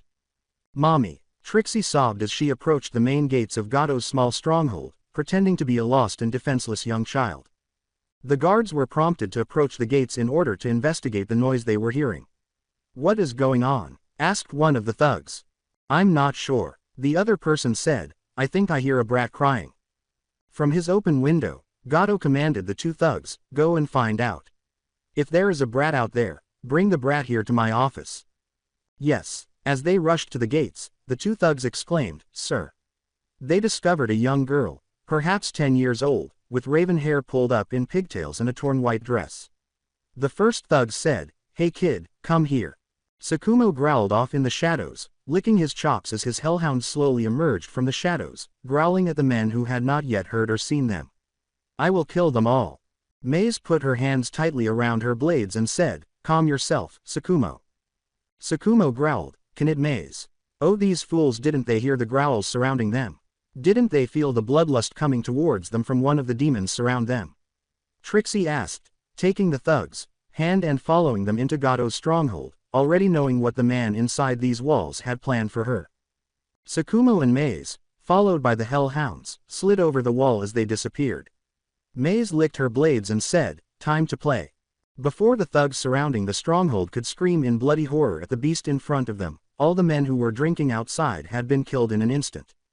Inside the stronghold, Trixie is standing in front of a man with gray hair who wears sunglasses at night in his office.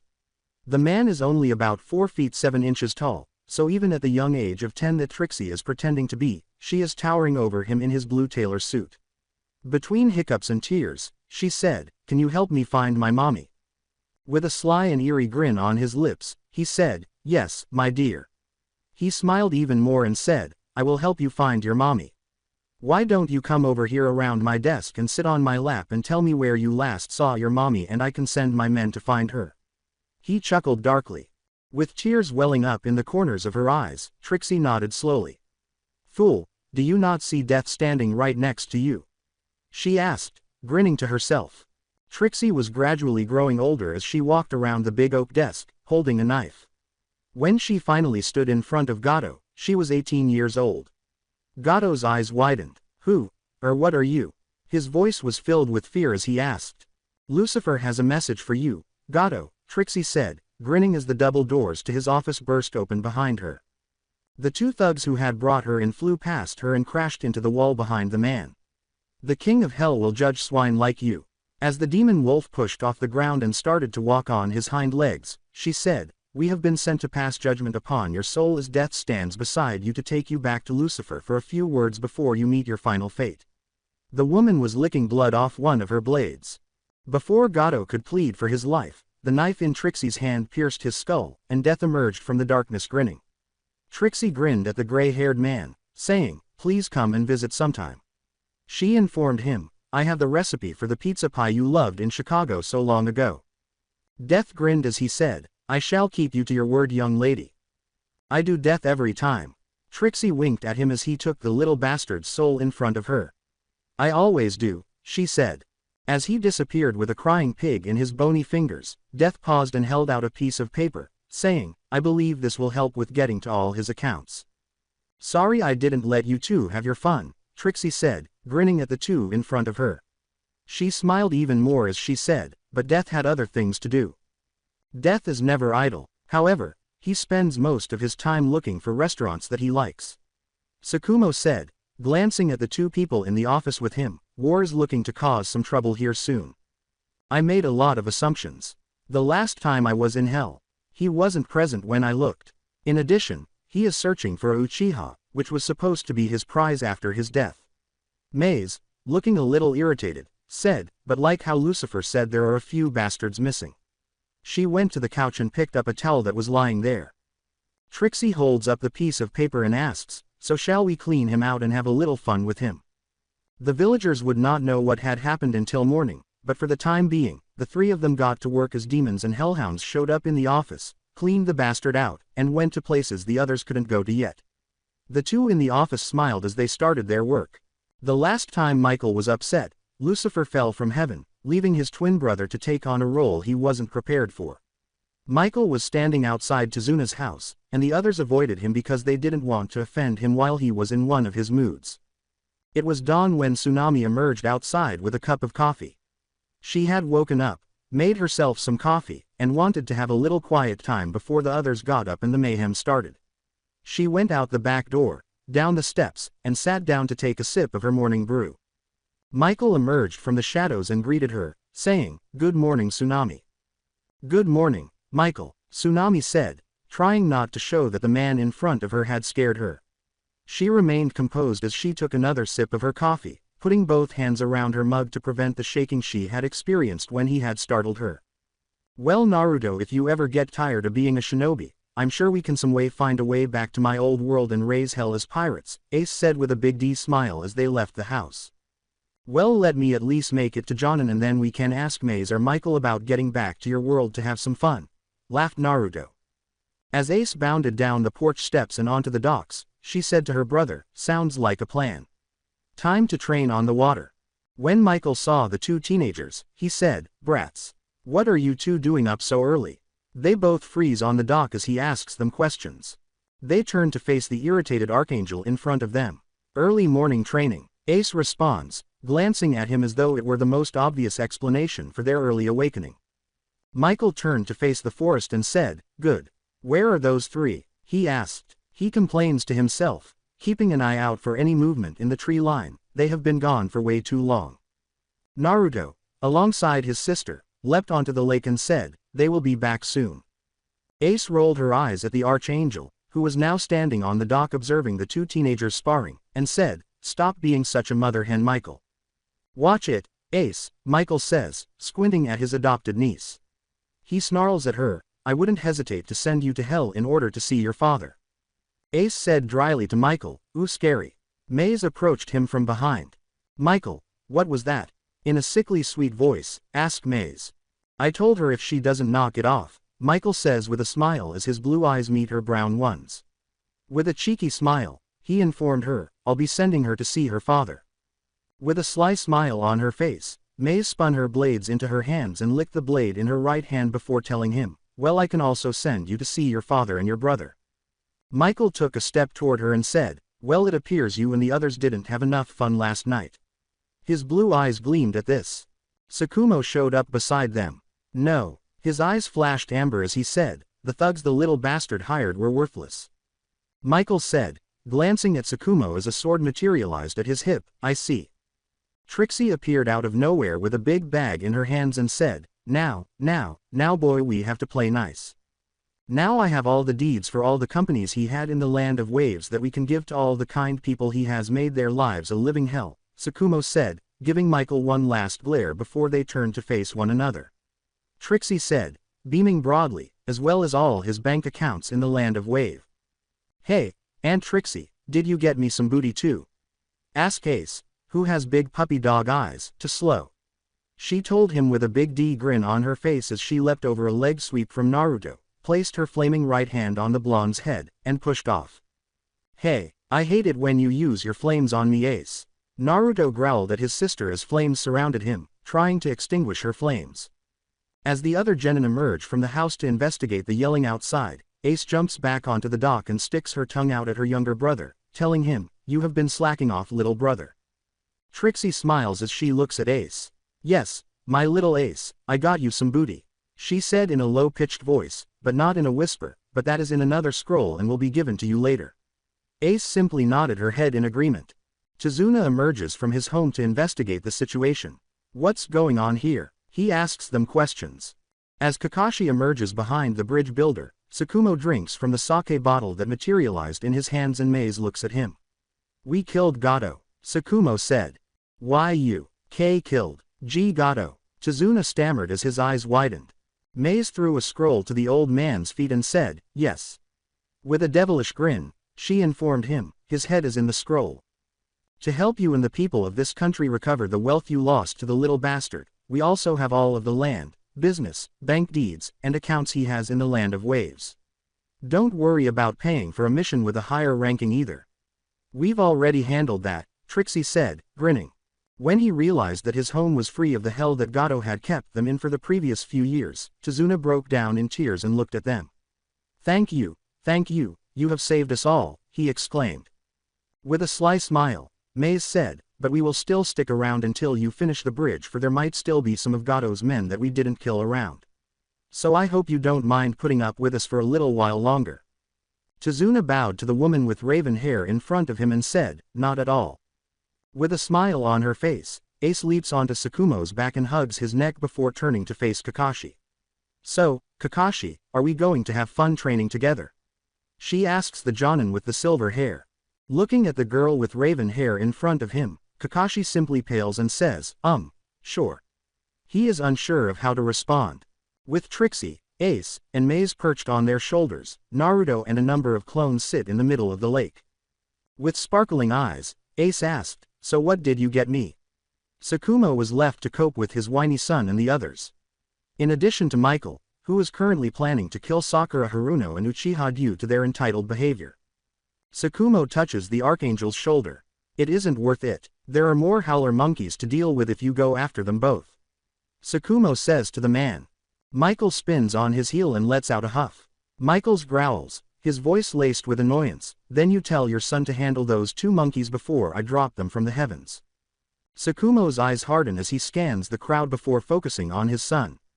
Kakashi, he exclaimed in an authoritative voice. Watching the genin train causes Kakashi's head to snap up. He asks, yes, sir, and then responds by referring to the man as his father.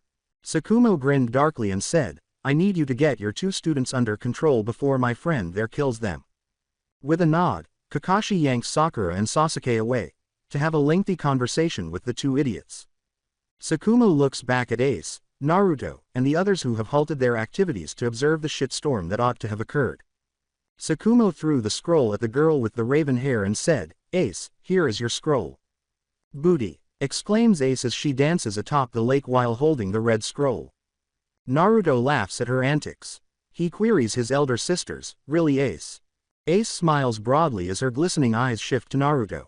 A pirate's life for me. No matter what, I will always be a pirate until my very last breath, and in heaven or hell I shall still be a pirate playing ninja. She says with a fit of giggles. With a big D grin on his face, Naruto declared, I really want to go play pirate now. Ace continues to giggle. Yeah, Too bad Pops is dead.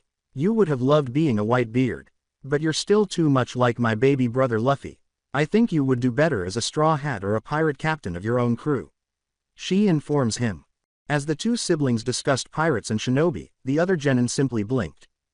Choji, unsure of how to ask the girl with the raven hair, calls out, Ace. With a big D grin on her face now, Ace's head snaps up and turns to face the fluffy genin. She asks him, yeah, Choji, is there something I am able to help you with? With his cheeks starting to flush a little, Choji asked, what do you mean pirate playing shinobi? Ace chuckles, I was a pirate before I became a chunin. And when I got bored of being a shinobi, I went back to be a pirate of the seas. Here really suck. For all the pirates here are weak and I was ruling the sea until I got bored once more and I figure I'd come and see my baby brother Naruto and play shinobi once more. I will only stop being a shinobi the day my little brother quicks and wants to go play pirate. She tells them with a big grin on her eyes. Everyone is staring at her and the blonde who is standing beside her. Tsukumo smiles as Naruto tells them, she isn't lying. He tells them, grinning broadly, that day will be a fun day.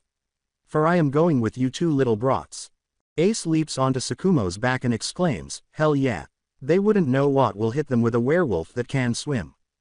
Everyone is now curious as to what the fuck Ace is discussing. However, the girl is a bit of a mindfuck, and since she is already dealing with Naruto, not even Shikamaru wants to deal with her. There should only be one. Skip in time. It has been 2 months since Gato and his small pets were murdered by Tsukumo, Trixie, and Maze. Michael, who has been finished with this mission since day one, gives the order, alright brats. It's time to head home. However, they had to make sure everything was finished before they could depart. Ace, looking up at Uncle Michael with her big silver eyes sulking and tears threatening to spill out, cries, about fucking time we get to leave. I'm bored, Uncle Michael. Michael exhales deeply. He tells his painful niece, I am going to send you back to your little brother Luffy in a large box with a pink ribbon if you do not behave. Ace sulked as she considered this. Yay, I would love to see Luffy and have him meet his other brother. But not the baby anymore. It's Naruto because he is younger than Luffy. One Piece's world. Luffy looks up at heaven and sneezes. Ace, I'll make you proud. Did you know that Sabo is still alive, Ace? He and I recently met. So you can relax knowing that you didn't abandon me. My brother is still with me. He grinned and glanced at his crew from his special seat atop Sunny's head, thinking, but I wish you would have been still alive when I Sabo. Returning with Naruto and Ace. Ace gives a sorrowful smile. She tells Naruto, who is standing next to her, Luffy must be thinking about me. Something big must have happened during my time away. Naruto grinned broadly and said, yeah. But we will see him soon. Teams 10 and 7, their senseis, Michael, Ace, Zabuza, and Haku were all gathered at the Kohona gates. The 2 gate guards simply stood there, stunned, their mouths hanging open. As Izumo nodded his head in response to his partner's question, Katetsu said, welcome back Teams 7 and 10. Welcome back Michael-sama, Tsukumo-sama, may we know why you have Zabuza and an unknown with you? Michael gives the 2 guards a frustrated glare with his icy crystal baby blues. In a deadpan tone, he informs the 2, they are under the Uzumaki Namikaze clan protection. They merely gave the Archangel's words a stupid nod. At that moment, the Anbu team appeared in front of the group. A bare-masked Anbu said, Lord Hokage is awaiting you. Tsukumo smiles. So, what does the old buzzer want from us? He asks, fully aware that they had to go to the Hokage to deliver a mission report. He glances at the other people standing behind him. With a smirk on his lips and amber flashing eyes, he turned to face his son and said, let's go, kids. Kakashi simply swallowed because he didn't want to confront his father's anger because he was no longer the same person he used to be. Danzo sentenced the man to his own death out of sorrow and guilt. As they both started to skip in the direction of the Hokage Tower, Naruto put his arm around Ace's neck. They both simply chuckle and skip in the direction of the Hokage Tower. As they skipped, they were both simply having a great time. The villagers simply observe them in fear and anxiety. He is holding a pretty young girl, and they both appear content. They skip directly past an unidentified chunin who opens the Hokage Tower's main doors, with the others trailing behind. Tsukumo shook his head at them, and Maze grinned as Trixie giggled at their antics. Tsukumo turned to face the terrified chunin and grinned demonically at the jonin, saying, great. The devil children are back together. This village will burn from their antics. Unsure of what to do, the poor Chunin turns tail and flees for the hills. Ino sighed at the antics of Tsukumo, Naruto, and Ace for instilling fear of Yami in the poor Chunin, who was so gracious as to hold the door open for them. Shikamaru stood behind Naruto and Ace as they knocked on the Hokage's office door, saying, "Troublesome. I can't call them both blondes, but they do act like airheads." The Hokage's voice said, "Come in." When they both got up and kicked the door open, Naruto and Ace were grinning broadly at one another. With a blonde he recognizes as his grandson and a raven-haired girl who has been on vacation for a few years, Sarutobi stares at his kicked-open office door.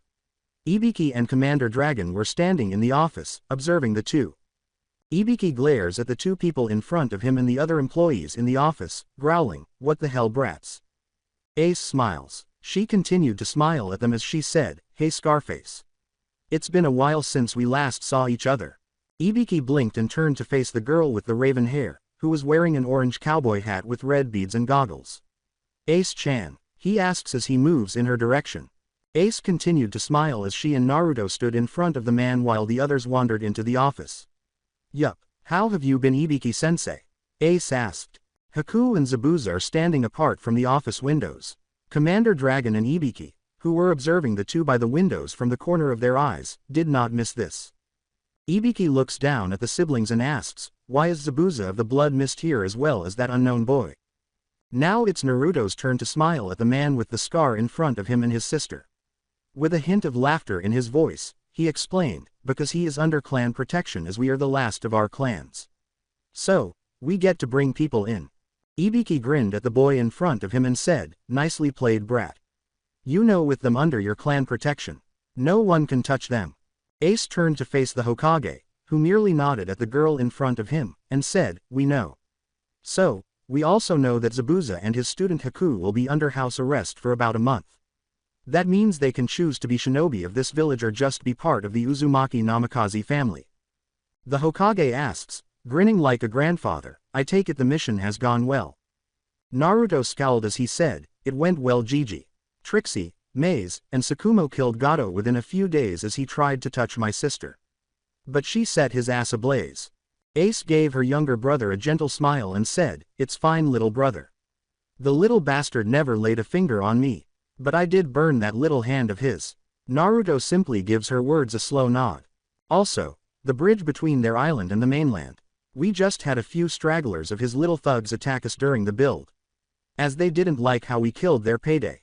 Naruto replied with a grin on his face. Michael put the mission scroll on the old Hokage's desk and said, "Here is the scroll." He smirked at Tsukumo and said, "We had the kids write it up. But for the parts that Maze, Fleabag, and Trixie fill out." Tsukumo lets out a savage growl. His eyes flash crimson as he growls, "Laugh it up, bastard." Maze took both men by the ears and said, "Enough, you two." They both glare at her as she releases them and turns to return to her students, saying, "We are the adults here. Not the children we are training to be killers." As she grabs Naruto and Ace's arms and drags them to the door where Shikamaru and Choji were waiting for their teams and the crazy Jonin, Ino asks, "Well, senseis, are we allowed to leave?" The third Hokage smiled and waved to Team 10, saying, "Yes, you are dismissed. As well, Ace, I would like to see you in my office in the morning. Zabuza and Haku, I will place you in house arrest in the Uzumaki estate. But you will be meeting with Ibiki for the next 3 months. But I do hope you will be joining our village by the time of the Chunin exams." Sarutobi said while lighting his pipe. Haku and Zabuza appear in front of the Hokage. "I wouldn't mind become a Jonin once more. But I am unsure about Haku, as he has never been a part of no village," he stated to the Hokage. Even Zabuza was staring down at the boy standing next to him, but the Hokage turned to face Haku and said, "I am glad to hear you want to join our ranks. This will make it much easier. I would like to join the rankings. Zabuza has told me that I am high Chunin to low Jonin in my skills. But I would like to learn more medical ninjutsu." Haku replied with a grin on his face. The old man hums and puts his hands under his chin, closing his eyes. Feeling the cool air around the boy, he asks, "That would be fine. But I have one question. Do either of you have a bloodline limit?" With anxiety in his gray eyes, Haku glances up at Zabuza. Knowing what his son has endured, Zabuza puts his hand on his shoulders. He turns to face the Hokage. Yes, Haku does have a bloodline limit. But he is frightening though to speak of it. Because of the bloodline wars we had or are still having in Kiri. He said as he looked back at the child. In response, the third nods his head. The man smiled softly at Haku and said, please do not fear your new home. We embrace bloodline limits. We have many in our village. Haku nods his head slowly after swallowing. In a quiet voice, he declared, I am an ice user. Ibiki, Commander Dragon, and the third, however, heard him. The third said, drawing out some scrolls, that is fantastic. It will help you a lot in medical ninjutsu. He reassured Haku, saying, here take these to study while you are in house arrest. I am sure Maze or Trixie will aid you in anything you need help with. Haku turns to the Jonins in charge of Team 10 and nods his head while accepting the scroll and bowing to the Hokage. As Trixie leaps onto Sakumo's shoulder and giggles, Maze puts an arm around Haku's shoulder and says, come on brats. Let's go have some fun. As his father simply nods and leaves the Hokage's office, Kakashi turns to face him. He smiles and says, all right my cute little Genin. You have the week off. The Chunin exams are in a month. Trixie and Maze are in front of their pupils. While the girl is merely laughing at her aunts, Maze's brown eyes glare down at both Ace and her students. Then Sheikah sighs and closes her eyes. Her voice was laced with irritation as she said, don't glare at me like that. I haven't done anything. If you are looking to blame someone for that prank on Anbu, look at those two fools sitting before you. Ace and Naruto are tied to a post directly in front of Mazi and Trixie, while Ino leans against a tree with her arms crossed and shakes her head, even though Trixie's own laughter isn't doing anyone any favors. With mischievous sparkles in her silver eyes, Ace said, hey, they asked for it. Naruto grinned broadly, as if he had done nothing wrong, and said, yeah they didn't believe we could find their base and prank them. With her right hand, Mazi lifts it to her forehead. She tells them, it doesn't mean for you two morons to go through with it. She's not sure whether she should laugh at their actions or slap them for what they did. No, it means we should do it. For Boar had dumped purple paint on me, saying he was the master of pranks. So Ace and I had to show him whom the gods of pranks are. Naruto continued to smile. He was aware that no one would ever surpass them in this life. Prior to the two women and the two shackled idiots, Kurama emerges in a whirlpool of flames. With him having me sealed within him, he had to do it. For my honor as a trickster he had to do it. As a kitsune never backs down as well. He is my kit. He is a kitsune. Like I just said, he isn't able to back down, he joked. See, Ace said, wearing a grin. As her flames burn the ropes off of them both, she smirks and says, we had to do it. Even Kurama agrees. Whatever. All I know is we have to get ready for the Chunin exam. They are just a month away and you and my team will be winning this bitch. For Ace had won the bitch when she had taken part in it. That is the other reason she is here. She is here to aid in your training. Mazi said with a demon's grin. Team 10 can't decide how to feel about this, which sends shivers down their spines. Ace blinked owlishly at them and said, okay. She spins on her heels and smirks at her younger brother and the Team 10 girls, telling them, I haven't trained anyone in a very long time. It will be fun. With her right fist clenched, she tells them, all right, run. It's time to run or I'll burn your ass. With Ace chasing after them like a crazy woman, all three of Team 10's members flee for their lives. Rewind. The very next day, Ace is back in the Hokage's office. She wasn't by herself. Sakumo and Naruto had also brought her back.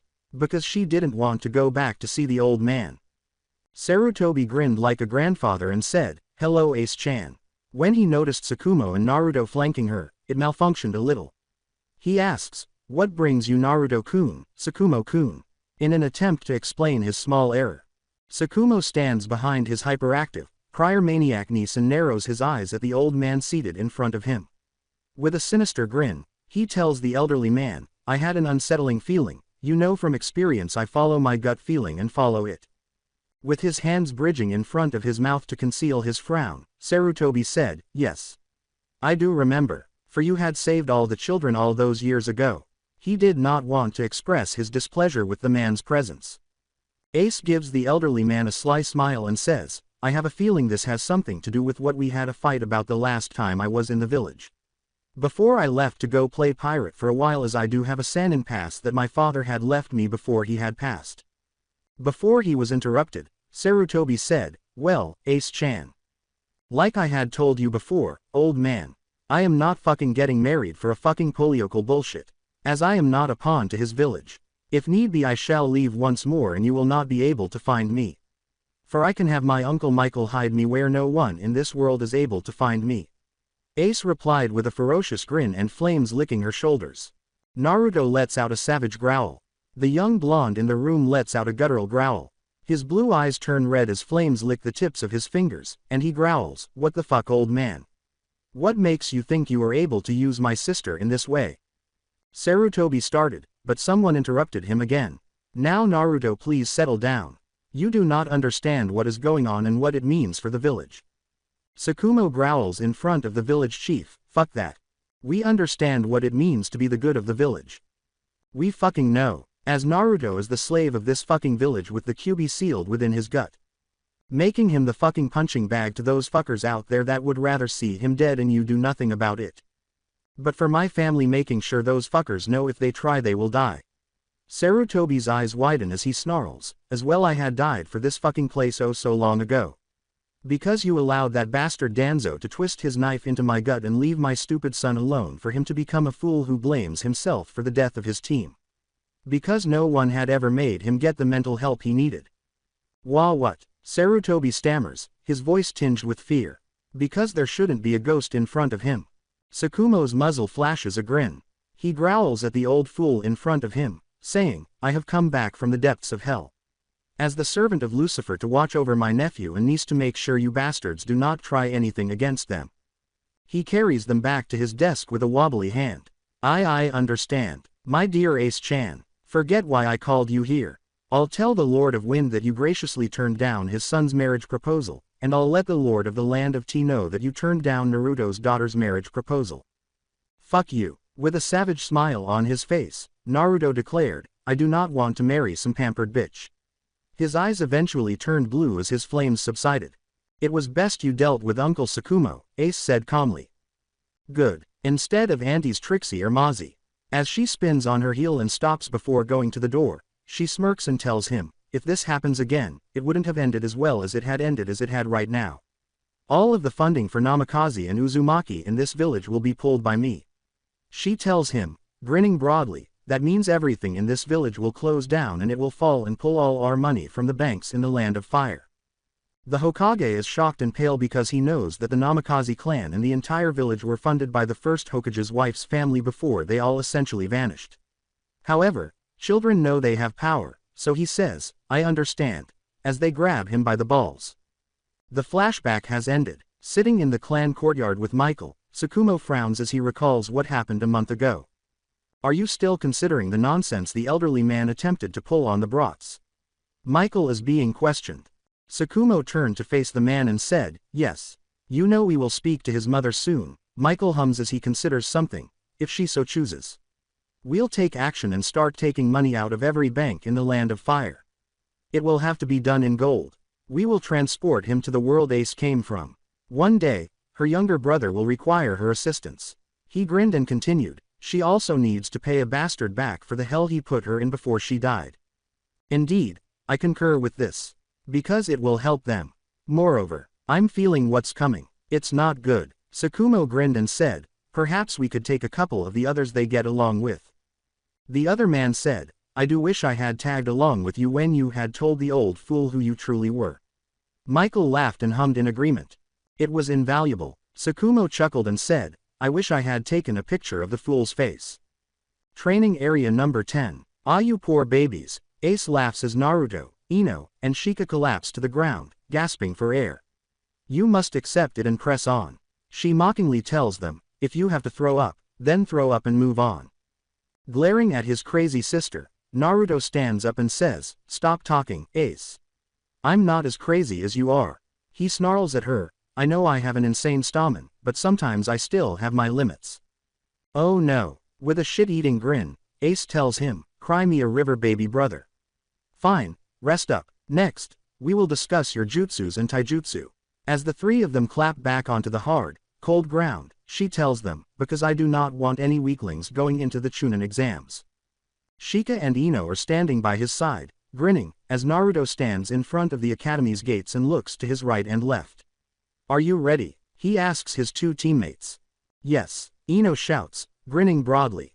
"Difficult." "Yeah," Shika complains, shoving her hands into her pockets. "All right, you three." Ace tells them with a devilish smile, "Stop wasting time and get your asses moving before I light a fire under your asses." As they take their first steps toward their future, the three turn away from her and start walking toward the academy's doors, their part-time teacher antics making them perspire. "I hope you are ready for what will come, little brother. For the winds of change are blowing." "What direction are they blowing?" "I am not sure. For my soul tells me that there will be a great fire burning within this village soon," Ace says, crossing her arms as she watches them leave. "Oh Lu," she says, turning on her heel and shaking her head. "I wish you were here to assist me," she murmurs to herself. On board the Thousand Sunny, a strange sensation overtakes Luffy as he surveys the Thousand Sunny's dock, and his gaze wanders to his designated seat, where it meets the violet eyes of a woman with crimson hair who is standing in his designated spot, waving at him with a gentle smile on her face as she sets something down. Luffy's eyes enlarge as he dashes to his designated spot. "Hey, why are you in my unique place?" he screams, demanding that the woman tell him why she was standing there. As Sanji emerges from the kitchen, yelling can be heard, and Zoro leaps to his feet, his lone eye widening as he spots the woman as well. "What the devil is happening?" Sanji demands as his own gaze lands on the woman and he sees Luffy running in her direction. The woman falls backwards into the sea below with a final wave, which causes the two men to double their speed. When they get there, they see the woman standing on the sea below, grinning at them as a ring of fire appears in front of her. "Please read the letter I have left you." As she enters the flames and disappears from view, she speaks up to Luffy. Luffy looks down at the scroll that is resting on Sunny's head, slowly bends down to pick it up, and sees his name on it. "Luffy, only for your eyes." "Huh." As all that escapes him as he turns around on his heel, leaving Zoro and Sanji standing there. He didn't even bother to say anything as he raised his arm toward the crow's nest, knowing that no one is inside. The office of Baltigo Sabo. Sabo walked down the long lonely hallways towards his office and personal quarters. He spots a crimson-haired woman walking out of his office. He arches a brow at her as he doesn't remember ever seeing a woman with crimson hair like that before. She turns around and meets his violet eyes before he has a chance to say anything. "I have left you a message from the past," she tells him as she disappears around the corner. He sees her standing in front of a doorway in the middle of the hallway, surrounded by flames, as he runs down the hallway towards the corner she had disappeared around. "Don't worry, all I've been asked to do is deliver a message to a ghost." She orders him to disappear into the flames, saying, "This might be our last meeting." Pulling himself back together he turns on his booted heel. Rushing back down the old stone hallway towards his room. Slamming his door open he spots an orange scroll resting upon a book that rests in the center of his desk. He approaches it slowly and notices writing on the scroll, "Sabo. Just for your eyes." He stood there for several minutes just looking at the scroll resting before him. "Huh," is the only sound that escapes his lips as he slowly circles his desk, takes off his top hat, and places it on the desk's corner. He pulls back his chair and sits down slowly while keeping his gaze fixed on the scroll in front of him and moving his black-gloved hand slowly in its direction. The office of Lucifer. Kushina appears before her husband. "I have developed the 2 scrolls Ace-chan has requested of me," she tells him with a soft smile on her face. "I'm happy to hear that," he says, grinning up at his wife. "Because I received word from Ruby. They have discovered a number of concerning facts. Things that will put our kids in danger," Lucifer informs her, his face now mingled with a frown. She frowned as a result. What has she discovered? She asks her husband a few mildly demanding questions. "Ground 10 training. The exams will be here within the month. I really hope that just the 3 of you will reach Chunin. I'll do everything I can to prevent those old fuckers from preventing you from moving on to Chunin. For if they try to obstruct me again." With a faint growl in her voice, Ace warns them that they will be burned to a crisp. "Don't worry, Ace," Michael said, smirking as he stood off to the side with his arms folded across his chest. "Lately, I've been handling things myself," he informs her. The girl with the raven hair snaps her head in his direction, asking, "What do you mean, Uncle Michael?" Questions Ace as she has a little confusion in her eyes. Michael gave her a sly smile and said, "You as the others shall be finding out in the coming days." To be honest, With a cheeky smirk of her own, Ace tells him, "You are more like the devil than the angel you are." At what she says, Michael simply laughs heartily and says, "Maybe I am." He then walks away, disappearing from view and thought, into the forest that envelops them all. Covert meeting space. A number of men from the civilian council are seated around an ancient circular wooden table when a man with white hair gets up and places his hands on the table in front of him. "The Lord of Snow has sent me a request," he tells them all as his outburst has now calmed everyone in the room, his pink eyes gilded around the table as he looks at the man seated in front of him. "What is the Lord of Snow asking you to do?" a man with lavender hair asks. The man's pink eyes flash with a malevolent gleam. He has asked Namikaze D. Ace for his hand in marriage, the late 4th Hokage's daughter. He has been looking for a bride who was deserving of a man like him. Additionally, she had drawn his attention when she participated in the Chunin exam a few years prior. He learned that she had departed from the village to embark on a personal adventure. Main bounty hunters had been dispatched by him to track her down and bring her to him. As his smile widens, he tells them all, every one of them had always been sent back to him in a nicely packed box with a few ryo to give them a nice funeral. "I had received a letter myself from the Lord of Fang," laughs another man with raven hair. He also requests the hand in marriage of Ace and her brother Naruto for his son and daughter. He tells the others, snorting at the idea of selling them off to the highest bidder. For their hands in marriage, how much have each of them offered? The man with the lavender hair asks.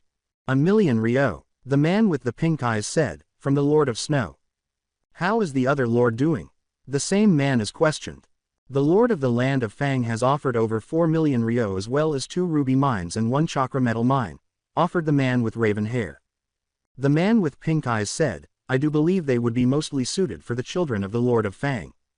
With devilish smiles on their faces, Michael and Tsukumo stood off in the shadows, having recorded everything so that they would have proof and Tsukumo's threat that he had promised the Hokage if anyone ever asked them why these men had been killed. "Shall we?" Michael asks, his eyes glimmering darkly. Tsukumo concurs with the archangel beside him, "We shall." Tsukumo changed into a huge werewolf in a matter of seconds, and his hellhounds surrounded them both. Michael's wings emerged from behind him, while a black, flaming sword appeared in his right hand. An old building in the middle of the marketplace was the source of the night's blood screams of terror and agony. Anbu was too scared to even enter the building, and even the shinobi stayed to themselves, going either home or to the bars while ignoring the horror emanating from the building. One courageous person, a brave panda mask Anbu, entered the building as the rising sun broke through the village's walls and trees, only to return moments later with his own heart-stopping scream as he collapsed to his knees, his mask rising as vomit spilled out of his mouth. The brave idiot who had entered had to summon Dragon, but everyone else had refused, insisting that someone of higher rank enter the build because they did not want to witness the horror that Panda had witnessed. Inochi had been called in to tend to Panda, but it was unclear whether he even wanted to enter the man's head to erase the memory of what he had witnessed. Training Area Number 10. With a dark horizon hovering over the village, primarily over 2 siblings, Michael and Tsukumo stood in the middle of the training area as if they had just woken their students up early to train. The 3 of them had no time to waste. Tsukumo yells at the 3 of them, "We need to make sure you 3 will be able to take down Asanin." With a sake boot in his right hand, Naruto, who is panting, puts his hands on his bowed knees and asks the man in front of him, "Why not make sure we are able to take on an archangel or a high-ranking demon?" "Well, you are able to fight on par with me for 30 minutes, smirks Tsukumo. "Others who may be more intelligent or powerful than you will emerge from the woodworks, or perhaps outlast you in combat. For Naruto, your endurance is your biggest advantage. You are a monster of stamina. Even so, you will eventually become weaker. Because you are not a god, only a little bit of devil or angel. Whatever you want to be," he tells the boy, his eyes hardening from what he discovered the previous evening. Kurama appears before them out of his seal. "He is right, brats. You will all be fighting me from today on. I want you 3 to be able to fight as if you were facing one of my siblings." He tells them as each of them pale at the idea of fighting him. Ino collapses to her knees, losing all hope for the future, and cries, "I am going to die."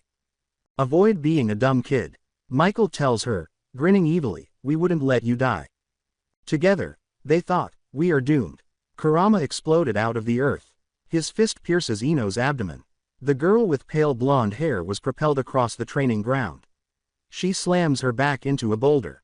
Watching his friend crash into the boulder, Naruto flinches. Ace asks him, "Damn Rama." Taking out some hate on the poor girl. As she approaches Ino, to see how the girl is doing, confirming that she is still living. Kurama tells Ace, complaining to himself that he feels like everyone is still trying to hold these children back. She has to know that no one is going to be holding back during the exams, which only causes them pain. Not at all helping them. He raises his right arm in the air and waves to her before turning to leave, saying, "Ace, you need to stop babying them. We must wake them up to the world they live in, as well to the world they might escape into." He had to get together with Michael. As he takes a swig from his bottle of sake, Tsukumo tells Ace, "He does have a point, Ace." He had been sitting there watching the training when he leapt from the tree, as he touches down beside Naruto's head. Shika had rested by pulling herself against the tree. Naruto groaned for a long time. The dirt has buried his face. He breathes into the dirt, sending it flying upward. He slowly raises himself by pulling his arms back and bending his knees. He spat out his mouth and spat out the dirt. He pushes himself over onto his back and agrees, he is right. A moan slipped from his lips. With a frown on her face and her head leaning back against the tree, Shika tells them, "Troublesome. They just want us to know what we are going to be facing. But if this keeps up, I don't think we are going to be able to take part in the Chunin exams." She looks up at the sky, which is now slowly gathering clouds for a late afternoon storm. The flashback, end. Current day. Go through the door of the academy. Shika, Ino, and Naruto pause when they witness Sasuke using genjutsu to make a fool of himself with the Eternal Gate guards. "Troublesome," Shika complains. They nod their heads in agreement as she says, "Let's just go to the examination room before we get pulled into this mess." They were climbing the stairs to escape that train wreck. They find Ace and Trixie standing in front of the door leading to the first section of the exams and the first step they will be taking toward their future as they make their way to the third floor and the last door of the odd hallway. As Trixie waves at the girls and her younger brother, Ace smiles. "Glad to see you three saws past the genjutsu they had set up," Ace says to them. Ino gives an eye roll. Still grinning, she tells Ace, "It was set by those two morons that are always playing cards at the gates." The girls' antics make Trixie laugh. She laughs again and responds, "True." After saying that, Trixie's face becomes icy and she stops laughing and smiling. "This exam will test your straight and your will and trust with each other," she informs them. Naruto moves forward. He rubbed his right forearm and told her, "We do understand that." As Kurama, Tsukumo, and Michael pound that into us for the past month. Ace smiles. "I know, I was there for that. As I was one of the other ones pounds that into that thick skull of yours," she says with a chuckle. She pushed them into the room and said, "But get your asses into that room." As they will be locking the room now. The door clicks shut behind them. Exam room. When Naruto, Shika, and Ino entered the room, it had become quiet, so they looked around. Everyone was staring at them, and all eyes fell on them. Believing they are prepared to advance in the shinobi world, they are making every effort to frighten off the recently minted genin. Then Shika sighs and shakes her head. She catches her teammates by the arms and pulls them away to an empty corner away from everyone, saying, "Come on. We do not have time for their games. We need to keep it under radar." The mindscape of Naruto. Kurama feels his baby brother in the room, and his head snaps up. He lets his chakra seep out of his host while grinning. "What the devil are you doing, Kurama?" Naruto asks him a question. With a malevolent little giggle, Kurama tells his kid, "Silence up. I'm enjoying myself by playing with my baby brother." Releasing a sigh, instead of confronting Kurama with his antics, Naruto simply shakes his head. As his mother loses her mind over the chakra seeping into the classroom, Gaara's head snaps up across the room when he senses someone who is just like him. Shikuku roars when he senses his oldest brother's chakras gradually filling the room, saying, "That bastard. I am going to murder him. Just you wait." Gaara crouches down a little and raises his hands to his head, gripping his hair in an attempt to remove it. Unaware that their brother might finally have a mental breakdown and murder everyone in the room while they were all imprisoned there, his two siblings took a small step back. At that moment, the room's bottom door slams open, revealing a big man with black boots, a long black leather duster, and icy black eyes. After going into the room where all of the genin hopefuls were kept, out of his peripheral vision, Sakura and Sasuke are spotted by Naruto. They had barely escaped with their lives. As Kiba stands apart from them, speaking to Shino and Choji of Team 8, Shika points to Team 7 with her chin and says, "Troublesome. I was hoping they hasn't made it in." All Ino does is roll her eyes. While the other two nod and continue to frown, she said, "We should meet up with everyone. Just to see what they have planned to pass this first part of the exams." Kiba turns away as Team 10 approaches them. He grinned and remarked, "I see you guys made as well." At least he was aware that his teammates were with him. As the dog boy merely giggles at the blonde's antics, Naruto smirked and said to Kiba, "Yeah, we couldn't let you have all the fun." Kiba laughed at his cliched joke and remarked, "Yeah, well, I'm glad I'm not alone here. As those two have their heads up Sasuke's but so high that I don't know who's the head and who's the ass." The Jonin Lounge. Tsukumo glares at his son openly as he enters the lounge. He growls, "Son." Everyone in the Jonin Lounge is staring at the werewolf demon in the hidden leaf as a result. The Lightning no Kakashi is listening to him. Kakashi said, trying to keep his voice steady, "Father, I know what you are going to tell me. But I am unable to control that boy. I have done my best. I have even ordered him and taken him to see Inoichi for therapy. The boy just sits there and doesn't say a word. No matter how much we try," he says to his dad. Looking at the two men, Oto Jonin asks, "Father?" Tsukumo now snaps his head in the direction of the jerk who had spoken. He growls at the idiot and demands, "Yes, father. What are you doing to do about it?" A WIA Jonin, who was an older man Tsukumo's age, asks, "Hadn't Tsukumo Hatake die over 10 years ago?" Tsukumo tells them with a smug smile, "Yes, I did die. But the devil saw fit that I needed to be here. For I need to strike fear into those fools who have forgotten their place."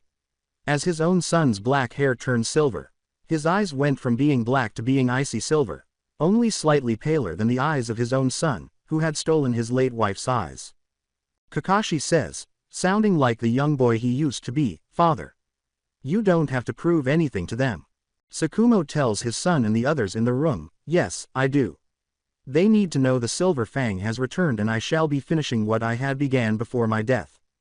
Now that the younger Jonin have heard the stories their parents have told them about the Silver Fang, also known as the Silver Demon of Kohona, the Jonin who had fought against the man are shaking with fear. A demon who was content to lie in his grave and rot. He told the others, enjoying the fear in their eyes, "Allow this to be my warning shot." Exam room. Ibiki looks at the worthless hopefuls seated in front of him with icy blue eyes. "Those of you still here, you have passed, even though I believe some of you are still not ready for the ranking of Chunin. I will most likely see you in 2.5 years. He stated this with a grin on his face. As he lifts his hands to his bandana, a woman in a brown duster falls from the fabric, and the window bursts open, sending a banner flying in. Anko shouts at them all, "Hello brats. My name is Anko. I'm here to take you to the second part of the exam." The room became silent. Anko was the center of attention. Some people are unsure of what to think. Ibiki growls at the snake mistress, "You're early, Anko." She smirks at him as she glances over her shoulder. She smiles at him and says, "Sorry. But I didn't want you to let them know how hard this world is. They need to find out in the second round." Ibiki concurs, saying, "You're insane, Anko. But fine." With a gloomy, icy smile, Ibiki tells them, "You are free to follow Anko to training ground 44, increasing everyone's level of fear." Shika, Ino, and Naruto stood in front of gate 54, examining the 6 scrolls that Naruto was holding. Ino exclaimed in shock, "I can't believe you were able to steal 5 more scrolls." "Kurama helped me with this. He hid in the shadows and used his tails and stole the 5 scrolls. To use as bargaining chips or to help our friends to make it to the tower," Naruto told the girls with an enormous grin. At the end, Shika frowned slightly and remarked, "That work. I know Choji and his team might need the help, maybe even Kiba's team as well. Then we will help but Sasuke's ego will get in the way. That is the only issue I see we will have to overcome." Ino replied with a scowl.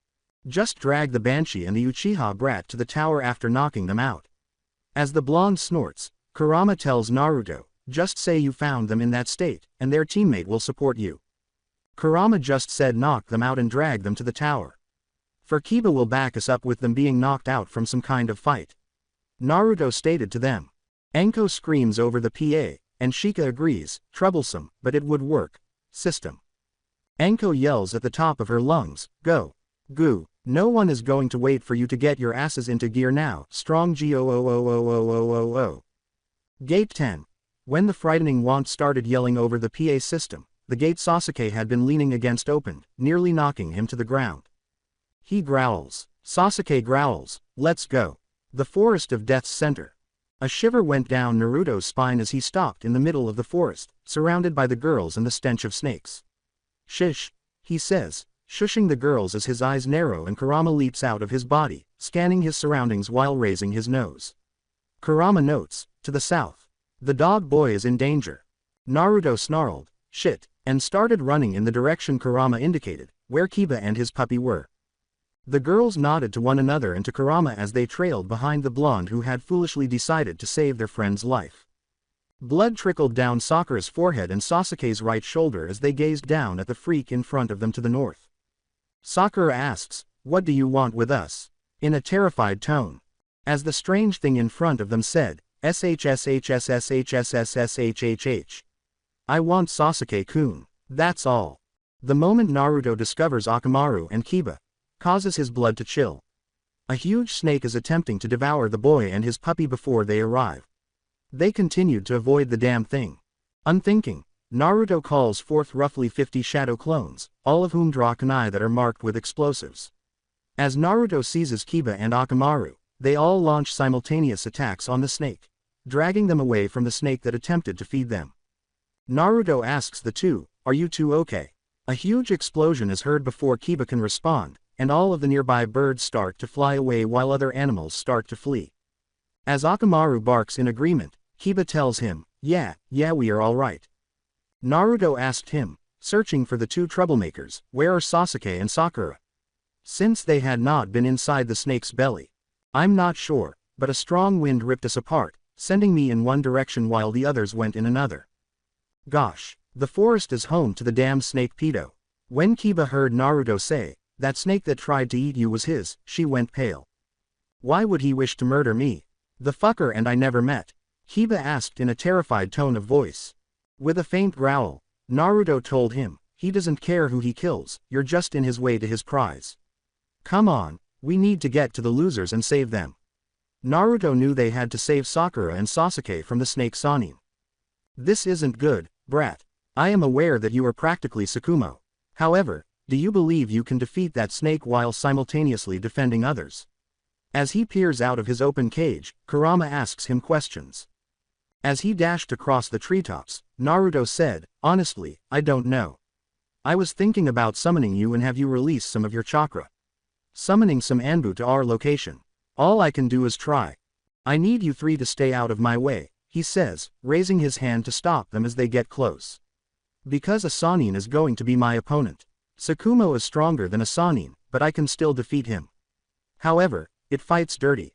He tells them, once I have him on me, get Sasuke and Sakura and run.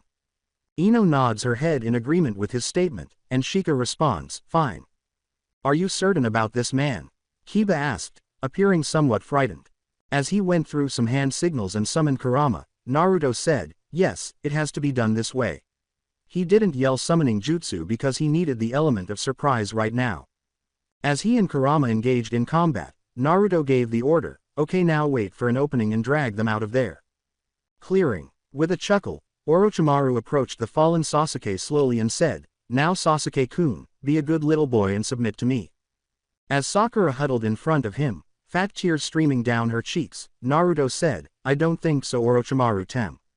Naruto stood in front of Sasuke, who held his neck while he panted heavily. This is when he and Kurama came flying into the clearing. Sakura sobbed while clinging to Sasuke, saying, he did something to him. Sakura, I don't care what he did to him right now. Naruto hissed, you two need to leave right away. At this point, Sasuke and Sakura were taken by Shika, Ino, and Kiba, who disappeared as Kurama concealed them from Orochimaru's view. All right, so what have we got here? Orochimaru asks with a cunning grin. Naruto smirked and said, just someone that isn't a fan of yours.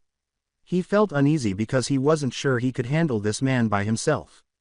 QB brat, if you're not one of my fans, I don't care. With a sickly, eerie smile on his face, Orochimaru declared, I am a fan of yours. His gold eyes gleamed in the darkness of the treetops above them. It's not spooky, Kurama retorted angrily. Orochimaru, who had forgotten about the red-haired man, is now drawn to him by this. Who are you? Since he hasn't been able to learn much about this man over the years, he asks. As he sneered at the snake Sanin, Kurama told him, no one important to you. At this point, Kurama released his chakra into the forest and headed toward the village, signaling to them that there was danger there, that Naruto had been harmed. Beyond Training Ground 44, Sakuma is conversing with Anko and Maze while sipping beer from the fence. I don't give a damn, she says. With a devilish grin, he told her, these brats are too soft. I concur. If only the villagers wouldn't go crazy. Maze laughed as she said, I would have ended that pampered Uchiha brat a long time ago. I don't love that brat anymore. Because of his mother, I prevent my snake from biting him. Apart from that, I would have killed him long ago, Anko concurred. When Anko senses Kurama's chakra, she freezes. What the fuck was that, could not finish her sentence as she freaked out. Kurama was that, Sakumo snarled, flinging his beer bottle to the ground and leaping into the forest of death while transforming into his werewolf form. They ran into the fucking snake pedo. Trixie cries as she flies over the fence, followed by Anko and Maze. A team of Anbu appeared as though they had something to say to Anko but saw her disappearing into the forest, so they followed her. We got to get in there, Maze told Anko as Trixie appeared before her. Come on. The boy's audacity causes Orochimaru's glare to grow more intense, his serpentine eyes narrowing. You dare mock me, brat. What wrath you have just unleashed is beyond your comprehension. His voice is dark and menacing, slithering like venom. Instead of recoiling, Naruto's smile widens and takes on a hint of mischief. Oh, I know exactly what I've unleashed, he says. You believe that your only concern is the Kyuubi's chakra. His voice is full of assurance, as though he is holding secrets that Orochimaru cannot comprehend. For a brief moment, there is only the sound of distant leaves rustling, a hint of impending chaos, and then Orochimaru asks again, his patience ebbing, who are Trixie, Maze, and Sakumo? Do you really believe that mere mortals can stop me? With a casual, almost contemptuous shrug, Naruto says, mere mortals. Not exactly. To put it simply, they're specially equipped to handle a person such as yourself. And believe me, Orochimaru, you'll learn soon enough. His azure eyes gleam with a mix of danger and excitement. The game was about to take a turn, a twist written in chaos and fate, when Orochimaru heard a foreboding echo of footsteps from somewhere deep in the forest, a rhythm announcing the arrival of forces he had not expected. A howl reverberates through the forest of death, low and resonant, carrying a primordial menace that sends shivers down the spine of everyone who hears it. Naruto's smile broadens, his expression now one of satisfaction mixed with anticipation. The sound is not far away, a sign of strength and resolve that causes Orochimaru to instinctively retreat, his serpentine confidence faltering for the first time. That would be my uncle Sakumo, one of the demon trio, Naruto declares with a tone of finality, as if Sakumo's name alone could completely alter the course of the conflict. His voice is tinged with a dark laugh. Standing close by, Ino and Shika exchange a look of relief at this realization, their combined sighs nearly audible, the tension in their shoulders releasing a little, the presence of a powerful person at their side a much-needed breath of fresh air. Sakura, Sasuke, and Kiba, on the other hand, react completely differently. Sakura grips Sasuke tightly, her knuckles pale against the fabric of his shirt, as if she can anchor herself to safety through sheer proximity. Sasuke himself looks around the shadows, his Sharingan eyes scanning for threats that seem to multiply with every second. Kiba growls, Akamaru at his side, both tense and prepared for whatever hell might be unleashed. Orochimaru narrows his eyes but remains silent as his mind considers the ramifications of this new foe. The sound of rustling leaves intensifies, footsteps become heavier, the oppressive atmosphere thickens, and somewhere in the distance, a faint glint of steel catches the fleeting promise of power. Naruto, unbothered by the unease of his comrades or the silent scrutiny of his foe, steps forward, his confidence undiminished. Oh, Orochimaru, you were concerned about the chakra of the Kyuubi. Your current issues are more serious. He smiles sharply, almost wolfishly, as the howl reverberates, chillingly announcing the return of the demon trio's wrath. Welcome to a whole new level of chaos. The genin froze, their breath catching as they saw the raw dominance radiating from the beast's every movement. The werewolf's massive frame towered over the clearing, muscles rippling beneath its silver fur, which gleamed faintly in the shards of sunlight filtering through the canopy, Tsukumo's glowing yellow eyes bore into Orochimaru with an intensity that seemed to peel away layers of the snake Sanin's mask of arrogance. Did you believe your plans would go unpunished indefinitely? You may slither in shadows, Orochimaru, but even shadows cannot escape the moonlight, Tsukumo continued, his voice rumbling in a low rumble that seemed to reverberate with the earth beneath their feet. Orochimaru's mouth curled into a sneer, but a hint of discomfort showed through. The demon trio, I had hoped you were just rumors from the past. However, it appears that the stories misjudged your tenacity. Tsukumo took a slow step forward, the enormous claws of his paws digging into the ground with a weight that spoke of unrelenting power. The tension in the clearing was oppressive, every breath heavy with expectation. The sound of distant movement and the rustle of leaves suggested that the other demon trio members were not far behind. Naruto, emboldened by his uncle's presence, smirked and turned his attention to his companions. Well, he said, his voice cutting through the charged silence, I think it's safe to say the playing field just got a whole lot more interesting. Orochimaru knew that Tsukumo's arrival was a big change, and his cunning eyes darted to the forest's edges, looking for a way out, but the forest seemed to be working against him, with every shadow acting as an accomplice to the werewolf's impending threat. The clearing echoed with Tsukumo's dark, deep laugh. Orochimaru, you've underestimated us for the last time. The hunt has begun. Tsukumo suddenly sprang forward, his mighty body tearing through the air, and Orochimaru barely escaped, retreating with a hiss as he braced himself for what would be an unprecedented battle. The genin dispersed, their training taking effect, each rushing to gain a position or get ready for the mayhem that was about to break out. The demon trio was gathering, and Orochimaru realized, much too late, that he had underestimated the wrath that awaited him. The forest appeared to be alive now, with the howl of another beast piercing the air, a chilling declaration that Tsukumo was not alone. Trixie, Maze, Anko, and the lone Anbu emerged from the shadows of the tall trees with such confidence that Orochimaru's calculating sneer wavered for a moment. Orochimaru twisted sharply, barely avoiding the swipe of Tsukumo's claws that carved deep furrows into the earth, but his retreat was cut short. Trixie's black hair swayed as she walked toward Naruto, her sharp eyes scanning the genin scattered across the battlefield. Are you all right? With a steady yet worried tone, she inquired.